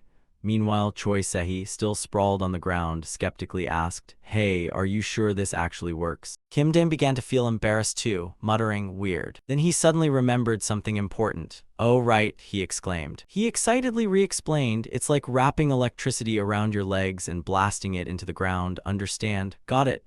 But Choi Se-hee remained vague. "Around my legs, I'm not so sure." After a moment of surprise, Choi Se-hee seemed to grasp the key point. And she succeeded. A stable ring of electricity around her legs allowed her to hover. Kim Daeun declared with satisfaction, "All right, that's it for today." Behind them, Seo-yoon cheered happily. After training, Seo-yoon cheerfully brought water to Choi Se-hee. "Here you go, sister, your water." Choi Se-hee smiled, took it, and thanked her. She downed the entire bottle in one gulp, sweating profusely after the strenuous practice. Noticing Kim Dae-in's gaze, Choi Se-hee turned and asked, "What are you looking at?" Kim Dae-in pinched his nose and said, "Go take a shower. You smell like sweat." His remark immediately angered Choi Se-hee. She shouted back angrily, "Of course I'm sweating. I was training." The rage of an S-rank talent is not something you want to encounter. She hurled the water bottle straight at Kim Dae-in's face. Kim Dae-in panicked. A thought flashed through his mind. Se-hee, is she about to tell me to settle this with her? Contrary to his panic, Choi Se-hee was thoroughly delighted. She laughed and challenged, "Whoa, Tilda, come on in then." Watching their teasing, Seo-yoon could only sigh in exasperation. I wish they could act their age. The night before the operation, the team was highly focused. On a game, Han Seo-yoon shouted, "Sis, 9 o'clock, go to 9 o'clock." The atmosphere was extremely tense and chaotic. Some shouted to press the button, others yelled to fire now. Choi Se-hee, holding the controller, was confused and didn't know what to do amid the contradictory commands. Suddenly, a noise made all three of them show clear looks of alarm. The screen went dark. Kim Dae-in shouted for them to put the controllers down, while Seo-yoon screamed at him to turn the lights on. Lee Subin walked in. Seeing the three huddled under the dim desk lamp planning for the next day,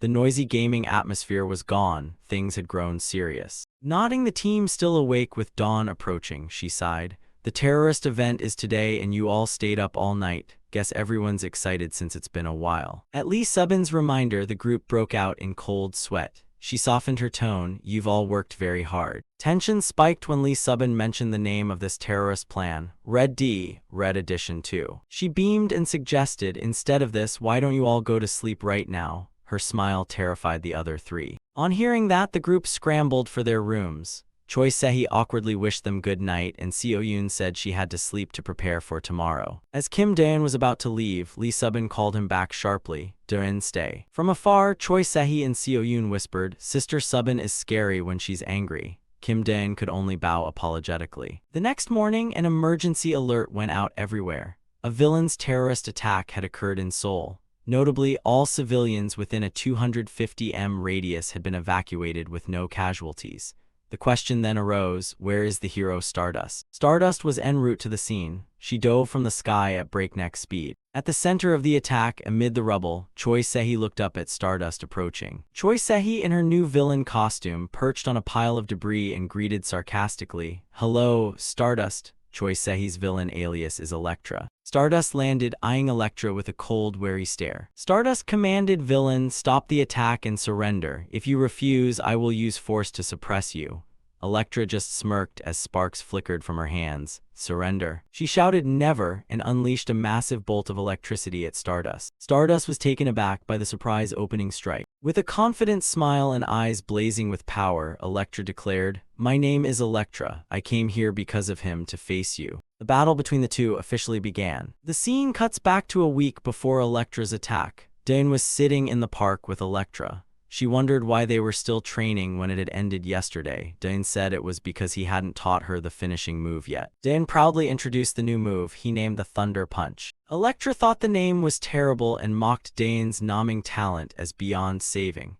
What she didn't know was that Dae-in was annoyed because the one who named it was none other than Elektra herself. Dae-in began instructing. Instead of firing electricity outward, imagine rolling it into your palm, clenching it, and then throwing a punch. Elektra followed his lead, focusing her will into her fist, concentrating all electrical energy to its maximum limit. A massive surge of electrical energy erupted from Elektra's hand, producing a terrifying explosion. She sent the punch forward, its force leveling a vast area of land. Dae-in stood back and observed the result. He asked Elektra how the thunder punch felt.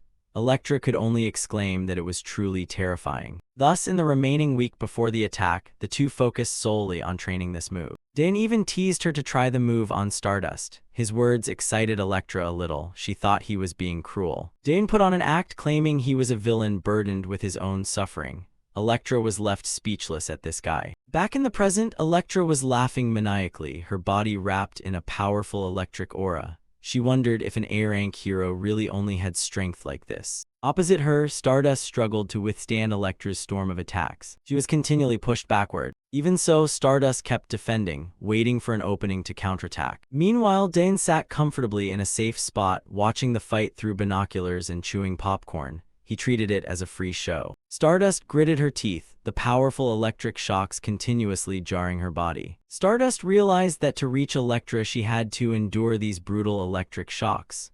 Elektra found it amusing that Stardust could push past that tolerance. If so, a huge surge of energy began to gather at Elektra's feet. Elektra shouted, "How about this?" then stomped down hard on the ground. A massive electrical blast slammed into Stardust, forcing her to brace herself. The shockwave shattered everything around them. Elektra realized victory would be easier than she expected. Excitement showed on her face. From within the electricity, a pair of legs slowly stepped out. Stardust's whole body radiated a brilliant golden energy. This was her form when using her full power. Elektra felt astonished and a little terrified as Stardust slowly drew nearer. Stardust stood before Elektra, enveloped in intense energy. Elektra quickly moved aside to avoid letting Stardust close in. After landing, Elektra began to pant from overexertion. Stardust rushed in, aiming to finish the fight quickly. Elektra looked at Stardust, thinking to herself that Stardust was truly a monster. Could it be that Dane had been playing around with an opponent like this all along? Dane in the distance also noticed that Stardust seemed to be gradually adapting to Elektra's attacks. Another thought crossed Dane's mind. The reason he had devoted himself to increasing Sihi's power was to raise Stardust's endurance. He wanted Stardust to grow stronger through battles like this. Compared to the trials she faced in the original story, this level was nothing.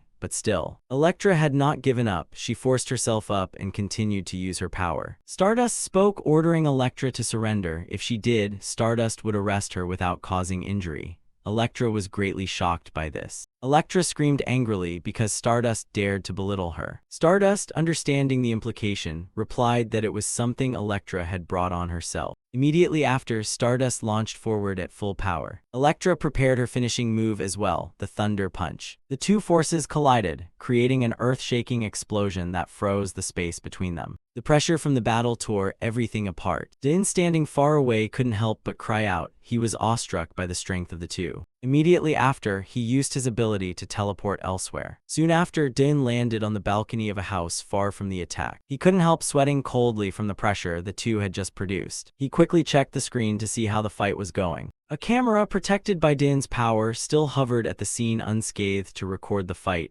Now smoke and dust filled the air, leaving only Stardust standing. Her gaze was steady, fixed forward, never dropping her guard. The ground had split into a vast chasm, showing the horrific destructive force of the recent attacks. Elektra, clutching her injured arm, slowly emerged from the smoke. Stardust then asked, "Who was the him you mentioned earlier?" Stardust recalled Elektra's words, that she came to confront Stardust because of him. Stardust continued to probe whether there was a mastermind behind Elektra. Elektra gritted her teeth, refusing to utter a single word. Seeing that, Stardust said, "Fine, then I will extract the information myself." Suddenly, a purple energy surge appeared, along with a hand that grabbed Elektra. Immediately after, Elektra vanished. Stardust's face darkened at this familiar power. She wondered, could it be? Just as she finished the thought, a familiar voice rang out. "Hello, Miss Stardust." Stardust looked up, astonished, turning to locate the source of the voice. Before her, Dane hovered in the air holding Elektra in his arms. He answered confidently, "Yes, it's me." Dane smiled smugly and said, "Long time no see, haven't we?" At the same time, Dane Ego Stream channel began broadcasting live.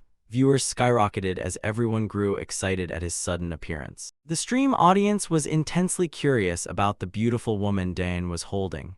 They started speculating about their relationship, even suggesting it was an affair right in front of Stardust. Stardust, still shaken, clutched her head and asked, "Ego Stick, you're still alive?" Dane looked puzzled at Stardust's question, then laughed and replied, "Of course I'm still alive, though that's not exactly good news for you, haha." Stardust looked at Dane and said, "Oh, how fortunate." Dane seemed to realize something, just now. Stardust flushed with anger and embarrassment. Dane seized the chance to tease, "Oh my, didn't expect Stardust to worry about me so much. Should I announce my safety next time, ha ha ha." Elektra weakly asked, "Hey, why did you arrive so late?" Dane smiled and said, "Sorry, I needed to observe until the very last moment." The image of Dane carrying Elektra reflected in Stardust's eyes. She tried to make sense of what was happening. Suddenly, Dane sensed a terrifying, murderous aura. He looked in surprise toward its source. Stardust appeared with blazing red eyes and her body aflame. She stared at Diane and Elektra with murderous rage. Elektra was terrified. She shouted, hey, what's wrong with her? She looks insane. Diane hugged Elektra tightly and observed, let's see, it looks like she wants to tear apart the two villains standing before her. Diane continued to tease. Perhaps this was the hero's fury, which made Stardust blush with embarrassment. At Diane's appearance, Stardust asked aloud, why are you here, Ego Stick? Diane cradled the villain Elektra in his arms. He wondered if he was the one being called out, then answered that he'd come to rescue his teammate. Stardust lowered her head. She muttered the word teammate with a face full of doubt and confusion. Diane paid no mind to Stardust's attitude. He excitedly declared he would introduce everyone to his new teammates. A gigantic three-dimensional screen suddenly appeared in midair, displaying the words Ego Stream alongside silhouettes of the group's members. The heroine Stardust looked up stunned. Diane proudly declared this was an alliance, a group of villains who would operate together under the name Ego Stream. Stardust was utterly shocked. The idea of a villain alliance was unprecedented, leaving her astonished and horrified. Diane continued his performance, hovering as he claimed he had teammates just as powerful as the Elektra he was holding. Turned into evidence of Diane's claim, Elektra showed clear annoyance. Meanwhile, Diane announced that he would no longer terrorize alone. Diane issued a warning to Stardust, then corrected himself, saying the warning was for all of South Korea. This made Stardust even angrier. Immediately after, Diane excitedly ordered Elektra, "Go on, Eleku, release 1,000,000 volts." Elektra complied and unleashed a powerful discharge, but she couldn't accept that name. She screamed in anger, telling him to stop. Elektra's massive bolt of electricity struck downward, sending Stardust flying far away. Taking advantage of the chaos, Diane quickly fled, leaving behind a taunt that Stardust was still too inexperienced to catch him. Mocked and seeing him escape before her eyes, Stardust could only scream in impotent rage. To vent, Stardust slammed a punch into the ground with tremendous force, cracking the earth. Standing amid the rubble, Stardust felt a filthy, unprecedented humiliation. She ground her teeth and vowed hatred at both Elektra and Ego Stick. In Stardust's imagination, things were completely different from reality. She pictured Diane and Elektra being intimate, Diane proudly boasting about having many cute teammates, Eleku being the cutest, while Elektra bashfully protested, "Oh, stop that, I told you not to." At that thought, a blaze of hatred flared within Stardust. She swore that next time she met Ego Stick, she would destroy him. The scene shifted to a dark alley. Diane had arrived at a secret location. He stared at a brick wall, wondering if this was the place. Suddenly, Diane gathered his strength into a punch and shouted, "Come on." A powerful blow from Diane smashed into the wall, cracking it open to reveal a passage. After entering, Diane landed in a dark corridor. He glanced around and said, "Found the spot." Diane walked down the ancient corridor lit by blue flame candles. This was a secret path hidden behind a false wall. At the end of the hall, Diane faced a giant obsidian door that emitted a brilliant, majestic light. The door slowly opened and Diane stepped into an entirely different space. Entering, he greeted aloud. There sat a woman with mesmerizing green hair, known as the Vine Witch. She sat amid an enchanted garden, looked up at the stranger, and asked why he had come. Facing the Vine Witch, Diane got straight to the point. He had come to ask her to use magic to seal his items. Diane placed 2 journals and a chest on the table. One journal recorded every event that had happened in the world so far, and the other would record everything from now on. The Vine Witch glanced at the red gemstone Diane offered as payment. Pleased, she remarked it was a beautiful stone and agreed to fulfill the request. The Vine Witch asked about the duration of the seal. Diane answered decisively, requesting both items be sealed until his death. Diane's request surprised the Vine Witch. She closed her eyes and pondered this strange proposal. After a moment, the Vine Witch began the ritual. She raised her hands above the journals and a radiant magic circle started to form. Diane stood silently watching as the Vine Witch, surrounded by plants and magic, intoned a complex spell. Green and golden magical energy poured from the Vine Witch's hands, enveloping the journals and the chest. When the magic completed, a glowing sigil appeared on the book. The Vine Witch announced that from now on no one could peek inside except its owner. Diane thanked her politely. With the transaction complete, Diane turned and left. The Vine Witch watched him go in silence, smoke from her pipe curling through the air. As Diane neared the exit, the Vine Witch warned that the path he was choosing would be extremely difficult. Diane halted. Diane did not turn back. He was silent for a moment, then smiled faintly. He replied that it was a road someone had to walk. Diane appeared on the rooftop of a high-rise, surrounded by purple energy streams against the city's blazing sunset. He looked down over the vast city and reflected. This was also where he decided his purpose in the world. On a large billboard, the image of the heroine Stardust appeared, and it seemed all of Daeun's thoughts were focused on her. Daeun stretched and told himself that from now on truly incredible things would happen. In a moment of weakness and emotion, Daeun shouted desperately, begging Stardust to trust only him. Daeun's dramatic moment was interrupted by a phone call. Seo-yoon shouted into the phone, urging him to come home for dinner because everyone was waiting. Rudely pulled back to reality, Daeun calmly answered that he would be home right away. Seo-yoon on the other end angrily demanded he be there within 3 seconds. After the call, Daeun regained his usual composure and confidence. He smiled faintly as he looked toward the sunset. He declared that it was now time for the final event of Stage 1. Meanwhile, on a highway in South Korea, a truck was driving along unaware of the disaster about to strike. In a secret control room, a team of scientists worked. An older man, apparently their leader, announced that the final moment had come. Immediately, the highway surface violently ruptured from below, producing a massive explosion. From underground, a giant yellow mechanical section rose up, signaling the emergence of a new threat. The massive machine fully emerged from the ground, a huge yellow battle robot. It wreaked terrible destruction on the highway, sending drivers into panic screams. The older man leading the new villain group smiled wickedly. He called to his comrades, declaring that the nation of South Korea had oppressed them. The robot began attacking the city, causing large, distant explosions. Amid the chaos, the man's voice rang out, proclaiming that it was time to destroy everything. Back to an ordinary day in class, where students were whispering and gossiping during the lesson. A male student was watching a video of the villain Elektra and couldn't help admiring her beauty. He turned to his friend and asked if Elektra was romantically involved with the criminal Egoistic. Hearing that, Stardust flinched and inhaled sharply. The friend went on to speculate that Elektra was Egoistic's comrade. Hearing this, Stardust let out a small sigh of relief and gave a faint smile. The discussion continued. The student suggested that Egoistic and Elektra looked close on camera because they had feelings for each other. Besides, he said no one would carry a girl around like a princess. Hearing that, the brown-haired friend mocked, "Is this the level of you youngsters? Because they have no real relationship, they dare to hug in front of the camera. If they truly liked each other, they absolutely wouldn't." Stardust overheard all these words. The friend agreed and told him to go on. The student continued analyzing, saying Egoistic's attitude has always been the same and never changes. Their next comment startled Stardust. Egoistic only has Stardust, period. The other friend replied, "Oh, maybe that's why Stardust looks so pitiful. I watched the livestream and almost cried." From her perspective, Egoistic is just one of the villains, but she should still care about it. Who could stand seeing Egoistic embrace another woman right in front of them? The friend concluded that his buddy had sunk too deep into delusion. Unexpectedly, the blue-haired male student spoke up, saying he personally enthusiastically supported the Egoilec pairing because they seemed more compatible. That remark was the last straw. Stardust was so furious she snapped the pen in her hand, murderous intent thick in the air. The blue-haired student seemed to realize he had misspoken.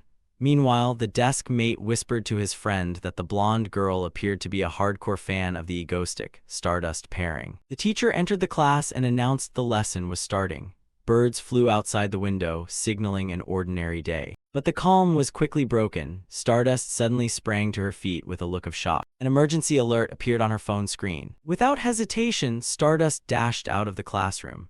The alert reported an unidentified massive weapon heading north from the southeastern outskirts of Seoul and ordered the entire team to deploy immediately. She rushed to the headquarters of the Korean Powered Individuals Association. Arriving, Stardust was breathless. She had already changed into her hero costume. Before her was a horrifying sight, a giant robot ravaging the city. The robot kept advancing, sowing chaos and destroying everything in its path. It raised a massive mechanical leg, preparing to crush a car blocking the road. Ironically, a family inside that car was panicked and terrified. At the critical moment, Stardust unleashed her power, striking like a lightning bolt to rescue them. After pushing the car out of danger, she checked the situation. Receiving heartfelt thanks and cheers from her classmates, Stardust felt reinvigorated. She concentrated her energy, eyes full of determination, then shot into the sky to confront the giant robot head-on. A voice rang out, mocking her as a lackey of the government and the association as she lunged toward the robot. Meanwhile, elsewhere, Hanun Corporation's chairman, the creator of the robot, watched the battle with a malicious smile. wondering if Stardust could defeat the last remnant of his company. Stardust launched a powerful energy attack straight at the enemy. However, her attack seemed to have no effect on the robot. It counterattacked, blasting Stardust downward. Stardust was astonished by the robot's resilience and overwhelming force. One blow sent her flying, slamming into a wall. Not daunted for long, Stardust immediately regained momentum and took off. Stardust raced at light speed, fear and determination in her eyes when suddenly a shout, "Professor," came from inside the robot. Stardust was confused. She didn't understand what was happening. Inside the robot came the panicked voice of a scientist. "What could you be?" Then an order followed. "Elect you advance," from Daein. A flash of electricity erupted, followed by a pitiful cry. Suddenly the robot stopped. Another voice cut in. "Hey, get away, get away." The voice called out, "Can you hear me, Stardust?" Stardust froze when she recognized the familiar voice and shouted, "Ego stick." Daein confirmed it was him. Inside the control cabin, the team of scientists had been completely subdued. Daein's voice continued. "My friends at Heroine Corporation built this magnificent machine." Ego Stick appeared on the large screen, explaining that a real villain like him would be a shame not to use, right? In the control room, Elektra frowned in disgust. When he acts this way, he truly seems mad. Seo-yoon, seemingly too familiar with it, replied calmly that she'd get used to it soon. Daein continued his performance, taunting Stardust that he would use this pretty toy to flatten the city and dared her to stop him. Contrary to Daein's expectations, Stardust did not flinch. Instead, she burst into confident laughter. With blazing eyes and a defiant smile, Stardust declared she would surely stop his sabotage and that Ego Stick would pay. Then she hurtled toward the robot at terrifying speed, determined to end the battle. Back at the base, Seo-yoon reported that the machine's power tuning was complete. Ego Stick merely smiled. Daein placed his hand on the control lever and thought, "Ha yul, today let's try releasing full power and see what happens." Daein grew wildly excited. He shouted, "Here we go," and pulled the lever down decisively. Under Daein's control, the robot swung its massive arm back and then struck straight at Stardust. The blow was unleashed with tremendous force and made direct contact with Stardust. It stunned her and pushed her back a great distance. From his control cabin, Ego Stick laughed loudly and taunted Stardust, asking if she really thought she could stop the gigantic octopus weapon with such little strength. Ego Stick ordered Seo-yoon to increase the machine's speed even more. Hearing that, Stardust decided to commit all her strength to the fight. The robot lunged forward at breakneck speed, its mechanical arms turning into sharp drills, attacking Stardust frantically. Yet with her flexible body, Stardust was still able to dodge the attacks. Her speed steadily stabilized, and she could keep up with the robot's strikes. Seeing her like that, Daein ordered Seo-yoon to gradually increase the speed further. This time Stardust had nearly reached the robot's maximum speed. She moved at breakneck speed, skillfully dodging the robot's attacks. Watching Stardust's performance, Daein couldn't hide his excitement. He shouted, "Yes, that's it, just like that." He giddily thought that today he might finally be able to return home safely, no longer doomed to the tragic fate of the past. Meanwhile, in a government building, a man reported that everything was ready. In front of him sat a box containing an emergency red button. This man was the president of South Korea. He faced an extremely difficult decision. With a resolute expression, he declared that to destroy the giant weapon they had only one option left. Without hesitation, the president pressed the red button. Immediately, alarm sirens blared throughout the control room, signaling an emergency. At the same time, in Ego Stick's control room, he was frantically calling Seo-yoon while she hammered the keys in a frenzy. On the main screen, the message "Max Speed Error" flashed in red. Stardust now moved so fast it was like instantaneous teleportation, effortlessly evading every attack from the robot. She flashed a triumphant grin at Daein. A horrific explosion occurred. Fire and black smoke billowed from a building in the city, signaling a brutal terrorist attack. In the control room where Daein and his associates were directing, he ordered Han Seo-yoon to boost the robot's power by another level. Unlike the other two who panicked, Seo-yoon gladly complied. Instantly, a massive energy beam was fired, creating a terrible explosion with devastating force. Stardust immediately confronted it head-on without flinching. Amid the chaos, the heroine Stardust still smiled confidently, seeming to have grown accustomed to this power. Daein silently encouraged himself. "She can do it, Stardust." With a determined shout, Stardust lunged into battle, her body radiating a brilliant light. She quickly closed in and delivered a powerful strike to the robot, causing a huge explosion. The impact from Stardust's attack violently shook Daein's control room, causing Elektra and Subin to scream in alarm. While Seo-yoon was also startled, Dain remained resolute, roaring that Stardust had no chance. After saying that, Dain stomped hard on the control pedal, deciding to personally engage Stardust. The giant robot under Dain's control began moving far more nimbly and swiftly, charging ahead. Dain grew ecstatic. He boasted about his arcade gaming skills and said it was time to show them off. He maneuvered the robot to unleash a cunning attack towards Stardust, shouting her name at the top of his lungs. Facing the attack, Stardust smiled again. She realized her power was gradually growing stronger. The more she fought, the more she felt the energy within her surge powerfully. This was exactly Dain's goal. Rather than fear, Stardust felt exhilarated. She taunted Dain, daring him to launch more attacks. Buffed with power, Stardust charged straight at the robot at terrifying speed, her body like a ball of fire. She easily landed on the giant robot's arm, demonstrating the disparity in speed and agility. Stardust executed a beautiful aerial somersault, completely in control of the situation. She confidently declared that she had gotten used to the robot's movements. With a sharp look, Stardust ordered Dain to just stand there and wait for her finishing blow. Suddenly, surprise flashed across Stardust's eyes. Then an unexpected strike from the robot slammed directly into Stardust. It knocked her off balance and sent her flying straight to the ground. From the control room, Dain burst into maniacal laughter. He mocked Stardust's confidence, calling it an illusion since everything was still going according to his plan. Hit by the sudden attack, she gritted her teeth and endured, roaring that Egoistic's babbling drove her mad.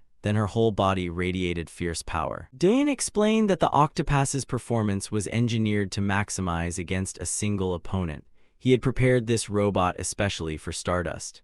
At that moment, Stardust shot forward like an arrow. Unfazed, Stardust flared bright, lunged forward, and delivered an extremely powerful punch to the robot. It caused one of its legs to explode. Stardust's attack inflicted damage. A red warning appeared on Dain's control screen, indicating a component of the robot had been damaged. Seo-yoon shouted in panic, asking what Dain was doing. The feedback shock from the robot even surprised Dain himself. But Dain quickly regained his confidence. He said this was the feeling Stardust should have, and now he would fight seriously. Having said that, Dain shouted an order to raise the Octopus's power to maximum. Strangely, Stardust stood silently on top of the robot, seemingly waiting for something. Stardust's silence confused Dain. He wondered and then shouted to increase power again, but the team members just looked at each other in silence. Seo-yoon sighed and then typed reluctantly, carrying out Dain's crazy command. The robot began to transform. Its parts moved and reassembled, preparing for a new combat form. Stardust frowned. She sensed the change. Dain taunted, asking whether Stardust could adapt to this speed. The robot started moving. It closed in and attacked Stardust. This time she couldn't dodge as easily as before. Stardust was flung away. The robot's strength and speed had exceeded her expectations. She landed on the ground, gasping. Clearly, Stardust was struggling against Octopus's new form. The battle was broadcast live and the audience was thrilled.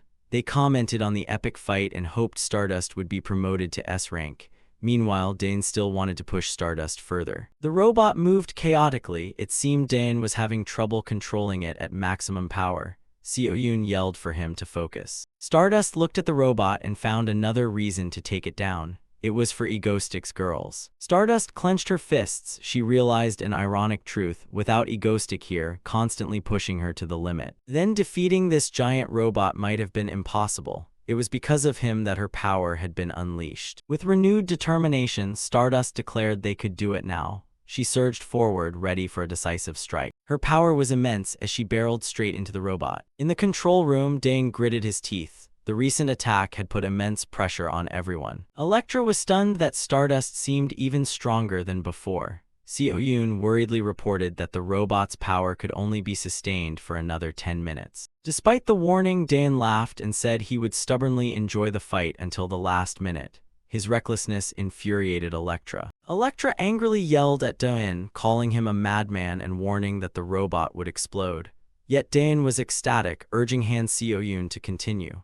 Subin, shaken violently, complained that she was motion sick. As for Stardust, after regaining her balance, she landed firmly on one of the robot's arms, ready for the next assault. She channeled her strength, unleashing a series of rapid punches at the robot's torso, each blow carrying destructive energy. Stardust's gaze sharpened. She had pinpointed the cockpit where Dain sat inside. There, he's there. Just as Stardust prepared to strike, an urgent voice crackled in her earpiece, ordering her to leave the area immediately. Stardust froze, stunned and confused. By reflex, she leapt back, keeping her distance from the robot and asking why there was such a sudden order. Then a horrifying announcement was revealed. The president had ordered a small nuclear missile fired at the robot's location. Stardust was utterly shocked. Her commander at the control center confirmed the information. He watched a red dot racing toward them on the display and warned that Stardust would die if caught in the blast. She couldn't believe this insane decision. Stardust angrily protested. She argued she could take down the robot herself and that launching the missile would endanger civilians. The commander explained this was a political decision. The president didn't want to be criticized for doing nothing. Stardust continued to argue against the recklessness, but the commander cut her off, shouting that she must not argue and had to leave immediately. While Stardust was still reeling, Daeun, unaware of the imminent danger, mocked her. He asked how long she intended to daze about and said his punch was itching to land. Stardust looked at the robot. She realized Daeun had stopped attacking and was waiting for her, a strangely considerate act from a villain. She knew he had no idea about the missile. A major decision formed in her mind. Stardust uttered an apology, then decisively tore off her communication earpiece, cutting off all orders from above.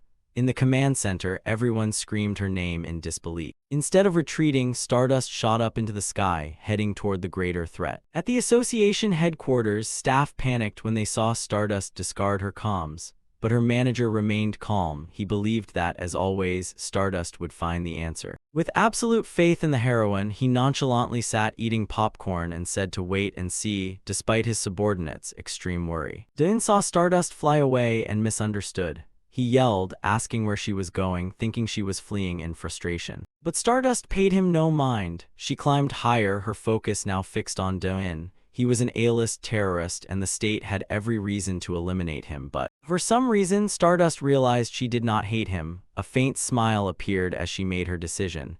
This time, she would save him. Stardust flew toward the missile. Stardust shot straight up into the sky, quickly finding the target she needed. It was the small-range nuclear missile the government had launched. An image of Daeun suddenly flashed through her mind. No longer hesitating, she plunged into that small missile. The pain made Stardust grit her teeth and endure. Those inside Daeun's robot saw the scene and gaped, whispering among themselves. Something's coming over there. What is that? And Stardust. Isn't that a missile? Daeun stood stunned, unable to believe her eyes. Stardust, why? Above, the struggle had reached its climax. Stardust shouted for assistance. Just as the rocket's tail energy began to falter, she quickly grabbed the missile's nose, changed its direction, and pulled it away. Inside the robot, Daeun desperately shouted at the top of her lungs. Seo-yoon, have you traced what that is yet? Han Seo-yoon, sweating, yelled back, I'm looking, stop rushing me. Moments later, the screen switched to the interior of the National Assembly. Report back, found it. It's something launched from the presidential office. The disarm code is, there's no time left, 10 seconds to detonation. Daeun gasped, what? 9 seconds remained. The old president smiled cheerfully. 8 seconds, 7 seconds. Stardust had carried the missile to another location. 654, Icicle was still out shopping with a guard. 3 seconds, Daeun stared blankly at the screen showing Stardust. 2 seconds, the missile had been successfully redirected upward by Stardust. 1 second, she threw it with all her strength into the sky. The moment the timer hit 0, a cataclysmic explosion occurred. The sky was dyed a blazing red, causing students to stare outside in bewilderment. The scene also made Old Park stop eating his popcorn. The smile on the South Korean president's face froze. Han Seo-yoon hesitated. It exploded.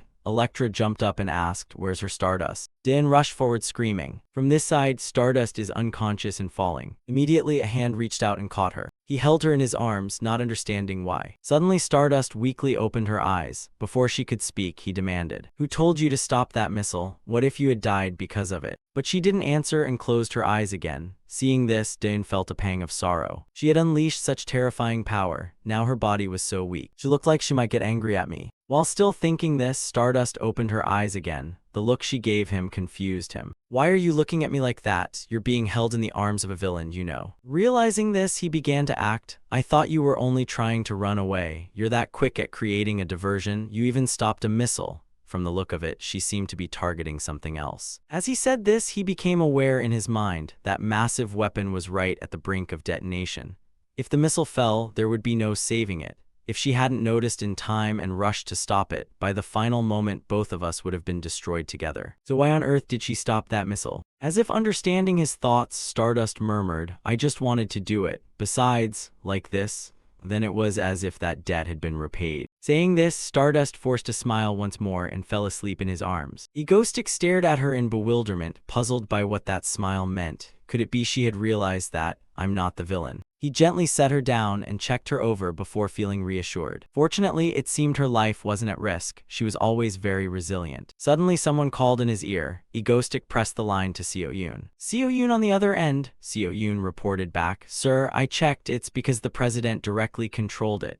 He had already suspected as much and simply nodded in silence. Truly, the world is unpredictable. Clearly, the whole world had seen Stardust stop the missile. Even now, people couldn't fathom the connection between us. This situation couldn't continue. Thinking that, he concluded, Seo Yoon, go live. Seo Yoon, who'd been cracking her wrists in anticipation, had been waiting for this line. Immediately, Egoistic's broadcast began. Hello everyone, I'm Egoistic. Instantly 67,000 viewers joined and the comments flooded in. Oh, suddenly going live. Why start streaming so late? The battle had my heart racing, I missed it. Where? You cut the stream right when Stardust flew up. What's going on? Why step outside? Where's Stardust? Why did Stardust's blonde hair intensify earlier? So curious. He said casually to the camera, where did Stardust go? Everyone's curious, right? The feed immediately cut to Stardust lying unconscious. Viewers buzzed. What did Stardust lose? Egoistic is too much, oh my god, insane. He shot back without delay. I'm not the one who did this to her.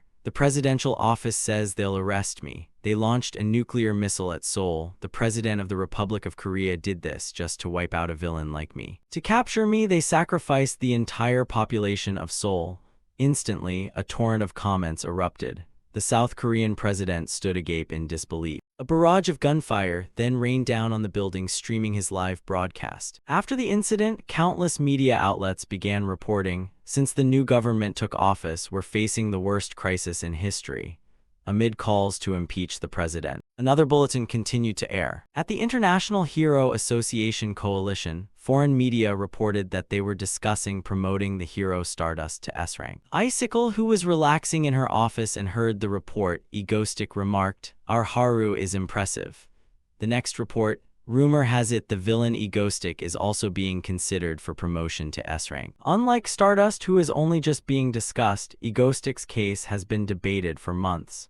Association officials say there may be an official announcement at the end of this month. At that moment, a voice called from outside, Miss Siala, may I come in? She picked up the remote and turned off the TV, replying in a calm voice, come in. She continued to calmly and gently stroke her pet. She was the heir to the SAO ICE conglomerate, A-rank hero Icicle. The secretary stepped in to report, I've bribed the presidential candidates for the next term. They have pledged to follow the Starfall Corporation's orders. She nodded with satisfaction. Good, what about the other matters? The secretary replied. The chairman has declared he will delegate everything to Miss Siala. Siala spread a calculating smile, finally. Then she returned to her normal expression. You may leave now. The secretary bowed and turned to go. The room suddenly fell into an unusual silence. Afterwards, Siala smiled with delight. Thank you, Egoistic, for giving me the chance to swallow Korea. I'll make good use of it. He cut to a scene at Daeun's mansion. At that moment, he blurted out in a panic, guys, something big's happening. His words drew everyone's attention. He continued in a worried tone. It seems Stardust is suspicious of you. Seo Yoon asked, suspicious of what? He answered, she thinks you're not a villain. He put on a skeptical face and exclaimed, are you stupid? Seo Yoon continued, no way, right? You still think you're a villain after all this time? He, chewing, thought to herself, what an utterly incompetent terror. Continuously attacked by the girls, he jumped and blurted out, what about me? When bored, I go terrorize people. The number of hostages I've taken lately is countless, right? Haru cut in, you released them all, didn't you? Hearing that, he gasped, I also kidnapped people and killed many villains too. He pursed her lips. You yourself said there were many villains. Seo Yoon added, thanks a lot, A-rank hero Egoistic. He went on to explain, anyway, I've lived putting in a lot of effort, whether as a villain or as an individual, it's the same. This made He puzzled. What does living hard have to do with anything? You're really messed up. He continued. All this time you've tried to look like a villain. Ha, Daeun shouted. Of course I did. Hearing that made He's blood boil even more. She yelled. Right from the moment you tried to look like a villain, that was a mistake. You can't hide it at a glance. It's obvious. She continued to demand, why do you think I agreed to join you? Look at the last time. If that giant machine had been allowed to plow straight into Seoul, what would you have done? If it attacked with its full power from the start, could that kid Stardust have stopped it? Seo Yoon shook her head and added, She couldn't possibly stop it, not a chance. Lee Subin, peeling an apple, wondered, but Dane stopped it for her. He even fought while adjusting the fire. Seo Yoon sneered, not recognizing it. What an idiot. He was momentarily at a loss but tried to explain, just because of that child, right? Perhaps you guys still don't get it. Stardust is the embodiment of justice. To suspect a brutal, inhumane S-rank terrorist like him based on that limited evidence is impossible. See, he narrowed her eyes. So what? Embodiment of justice, my foot. You think Stardust's an idiot? No matter how you look at it, you're not a villain. Those words hit Dan like a punch to the face, leaving him stunned. Then she turned to Seo Yoon and asked, "You're right, aren't you?" Seo Yoon chimed in. Of course, someone had to say it.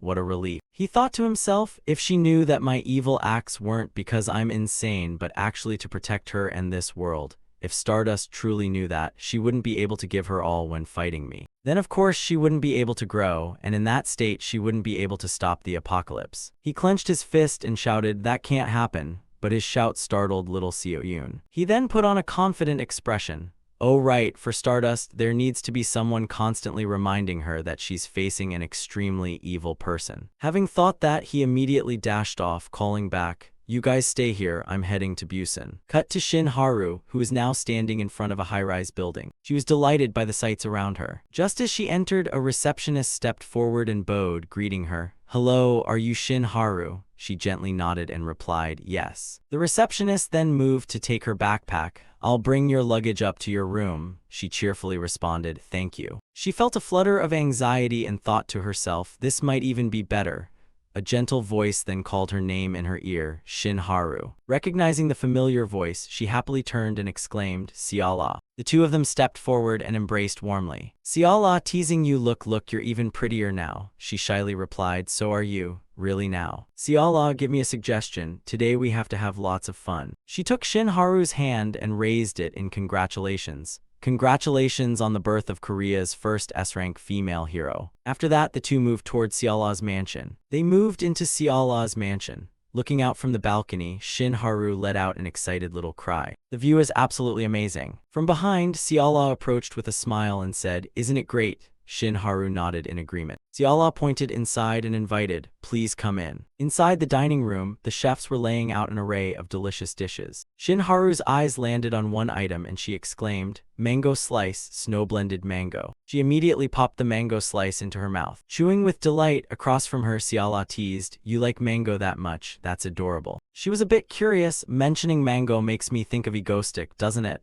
Hearing that familiar name, Shin Haru flinched slightly. Siala, continue. "Actually, I also want a dedicated villain like you. Everyone here is so weak. How can anyone reach S-rank like this? So maybe I'll move up to Seoul for this occasion. I also want to try facing Egoistic once." Immediately, Haru interjected to stop her. "No." She hurried to explain, No, you know he's obsessed with me. He called me out, and if someone else suddenly shows up to challenge him, who knows what impulsive action he'll take.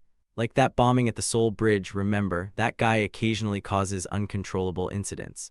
Siala thought that made sense. He also has no reason to call me out. Shin Haru added, "There's that reason too. And more importantly, if you go, who will protect Busan?" Then suddenly Siala's watch vibrated, showing a red alert. She startled and thought, "Someone touched my office desk." She immediately stood up and turned to leave. "Haru, I have an urgent contact and need to stop by the company for a bit. You keep playing." Haru replied, "Okay, go ahead." Siala was now worried inwardly. What's happening? She was instantly at the company. Examining the situation, she was somewhat puzzled. Just a system error, Then her little cat let out a soft meow, startling her a bit. Then a familiar voice spoke up, "It's not an error." Looking at the person who had appeared before her, Siala gasped, "You are that person," he continued. "I activated the security program. It was to meet you." "Hello, Lee Siala, I'm Egoistic." Siala frowned and asked bluntly if Egoistic had come here to turn himself in. The question made him burst out laughing. How could such a crazy thing ever happen? Egoistic leaned in close and said he came out of curiosity about her true face, the one truly behind the Yuseong conglomerate. Siala sneered, thinking the busy villain babysitting Stardust had finally given up and gone to jail. Their laughter echoed throughout the spacious office. Even the white cat lying nearby yawned, uninterested in the conversation. Egoistic silently judged that Siala truly was the mastermind in the original story,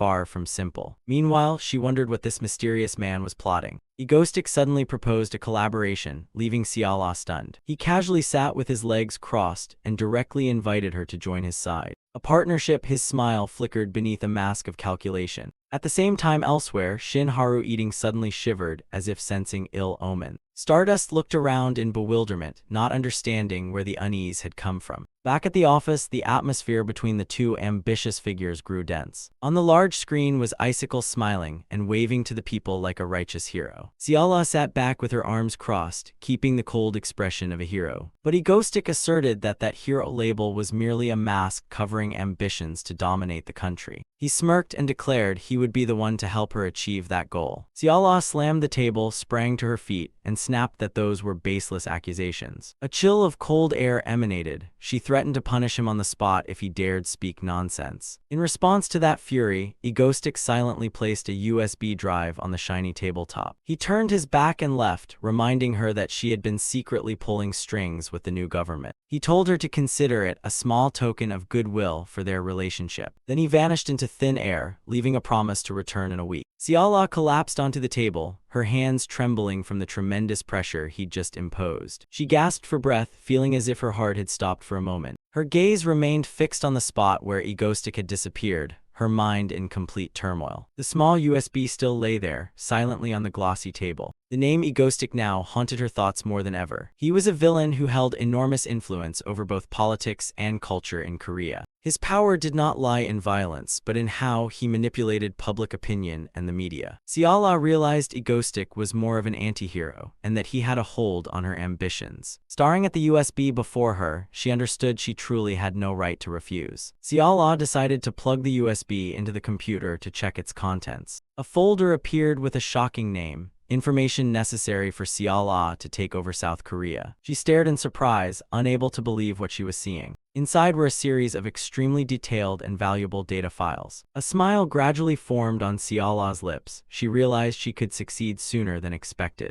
Ambition rising, she laughed out loud at the vision of the whole country soon lying at her feet. A week later, Doen, in ordinary clothes, arrived at Busan Station with a suitcase in hand. He returned to Ciala's office building just as he had promised. Egoistic casually sat stroking the cat, then turned to ask if Ciala was satisfied with the gift. Ciala said she would no longer question the origin of that pile of information. Egoistic asked what about his cooperation proposal. She nodded, admitting there was no reason to refuse such a lucrative deal, which pleased him. Holding the stack of documents, Ciala noticed he was beginning to skip the usual social formalities. Egoistic perched and stroked the cat, saying that since they were now allies she should feel free. He urged her to quickly review the terms of the contract he had just handed over. Egoistic suddenly froze when he read a line: must meet at least once a week. Ciala nonchalantly said that since they were on the same team, frequent meetings were natural. He broke into a sweat when he saw she expected him to trek down to Busan once a week. They began a tense bargaining over meeting frequency, from 1 month to 10 days, finally settling on 2 weeks. In the end, Ciala finalized the figure of once every 2 weeks with a knowing smile. She suddenly dug deeper, asking why he seemed so obsessed with Haru. Ciala realized that all his villainous activities seemed designed to help Shin Haru level up faster. Egoistic secretly thought this woman was sharp, while she admitted she felt jealous. She said that whenever he caused trouble, Haru's reputation shot up, so she wanted to ask him for a favor. Ciala made a strange request. She wanted him to terrorize her the way he did Haru. Egoistic stood frozen for a few seconds, unable to believe his ears at that request. A loud noise shattered the silence between them. Ciala clutched her forehead and cried out in pain, complaining that his snap had hurt. He sighed, saying no one would go begging a criminal to attack them like that. Ciala angrily insisted he wasn't truly evil, and that it was unfair to favor only Stardust. Egoistic noticed Ciala was weakening compared to the original story, and agreed to help her grow stronger. He clicked his tongue in agreement, making her beam as she peppered him with questions about when he would act. Egoistic said it would be soon, but in return she had to carry out a small request for him. The condition was that whenever she met or called Shin Haru, Ciala had to continuously talk trash and insult him. Meanwhile, Stardust elsewhere was scrolling social media with a bored expression. Ciala looked at him with disdain, wondering if this man was a pervert with strange tastes. Ciala crossed her arms and reiterated the man's bizarre demand: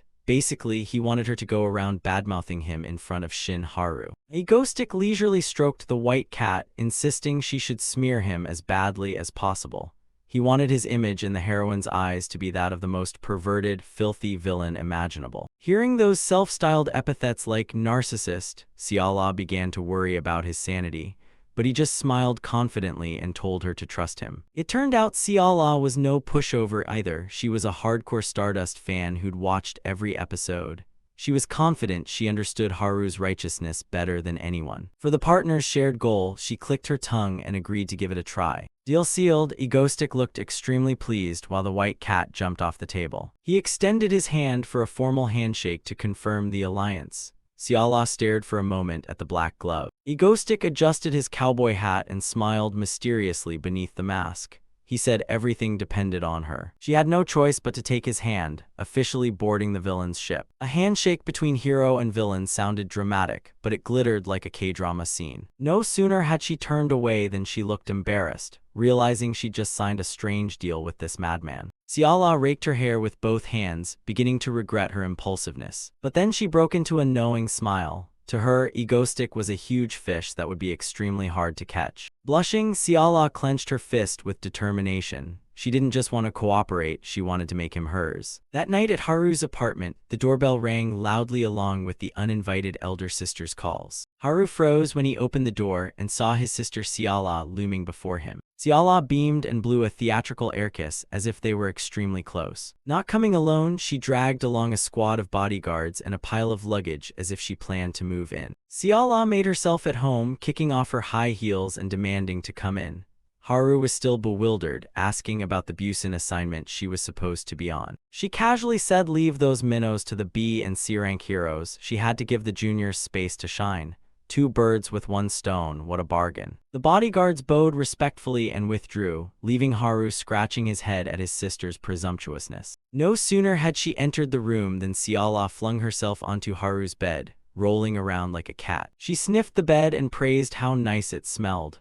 Haru could only shout in helplessness at his senior's perversion. Turning on a heel, Siala suggested having a few drinks since she'd bothered to bring some good stuff from home. Haru was speechless at his sister. He really couldn't understand her erratic personality. Seeing Siala keep praising the scent, Haru sniffed himself to see if he smelled odd enough to prompt such a reaction. Siala gleefully showed off the 2 bottles of alcohol she had brought and urged Haru to join her drinking with squinted eyes. Well, since it was already too late, Haru sighed and agreed. Might as well blow off steam with a drink. Cans of beer and bottles of liquor began to be opened on the coffee table. Siala cleared her throat, regained a serious expression, and began the act of badmouthing as ordered by Egoistic. She launched into a dramatic performance, calling Egoistic a narcissistic, irredeemable trash. She even curled her lip, saying she couldn't believe such a pervert had a fan cafe. Haru broke into a cold sweat. He hadn't expected his sister to be so harsh in her view of that villain. They sat facing each other. Siala continued her tirade, claiming that he was staging those terror acts just to draw attention. The more she spoke, the harsher her words became. Society's trash, someone above the law, leaving Haru to bow her head and listen, unable to respond. At the peak, she slammed the table and shouted that someone like him deserved to be torn apart. Haru began to feel it was going too far. She paused, noticing her senior's unusually fervent behavior. Unable to stay silent, Haru spoke up in defense, reminding her that Egoistic had once risked his life to save her.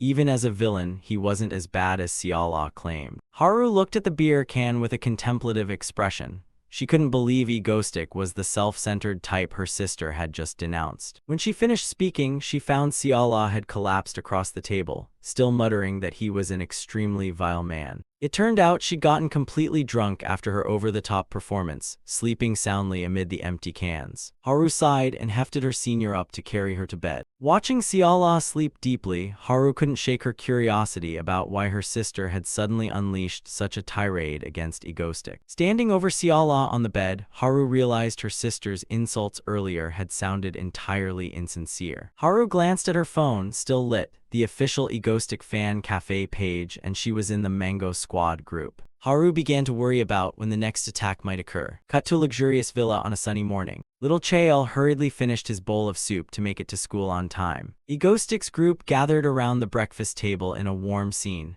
Chaeil waved to everyone and dashed off to school. Daeun, Sehi, and Subin cheerfully waved goodbye to the boy. Seo-yoon strolled in wearing pajamas, yawning repeatedly. Daeun reminded Chaeil to be careful at school. Seeing Seo-yoon yawning like she might dislocate her jaw, Daeun teased, asking what on earth she'd been up to last night to look so lifeless now. As she spooned rice, Seo-yoon whispered that it was personal. Daeun just looked at her with suspicion. Knocking lightly on the table, Daeun asked everyone to focus on the new plan. He told Seo-yoon she could eat while listening. With a serious expression, Daeun announced the next attack would take place next week in Busan. Seo-yoon was a bit surprised. She wondered if Stardust would show up there to stop them. Daeun wondered what had driven the head of the Stardust fan club to travel all the way there. Meanwhile, Seo-yoon continued to focus on her bowl. He revealed they now had a partner in Busan, and this person had requested a terrorist attack. Seo-yoon was stunned by the partner's bizarre request. At the same time, Seola slept soundly, completely unaware of the looming plot. A week later at Busan Beach, the atmosphere turned gloomy as dark clouds gathered. People on the shore began to murmur and point up at the sky with terrified looks. A massive pirate ship hovered above the city. People started screaming and fleeing in panic. Egostic appeared proudly at the ship's prow with a microphone in hand, boldly declaring his presence in Busan. He called out loudly to his co-star, "Now appear Icicle." Loud explosions rang out along the pirate ship's side. From above, a barrage of giant black spheres plummeted down like rain. Those bombs were falling straight toward the densely populated area below. Suddenly, a massive block of ice surged up from the ground to intercept the barrage.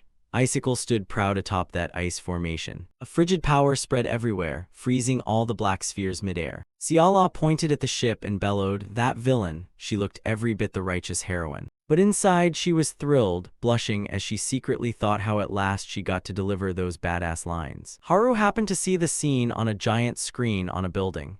She froze when she saw Icicle in Busan and immediately decided to head there. A golden beam tore across Busan's sky as Haru flew at top speed toward the scene. Landing, Haru ground her teeth in fury at the chaotic sight before her. She roared, bewildered by what on earth was happening. In Busan's sky, the pirate ship Alice of the Lapis Dan crew sailed arrogantly through the clouds. Yellow sat polishing a gun, still in disbelief that their group had pulled off something so spectacular. Blue stood with his arms crossed, lost in thought, his face contemplative. They were all quietly exhilarated, unable to believe they'd acquired a real ship and executed a successful terror attack. Blue admitted his heart was pounding with excitement too. Captain Red, the man in the red rabbit hat, shouted to rally the crew, readying them to pillage across Busan.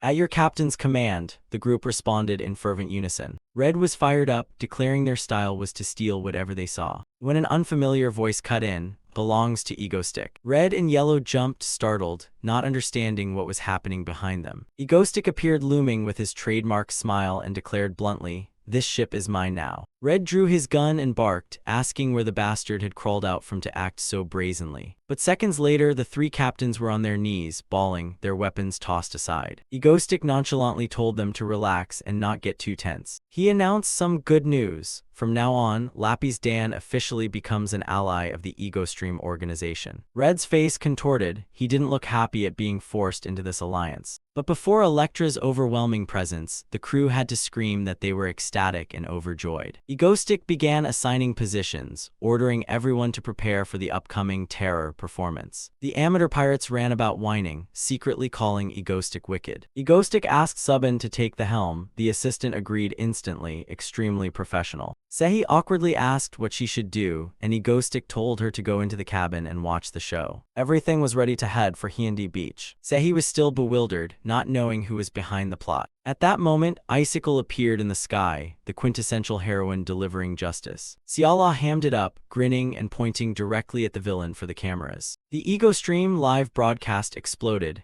netizens in an uproar at the appearance of the new villain alliance. Viewers began scrutinizing Lapis Dan, wondering why these guys looked so exhausted, as if they'd been completely drained. Egostic grabbed the mic and played the villain, daring the pride of Busan to try and stop him if they're so capable. Icicle responded in kind, declaring she would freeze every one of them. Then the staged explosions began to reverberate across Busan's streets, exactly according to plan. Icicle swooped in like a blizzard across the sky. Massive ice formations shot up, creating a spectacular scene for viewers. Stream viewers went wild with excitement, flooding the chat with messages calling the pair Manga Stick. Ciala launched an attack, determined not to let the villain Egoistic escape. She leapt high into the air, aiming straight for the flying ship Alice. Her performance was truly flawless, perfect for a meticulously staged action scene. Egoistic watched from the ship, silently praising Ciala's increasingly refined acting skills. Meanwhile, Stardust streaked through the sky like a brilliant golden bolt. At headquarters, superiors reported that Icicle had handled the situation and ordered her to return,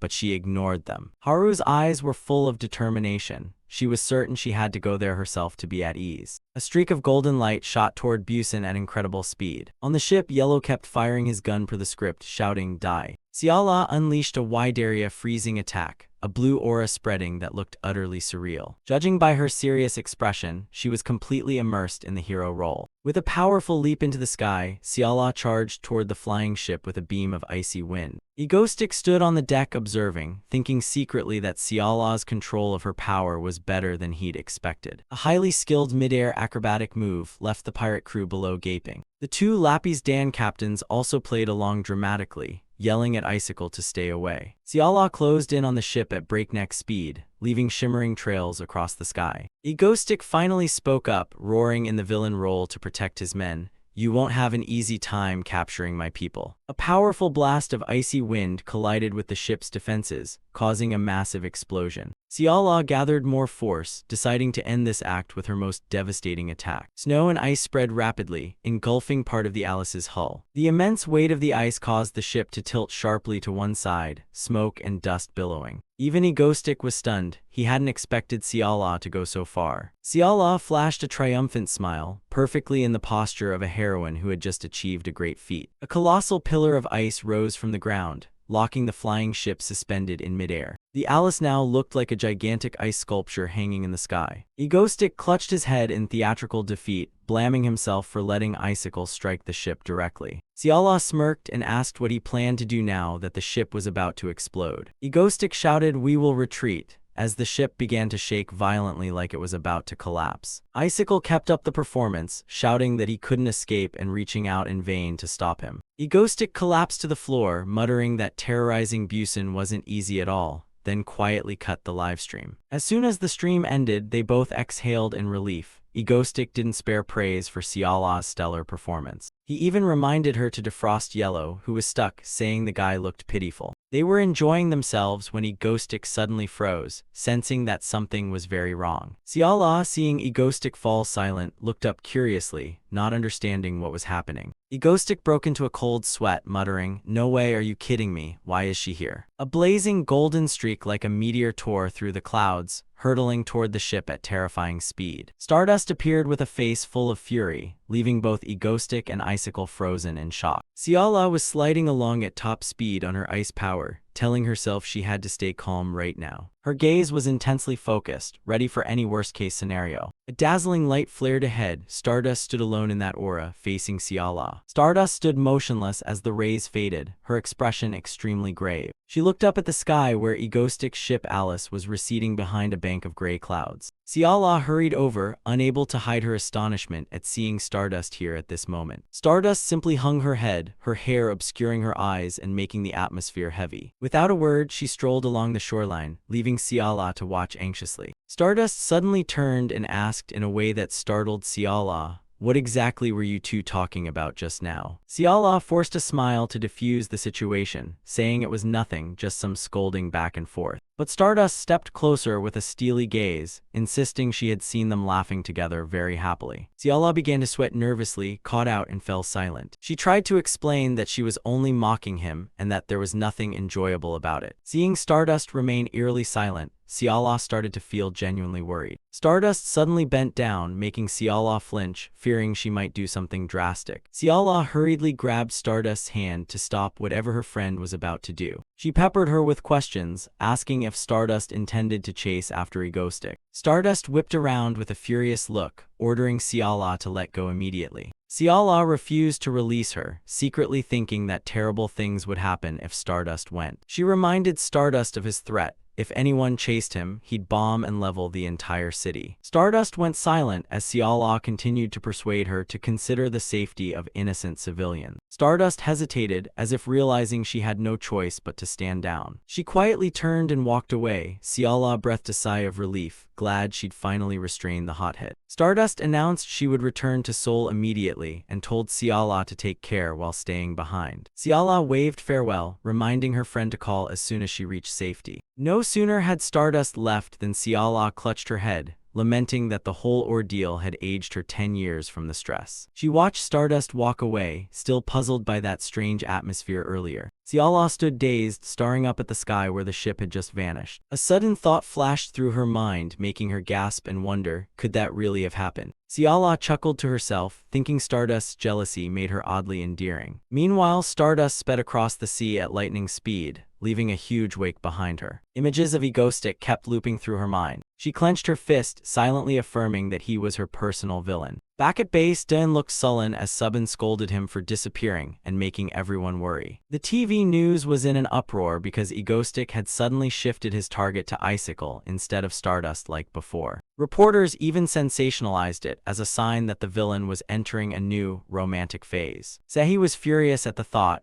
unable to believe the press could be so ridiculous. She and Seo-yoon glared at Dan with bullet-like looks, leaving him sweating in fear. Subin didn't bother to care. She walked inside and told everyone to cool off by eating some chilled mango. Do-in, still dazed, found a slice of golden mango placed right in front of him. It was Lee Subin. She smiled brightly, though the air around her felt icily intense. Subin shoved the mango into Din's mouth before he could react. The family atmosphere was oddly warm. Din turned and asked Subin to come with him, leaving her face blanked in confusion at what he was planning. Their destination was the Ixcal auction house, where wealthy buyers from around the world gathered. As soon as they stepped in, Din put on a serious face, saying this was where tragedies could create villains, which alarmed Subin. On stage, the host began introducing the next lot while Din smirked confidently. It was the ring of a deceased B-rank hero, with a starting price of $10,000. But Din knew that beneath its ordinary appearance lay a power capable of creating an S-rank villain, and he silently calculated his next move. An elderly man began bidding $25,000 with a smug look. Without hesitation, Din raised his paddle and sealed the bid at $100,000, giving everyone, especially Subin, a shock. The old man trembled with anger at being outbid, while Din whispered triumphantly that he just blocked a future villain. The old man grimaced and tried to eke out another $5,000, sweat streaming down his face. Din, showing no mercy, shouted $150,000, leaving his rival dumbstruck. Finally, the ring belonged to Din. He pushed up his glasses and sneered that the item was his now. Back home, Sehi and Seo-yoon were in a panic after discovering 200 million won had suddenly disappeared from the account. They stood hands on hips interrogating Din and Subin, while he calmly asked if they wanted to know where the money went. He spread his hand to show the ring he'd just bought, wearing an extremely triumphant expression. Sehi looked at the ring and mocked it as ugly, but Din insisted it wasn't an ordinary item. He began twirling the ring on his finger, preparing to activate the hidden power within. Immediately, a deep purple shadowy aura erupted brilliantly from the ring, making Din look extremely mysterious. The girls recoiled in panic as the ominous energy filled the room. A vortex of darkness appeared in midair like a gateway to the realm of the dead. From the void, cold shards of armor and a pair of blazing eyes gradually took shape. A giant knight stepped out exuding an overwhelming presence. He spoke, asking who had awakened him from his long sleep. Subin, Sehi, and Seo-yoon froze solid, their faces drained of color at the terrifying entity. Din stared at the knight for a moment, then casually asked, "You're a death knight, right?" The knight was about to introduce a grand name, but Din brushed it off and simply named him Death Knight. Not satisfied, the young man shortened it to Dizik to make it snappier and sound cooler, leaving the knight dumbfounded. A purple radiance flared from the ring on Din's hand. A summoning ritual was underway. From the purple smoke emerged a massive figure in horned armor and a demon mask. He inhaled deeply, marveling at the air and sunlight of the outside world. Din remained lounging in his chair, calling him Dizik and telling him to get to work. The demon, newly arrived, looked bewildered. As Dizik muttered about being some kind of saint, Din tightened his control through the ring. A purple aura enveloped him. The subordinate screamed in pain as he was forcibly subdued. Din paid no mind, keeping a calm expression. Choi Sehi, standing nearby, asked exasperatedly what Din was doing. He grinned smugly and said he was just training it. Dzik fell to his knees, trembling and begging his master never to lock him back into that ring again. Despite his fearsome appearance, he was clearly cowardly. He complained that it had been unbearably dark and cramped inside. Dane merely hummed in response. Dane promised to find him a worthy opponent to relieve his boredom after a long confinement. Dzik perked up at the news. Dane smiled slyly, saying Dzik would have to shoulder a lot of heavy work for him. Sehi panicked and asked if Dane intended to send this smoke-armored thing to fight Stardust. She couldn't believe it. Sehi warned that Stardust was terrifyingly powerful. How long could this thing hold up against her? Dane remained very confident. He goaded Dzik, telling him to prove his strength to Sehi and show he wasn't mediocre. Immediately, a massive axe materialized in Dzik's hands. He was ready to carry out his master's command. Dzik tightened his grip on the axe handle, preparing to display his power. A dense purple energy radiated outward. He began swinging the axe in sweeping motions across the yard, tearing through the air. The mighty swings shook the ground and sent dust flying. This guy was no pushover. A sweeping slash cut across the garden, blasting everything in its path. Purple energy flooded the area. Sehi gaped in astonishment. Dzik laughed loudly, saying these were only his basic skills. Dane revealed that Dzik was originally an S-rank villain, so this power made sense. He looked very pleased. Suddenly, a piercing scream rang out, making Dane jump. Sehi turned to look worried. It turned out to be Hale, crying at the sight of the ruined garden. Behind her, the silhouette of another woman trembled with anger. Hale turned and shouted at Dane, asking if he knew how hard it had been to replant the trees they'd just destroyed during training. Dane and Sehi broke out in a cold sweat. Dane quickly dumped all the blame onto Dzik. The subordinate naively asked if Master wanted him to do it again, which only added fuel to the fire. Dzik looked bewildered at everyone's reaction. He still didn't understand what he'd done wrong. In the end, Hale punished Dzik with exercises in the yard, forcing him to hold his arms straight during push-ups. Dane and Sehi watched, not daring to intervene. The next morning, the base was peaceful again with birds chirping. Everything seemed to have calmed down for now. On social media, netizens were buzzing over new photos. Some were even jealous of the newly rising couple. The photo of Egoistic and Icicle together was spreading like wildfire. People began shipping them as a pair. Their affectionate pictures drove fans wild. They praised the duo's chemistry and gave enthusiastic support. Meanwhile, Haru was furiously typing. She was extremely annoyed to see the Egoistic X-Icicle ship overtaking hers. Haru trembled with anger, unable to believe this new ship was being so widely supported.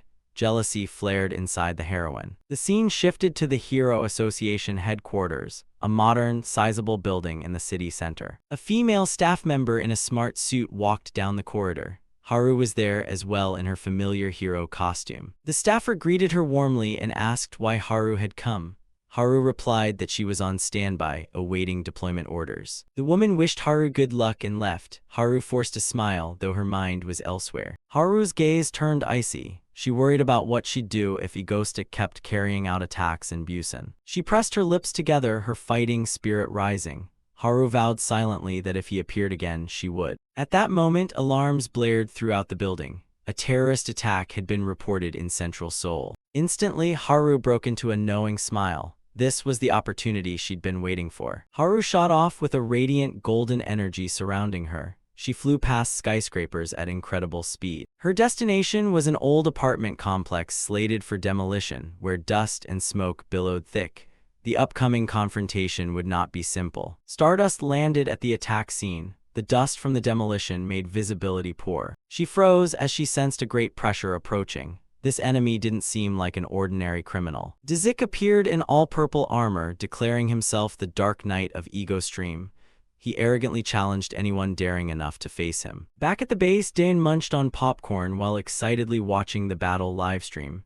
Sehi sat beside him, speechless at her brother's cluelessness. Dzik loudly proclaimed he was the opponent Stardust had to overcome today. The purple energy surrounding him grew stronger. Stardust narrowed her eyes, studying the new enemy. She seemed unimpressed by the flashy introduction. They clashed immediately. Their collisions created massive shocks in midair, shaking the surrounding area. Dzik swung his giant axe in relentless attacks, forcing Stardust into constant defense. Stardust's face was chillingly cold. the only thing on her mind was where Egoistic really was. A massive energy explosion occurred when the two power streams slammed into each other, producing a blinding burst of light. A series of explosions echoed across the demolition site. The battle was extremely intense, and neither side showed any sign of yielding. Stardust's power collided violently with the Death Knight's purple energy, sending sparks and electric arcs flying. Dzik laughed loudly with excitement, surprisingly impressed by the young heroine's enduring strength. Below the livestream, viewers began complaining about the lack of Egoistic's commentary. Stardust also felt the fight was missing something important. She started to feel genuinely irritated. Could it be that from now on Egoistic would focus only on Busan and ignore Seoul? Powerful blows were exchanged nonstop by both sides, destroying everything around the scene. Dzik concentrated his full force into a long-range energy attack, launching it at Stardust with terrifying speed. He laughed as he admitted Egoistic had been right to judge her as a very strong opponent. Stardust ground her teeth in anger. She couldn't accept that Egoistic would send only a subordinate when she had prepared herself to face him. She screamed, demanding to know where Egoistic was. Was he hiding somewhere nearby watching? Dzik sneered, dousing her hopes coldly by saying Egoistic wouldn't come. He alone was more than enough. Haru froze in shock for a few seconds. Those words cut straight into the pride of a top hero. She muttered in deep disappointment, "He really won't come." The feeling of abandonment hurt her more than the enemy's blows. Dzik began to gather a gigantic purple energy sphere in his hands, preparing to unleash a finishing blow to end the fight. He urged her to hurry and finish this one-on-one match. He had no patience left for more games. Stardust suddenly laughed, crazed and bitter. She recalled how last time he even brought a mighty warship to Busan just to face her. And yet now he sent only a single lackey to deal with her. Haru felt blatantly disrespected, as if she no longer mattered to him. At the base, Dain went pale and broke into a sweat. He realized something was very wrong when he saw the strange, awakening effect on the livestream. Stardust erupted with power, surrounded by a blazing aura. Her eyes turned white with murderous intent as she vowed to show Egoistic she was not someone to be underestimated. Back in the earlier moment, Dain had been sitting on the ground, instructing the summoned lackey on an important plan. He told him to hold back his power against Stardust, then wait for the right moment to pretend to lose and immediately retreat. Hearing this, the Dark Knight felt deeply insulted, a noble reduced to acting a play before humans. But under his master's sharp gaze, he reluctantly agreed, saying the mission wasn't difficult. Returning to the battle, Stardust descended from above, blazing with fury. Dain's lackey was no pushover either. He decided to show a bit of his true skill. The knight swung his spear in challenge, inviting Stardust to engage in combat. Watching from afar, Dain could only sigh at his subordinate's excessive enthusiasm. Through the slit in his mask, the knight saw Stardust rushing in like a blazing bolt. She delivered an extremely powerful punch that left him no time to react. The terrible collision produced a massive shockwave, blowing everything around and sending Dzik crashing to the ground. Stardust landed with imposing force, while the Dark Knight began to dissolve into nothingness. Before disappearing, he didn't forget to leave a few melodramatic threats, claiming he was immortal. The purple smoke gradually dissipated, leaving a promise to return for revenge next time. Stardust watched the fading figure, while the lackey murmured that his master really knew how to make things difficult for him. She stood motionless amid the rubble, her eyes showing the fatigue from the battle. Night fell, enveloping the quiet mansion. On the Stardust fan forum, the video of the fight was uploaded at breakneck speed. Dain was leisurely sitting at his computer, planning to check the netizens' comments. But his smile suddenly faded when he saw a strange message on the screen. Fans were speculating that Stardust's awakening wasn't because the opponent was strong, but because they heard Egoistic wouldn't appear today. Dain flew into a rage and immediately began typing warnings that he'd ban anyone who spread nonsense on his channel. After venting, he pondered why Stardust had suddenly grown so unusually strong. Clearly, he'd instructed Dzik to hold back as much as possible. At that moment, Dain's phone rang, shattering the quiet. It was Siala on the line, scolding him for sending someone else instead of showing up himself. She reminded him of their appointment tomorrow, and Dain could only shrug it off. When the call ended, Siala sat in the dark office with a calculating expression. She propped her chin and smiled, seeming very pleased with what she was doing. The lights from the high-rise buildings still shone brightly against the cold night. Contrary to her strong outward appearance, Stardust was now tossing in bed, muttering the name of her archenemy, Egoistic. The next morning at Useong headquarters, the atmosphere was rather solemn. Inside the luxurious office, Dain, dressed as Egoistic, was present and waiting on the sofa. A strange object whizzed through the air, and he caught it deftly with one hand. It was a USB containing important information that Xiala had just thrown to him. She confirmed this was the final dossier he had requested. Dane took the item, skillfully praised her, and told her to handle the rest of the plan. Xiala stepped closer with a cryptic smile, as if everything was under control. Dane wondered how she had obtained classified information that even a major corporation couldn't find. He paused slightly when he noticed a somewhat unusual expression from her. Xiala suddenly blushed and hesitated, asking if she could come visit his home sometime. Without a second thought, Dane refused outright, leaving her angrily exclaiming from embarrassment. Xiala pressed him for the real name of the villain sitting before her. Dane acted indifferent, saying it sounded odd to keep calling him by his alias. She also complained that his mask looked cumbersome and annoying. Dane remained silent, his eyes behind the mask still full of mystery. Xiala growled, asking if he really thought she was the kind of person who would betray her teammates. He thought to himself that revealing his identity didn't matter, but the problem was she was too close to Stardust. Seeing he didn't respond, she huffed and told him to just forget it. Xiala asked about the upcoming plan, but Dane's only answer was a clueless shake of his head. He intended to rest and relax until the end of the year, waiting for a major event to occur. She was stunned that this guy planned to take such a long vacation. Dane stepped into the teleport gate, reminding Xiala to visit Stardust often. She was dazed when he suddenly stopped, as if he'd remembered something. "From now on, call me Dane," he said softly, speaking his real name. Xiala was completely stunned. She couldn't believe this careful villain would reveal his identity. He vanished in a swirl of purple smoke, leaving her standing dazed alone in the spacious office. Xiala's heels clicked across the wooden floor as she walked. She returned to her desk, typing rapidly with a focused expression. A cryptic smile spread across her lips, as if things were going exactly as she wanted. The phone on the desk suddenly vibrated, signaling an incoming call. On the other end, a pair of hands also held a phone, waiting for a response. Stardust, sitting at her computer, was startled by the ringing phone. She picked up and Xiala's excited voice rang out, demanding they go out right away. Xiala cheerfully announced she was in Seoul and wanted to meet her best friend. However, Stardust felt that something was off. Her intuition warned that trouble was coming. Returning home, Xiala beamed and spread her arms to greet Haru. Haru rushed forward and hugged her sister, all her fatigue melting away. Knowing her sister, Xiala pulled a bowl of mango shaved ice from the fridge to cheer her up.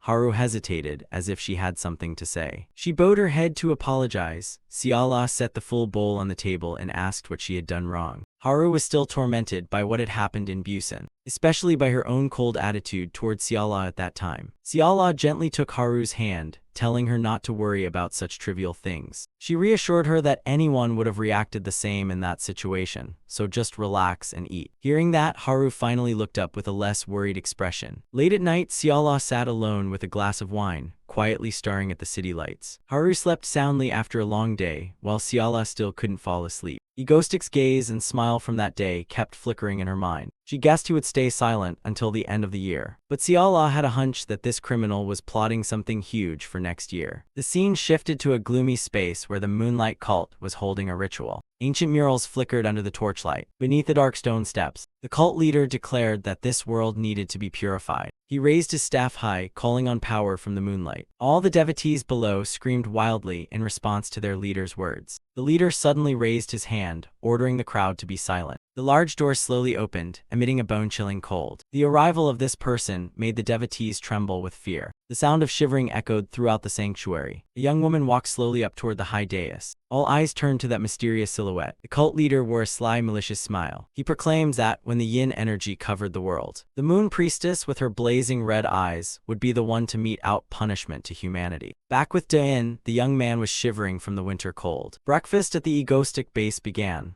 Subin explained that Cheon had gone on duty early. Subin carried a steaming bowl of rice, urging everyone to eat quickly before it cooled. But the peace was broken when Subin shouted after seeing Seoyun secretly picking beans out of her bowl. On this side, Sei did the same but was caught. Dain sat to the side, sweating as he looked at the pile of beans in his bowl. He felt a strange déjà vu, as if being scolded by his mother at home. Only then did Dain notice how reliable the team members truly were. Seoyun, who possesses superintelligence, should be S-rank. Hayul, whose healing ability is unique in all of Korea, is also S-rank. Choi Se-hee, now in charge of combat, is currently A-rank but will grow stronger and reach S-rank. As for Dazik, if he was S-rank in the original, he's S-rank now as well. Dain smiled inwardly. His lineup was now top-notch. Lee Hail politely greeted everyone and hurried off to school.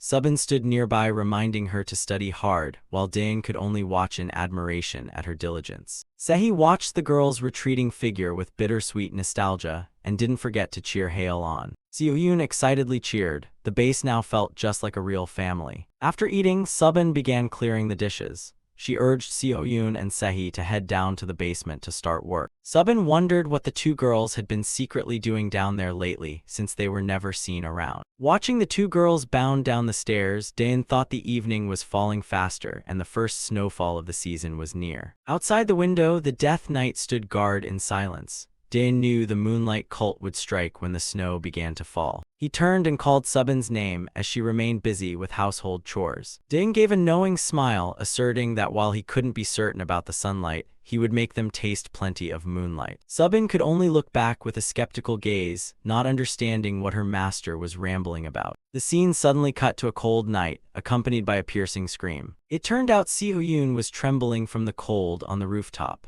Daen just sighed and reminded her to wear an extra layer next time. Choi Sehi grumbled in return, asking if Daen had called everyone out in the middle of the night just to romantically look at the city lights. Daen's face suddenly grew serious. He asked the two girls if they had ever heard of the Moonlight Cult's reputation. He explained they were a band of brutal fanatics plotting to level the country soon. The assertion that no one in the country could stop them left the two girls stunned. But then Daen grinned arrogantly, saying that besides him, no one had the skills to do it. He asked Seo-yoon to quickly take the special protective goggles out of her backpack. The specialized goggles were prepared swiftly. Daen told everyone to put them on to see the magic circles the cult had secretly spread across Seoul. Wearing the goggles, he excitedly asked if the group could see the wonder appearing before their eyes. But Seo-yoon and Sehi fell silent in shock, frozen by the horrific sight. Choi Sehi snapped, calling him an idiot, because through the lenses the whole city of Seoul was blazing with gigantic magic circles like a minefield ready to detonate. The entire city was covered by the cult's magic, signaling a terrifying catastrophe about to strike unbeknownst to anyone. In the dead of night, Sehi trembled from the bone-deep cold, grumbling that everywhere was lit up and she couldn't find the glowing circle. Daen hovered beside her, telling her to try widening her field of view. He told her to squint a little to focus the sight. Seo-yoon concentrated, observing through the specialized goggles. The radar screen showed a strange bright spot.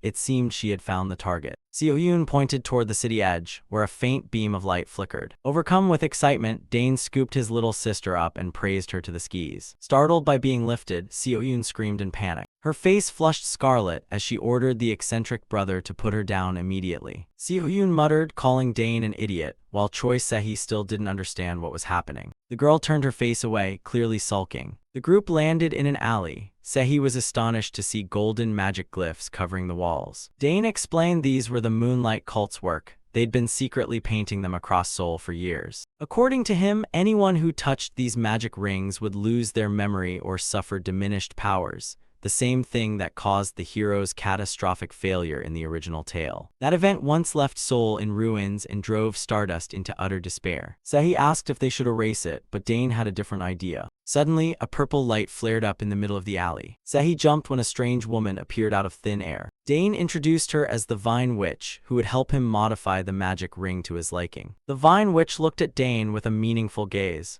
Seo-yoon and Sehi began to sense something amiss. Sehi studied the alluring woman closely, thinking she was the sort she'd never met before. The Vine Witch strolled up to the glowing wall. She placed her hand on the magic ring, causing the characters to begin shifting and changing. A strong green energy spread out, enveloping the entire alley. The Vine Witch cast an ancient spell, creating vines of light. She suddenly touched Daen's chest with her finger, causing Sehi to scream in alarm. The Vine Witch's magical energy slowly flowed into Daen's body. After the spell finished, Daen asked if everything was done. The Vine Witch explained that now, when the magic ring activated, Daen would be completely free within its bounds. He smiled smugly, pleased that the plan was proceeding as intended. The Vine Witch drilled into Daen's eyes, saying he already knew the outcome and needn't ask. She glanced at the two sulking girls behind him and immediately guessed they were his associates. Daen clapped happily, telling everyone they had worked hard and should go wash up and sleep. Seo-yoon and Sehi still scowled, demanding that Daen take them out for something delicious tomorrow to make up for it. The Vine Witch silently observed the lively scene of this family group. Suddenly, she bent down and planted a loud smack on Dane's cheek. Dane froze, bringing his hand to his face in disbelief. The Vine Witch gave a mischievous smile, saying she would always support him. The two girls behind screamed in shock at the cultural jolt. Cut to another location. A burly man gritted his teeth, crushing a stone in his hand. He spat contemptuously. This A-rank villain laughed with glee, declaring that his body enhancement process had been a dazzling success. Fresh from enhancement and brimming with murderous intent, his veins bulging, he vowed to wipe out anyone who dared stand in his way.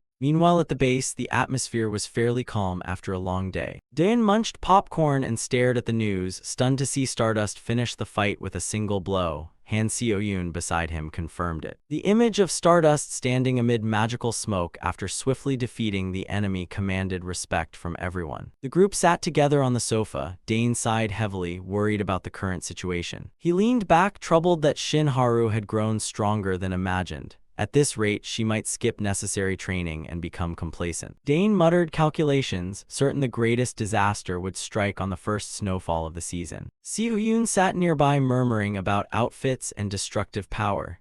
Dane turned to ask what she'd been so busy with lately, always glued to her phone. The hacker girl ignored him, her fingers flying across the keyboard. Dane blinked in surprise when Seo-yoon suddenly thrust her phone screen in his face. It turned out she had just created an official fan cafe for Egostic called Mango Squad, proclaiming herself the group's white-haired genius hacker. Having said that, Seo-yoon ran off to finish her work, leaving Dane scratching his head in confusion. Choi Se-hee stuck out her tongue to tease her odd brother. Dane decided not to care and sat at the table to focus on his important work. He diligently wrote an anonymous letter to the chairman of the Heroes Association, warning them to prepare civilian evacuations because a major terror attack was planned for the first snowfall. At that moment, Lee Subin arrived. Subin teased Dane for suddenly becoming so sentimental while writing the letter. The group later went out to celebrate because Haeil had completed an important exam. Haeil, in her school uniform, smiled radiantly and offered sincere thanks to everyone. The party was lively. Dane told Haeil to enjoy the meal and worry about grades later. During the meal, Dane curiously asked which department she planned to apply to at university. Haeil bashfully revealed she had applied to medical school. Dane and Se-hee gaped, surprised that a healer like her would choose that path. Just as the meal was getting pleasant, Seo-yoon started nagging. Dane snapped, telling her to eat and stop scrutinizing. At that moment, Dane's phone vibrated violently in his pocket, catching him off guard. On the other end was Seola, who invited Dane to dinner. He refused flatly, saying he was busy eating with his family. But immediately after, Dane's expression changed completely when snow was mentioned. He blurted, "What, did you say the first snow is falling?" Looking out the window, a wind began to carry strangely pink snowflakes that started to blanket the streets of Seoul. Dane's gaze hardened. He knew the grand scheme had officially begun. Amid the brilliant pink snow, a woman with blazing red eyes appeared, radiating menace. She was the Moonlight High Priestess, the one who would ignite the coming pink snow catastrophe. A pink vortex of energy was plowing through the ground, sweeping up all manner of bricks and stones. Shadow Walker stood in the eye of the storm, looking utterly pathetic. He was slammed straight into the ground, his dark powers splattering out like thin mud. Shadow Walker looked up in shock, muttering that he didn't understand why this was happening. Icicle saw this and hurried over. Over there, Shadow Walker was screaming in pain. He gritted his teeth and endured, realizing his power was completely ineffective against this strange energy. Icicle glanced back, her face taut with tension as she saw her teammate being tormented. The pink storm was still raging wildly, turning cars and houses into heaps of wreckage. Shadow Walker was tossed up like a ragdoll, completely unable to resist. Icicle held her ground with giant pillars of ice, but they were quickly swallowed by that mass of pink energy. Shadow Walker screamed in despair as he was drawn into the hazy vortex. Seeing that, Icicle could only stand frozen in shock. An energy explosion erupted, laying waste to a wide area. A blazing column of golden light descended, as if it intended to flatten everything. Icicle shouted, realizing that the thing that had just flown past her was none other than Stardust. She was knocked to the ground, forcing herself to grit her teeth to get back up. The heroine looked up with determined eyes, even though the situation seemed dire. Contrasting the battlefield, Dane's group was sitting calmly in a noodle shop. On TV, netizens were buzzing with the name Egostic.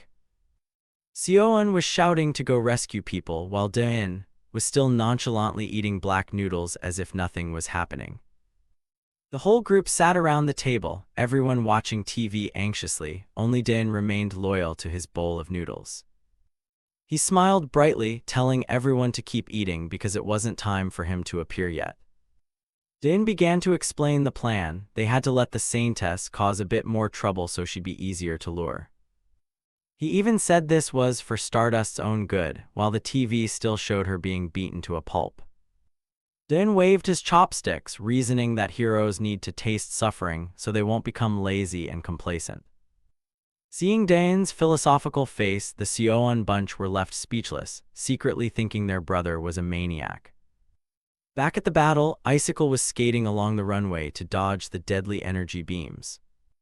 She focused her power into her hands, preparing to unleash a large-scale attack. A giant ice spear was fired, piercing through the rubble with impressive force. Unfortunately, it didn't hold up long. The moment it touched the pink energy, it shattered into hundreds of pieces. Another pink vortex continued to envelop Icicle. She startled and spun around when she realized someone was right at her flank. Strips of energy bombarded repeatedly, smashing the icy structures she had just erected. Icicle was flung aside, panic clearly written on her face. She tried to create an ice slide to reduce the force, but it didn't seem very effective.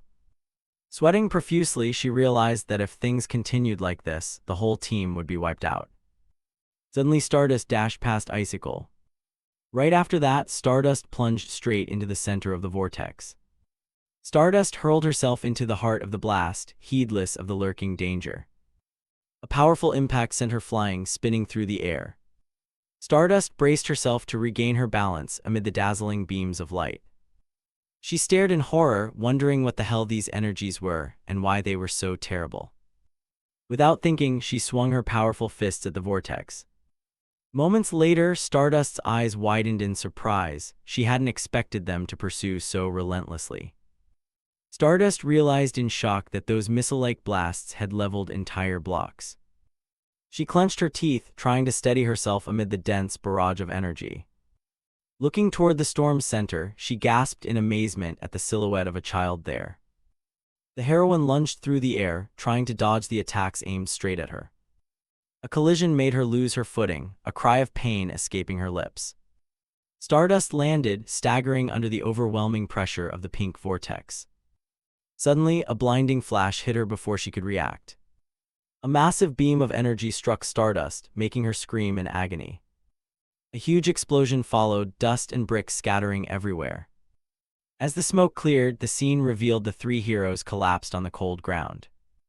Icicle and Shadow Walker looked toward Stardust with worried expressions. Stardust sat down heavily, her eyes vacant as she stared at the wreckage. She panted, a painful realization flashing through her mind. Egoistic had been holding back all this time. The pink beams continued to ravage the ground, destroying whatever remained. Amid that hellish scene, civilians screamed and scattered, fleeing in despair. Stardust dropped to her knees. She realized she had been overconfident facing Egoistic's games. Against this cataclysmic power, previous acts of terror seemed like child's play. Her gaze trembled violently, the collapse of her spirit began to show on her face. Icicle looked at the desperate scene, trembling as she wondered how they could stop this. Then she flinched when she saw the strange expression on her teammate's face. Stardust could no longer hold back, tears began to stream down her mud-smeared face. At the restaurant, Din's face drained of color when he saw that, and he let out a pained shout. He completely lost control, trying to rush outside to save his crush despite the team's desperate attempts to stop him. Han Seo-yoon and the others had to swarm and hold Din back. He kept screaming Haru's name like a madman. Seeing the situation escalate, Choi Se-hee stepped forward with crackling electricity in her hands, telling everyone to clear the way so she could handle it. A powerful electric shock made Din's body convulse, his screams echoing through the restaurant. While Din lay face down, the others had to bow and apologize to the nearby customers for the disturbance. He lay unconscious on the floor, still muttering Haru's name in his delirium. Meanwhile, Stardust continued sobbing amid the ruins, utterly helpless.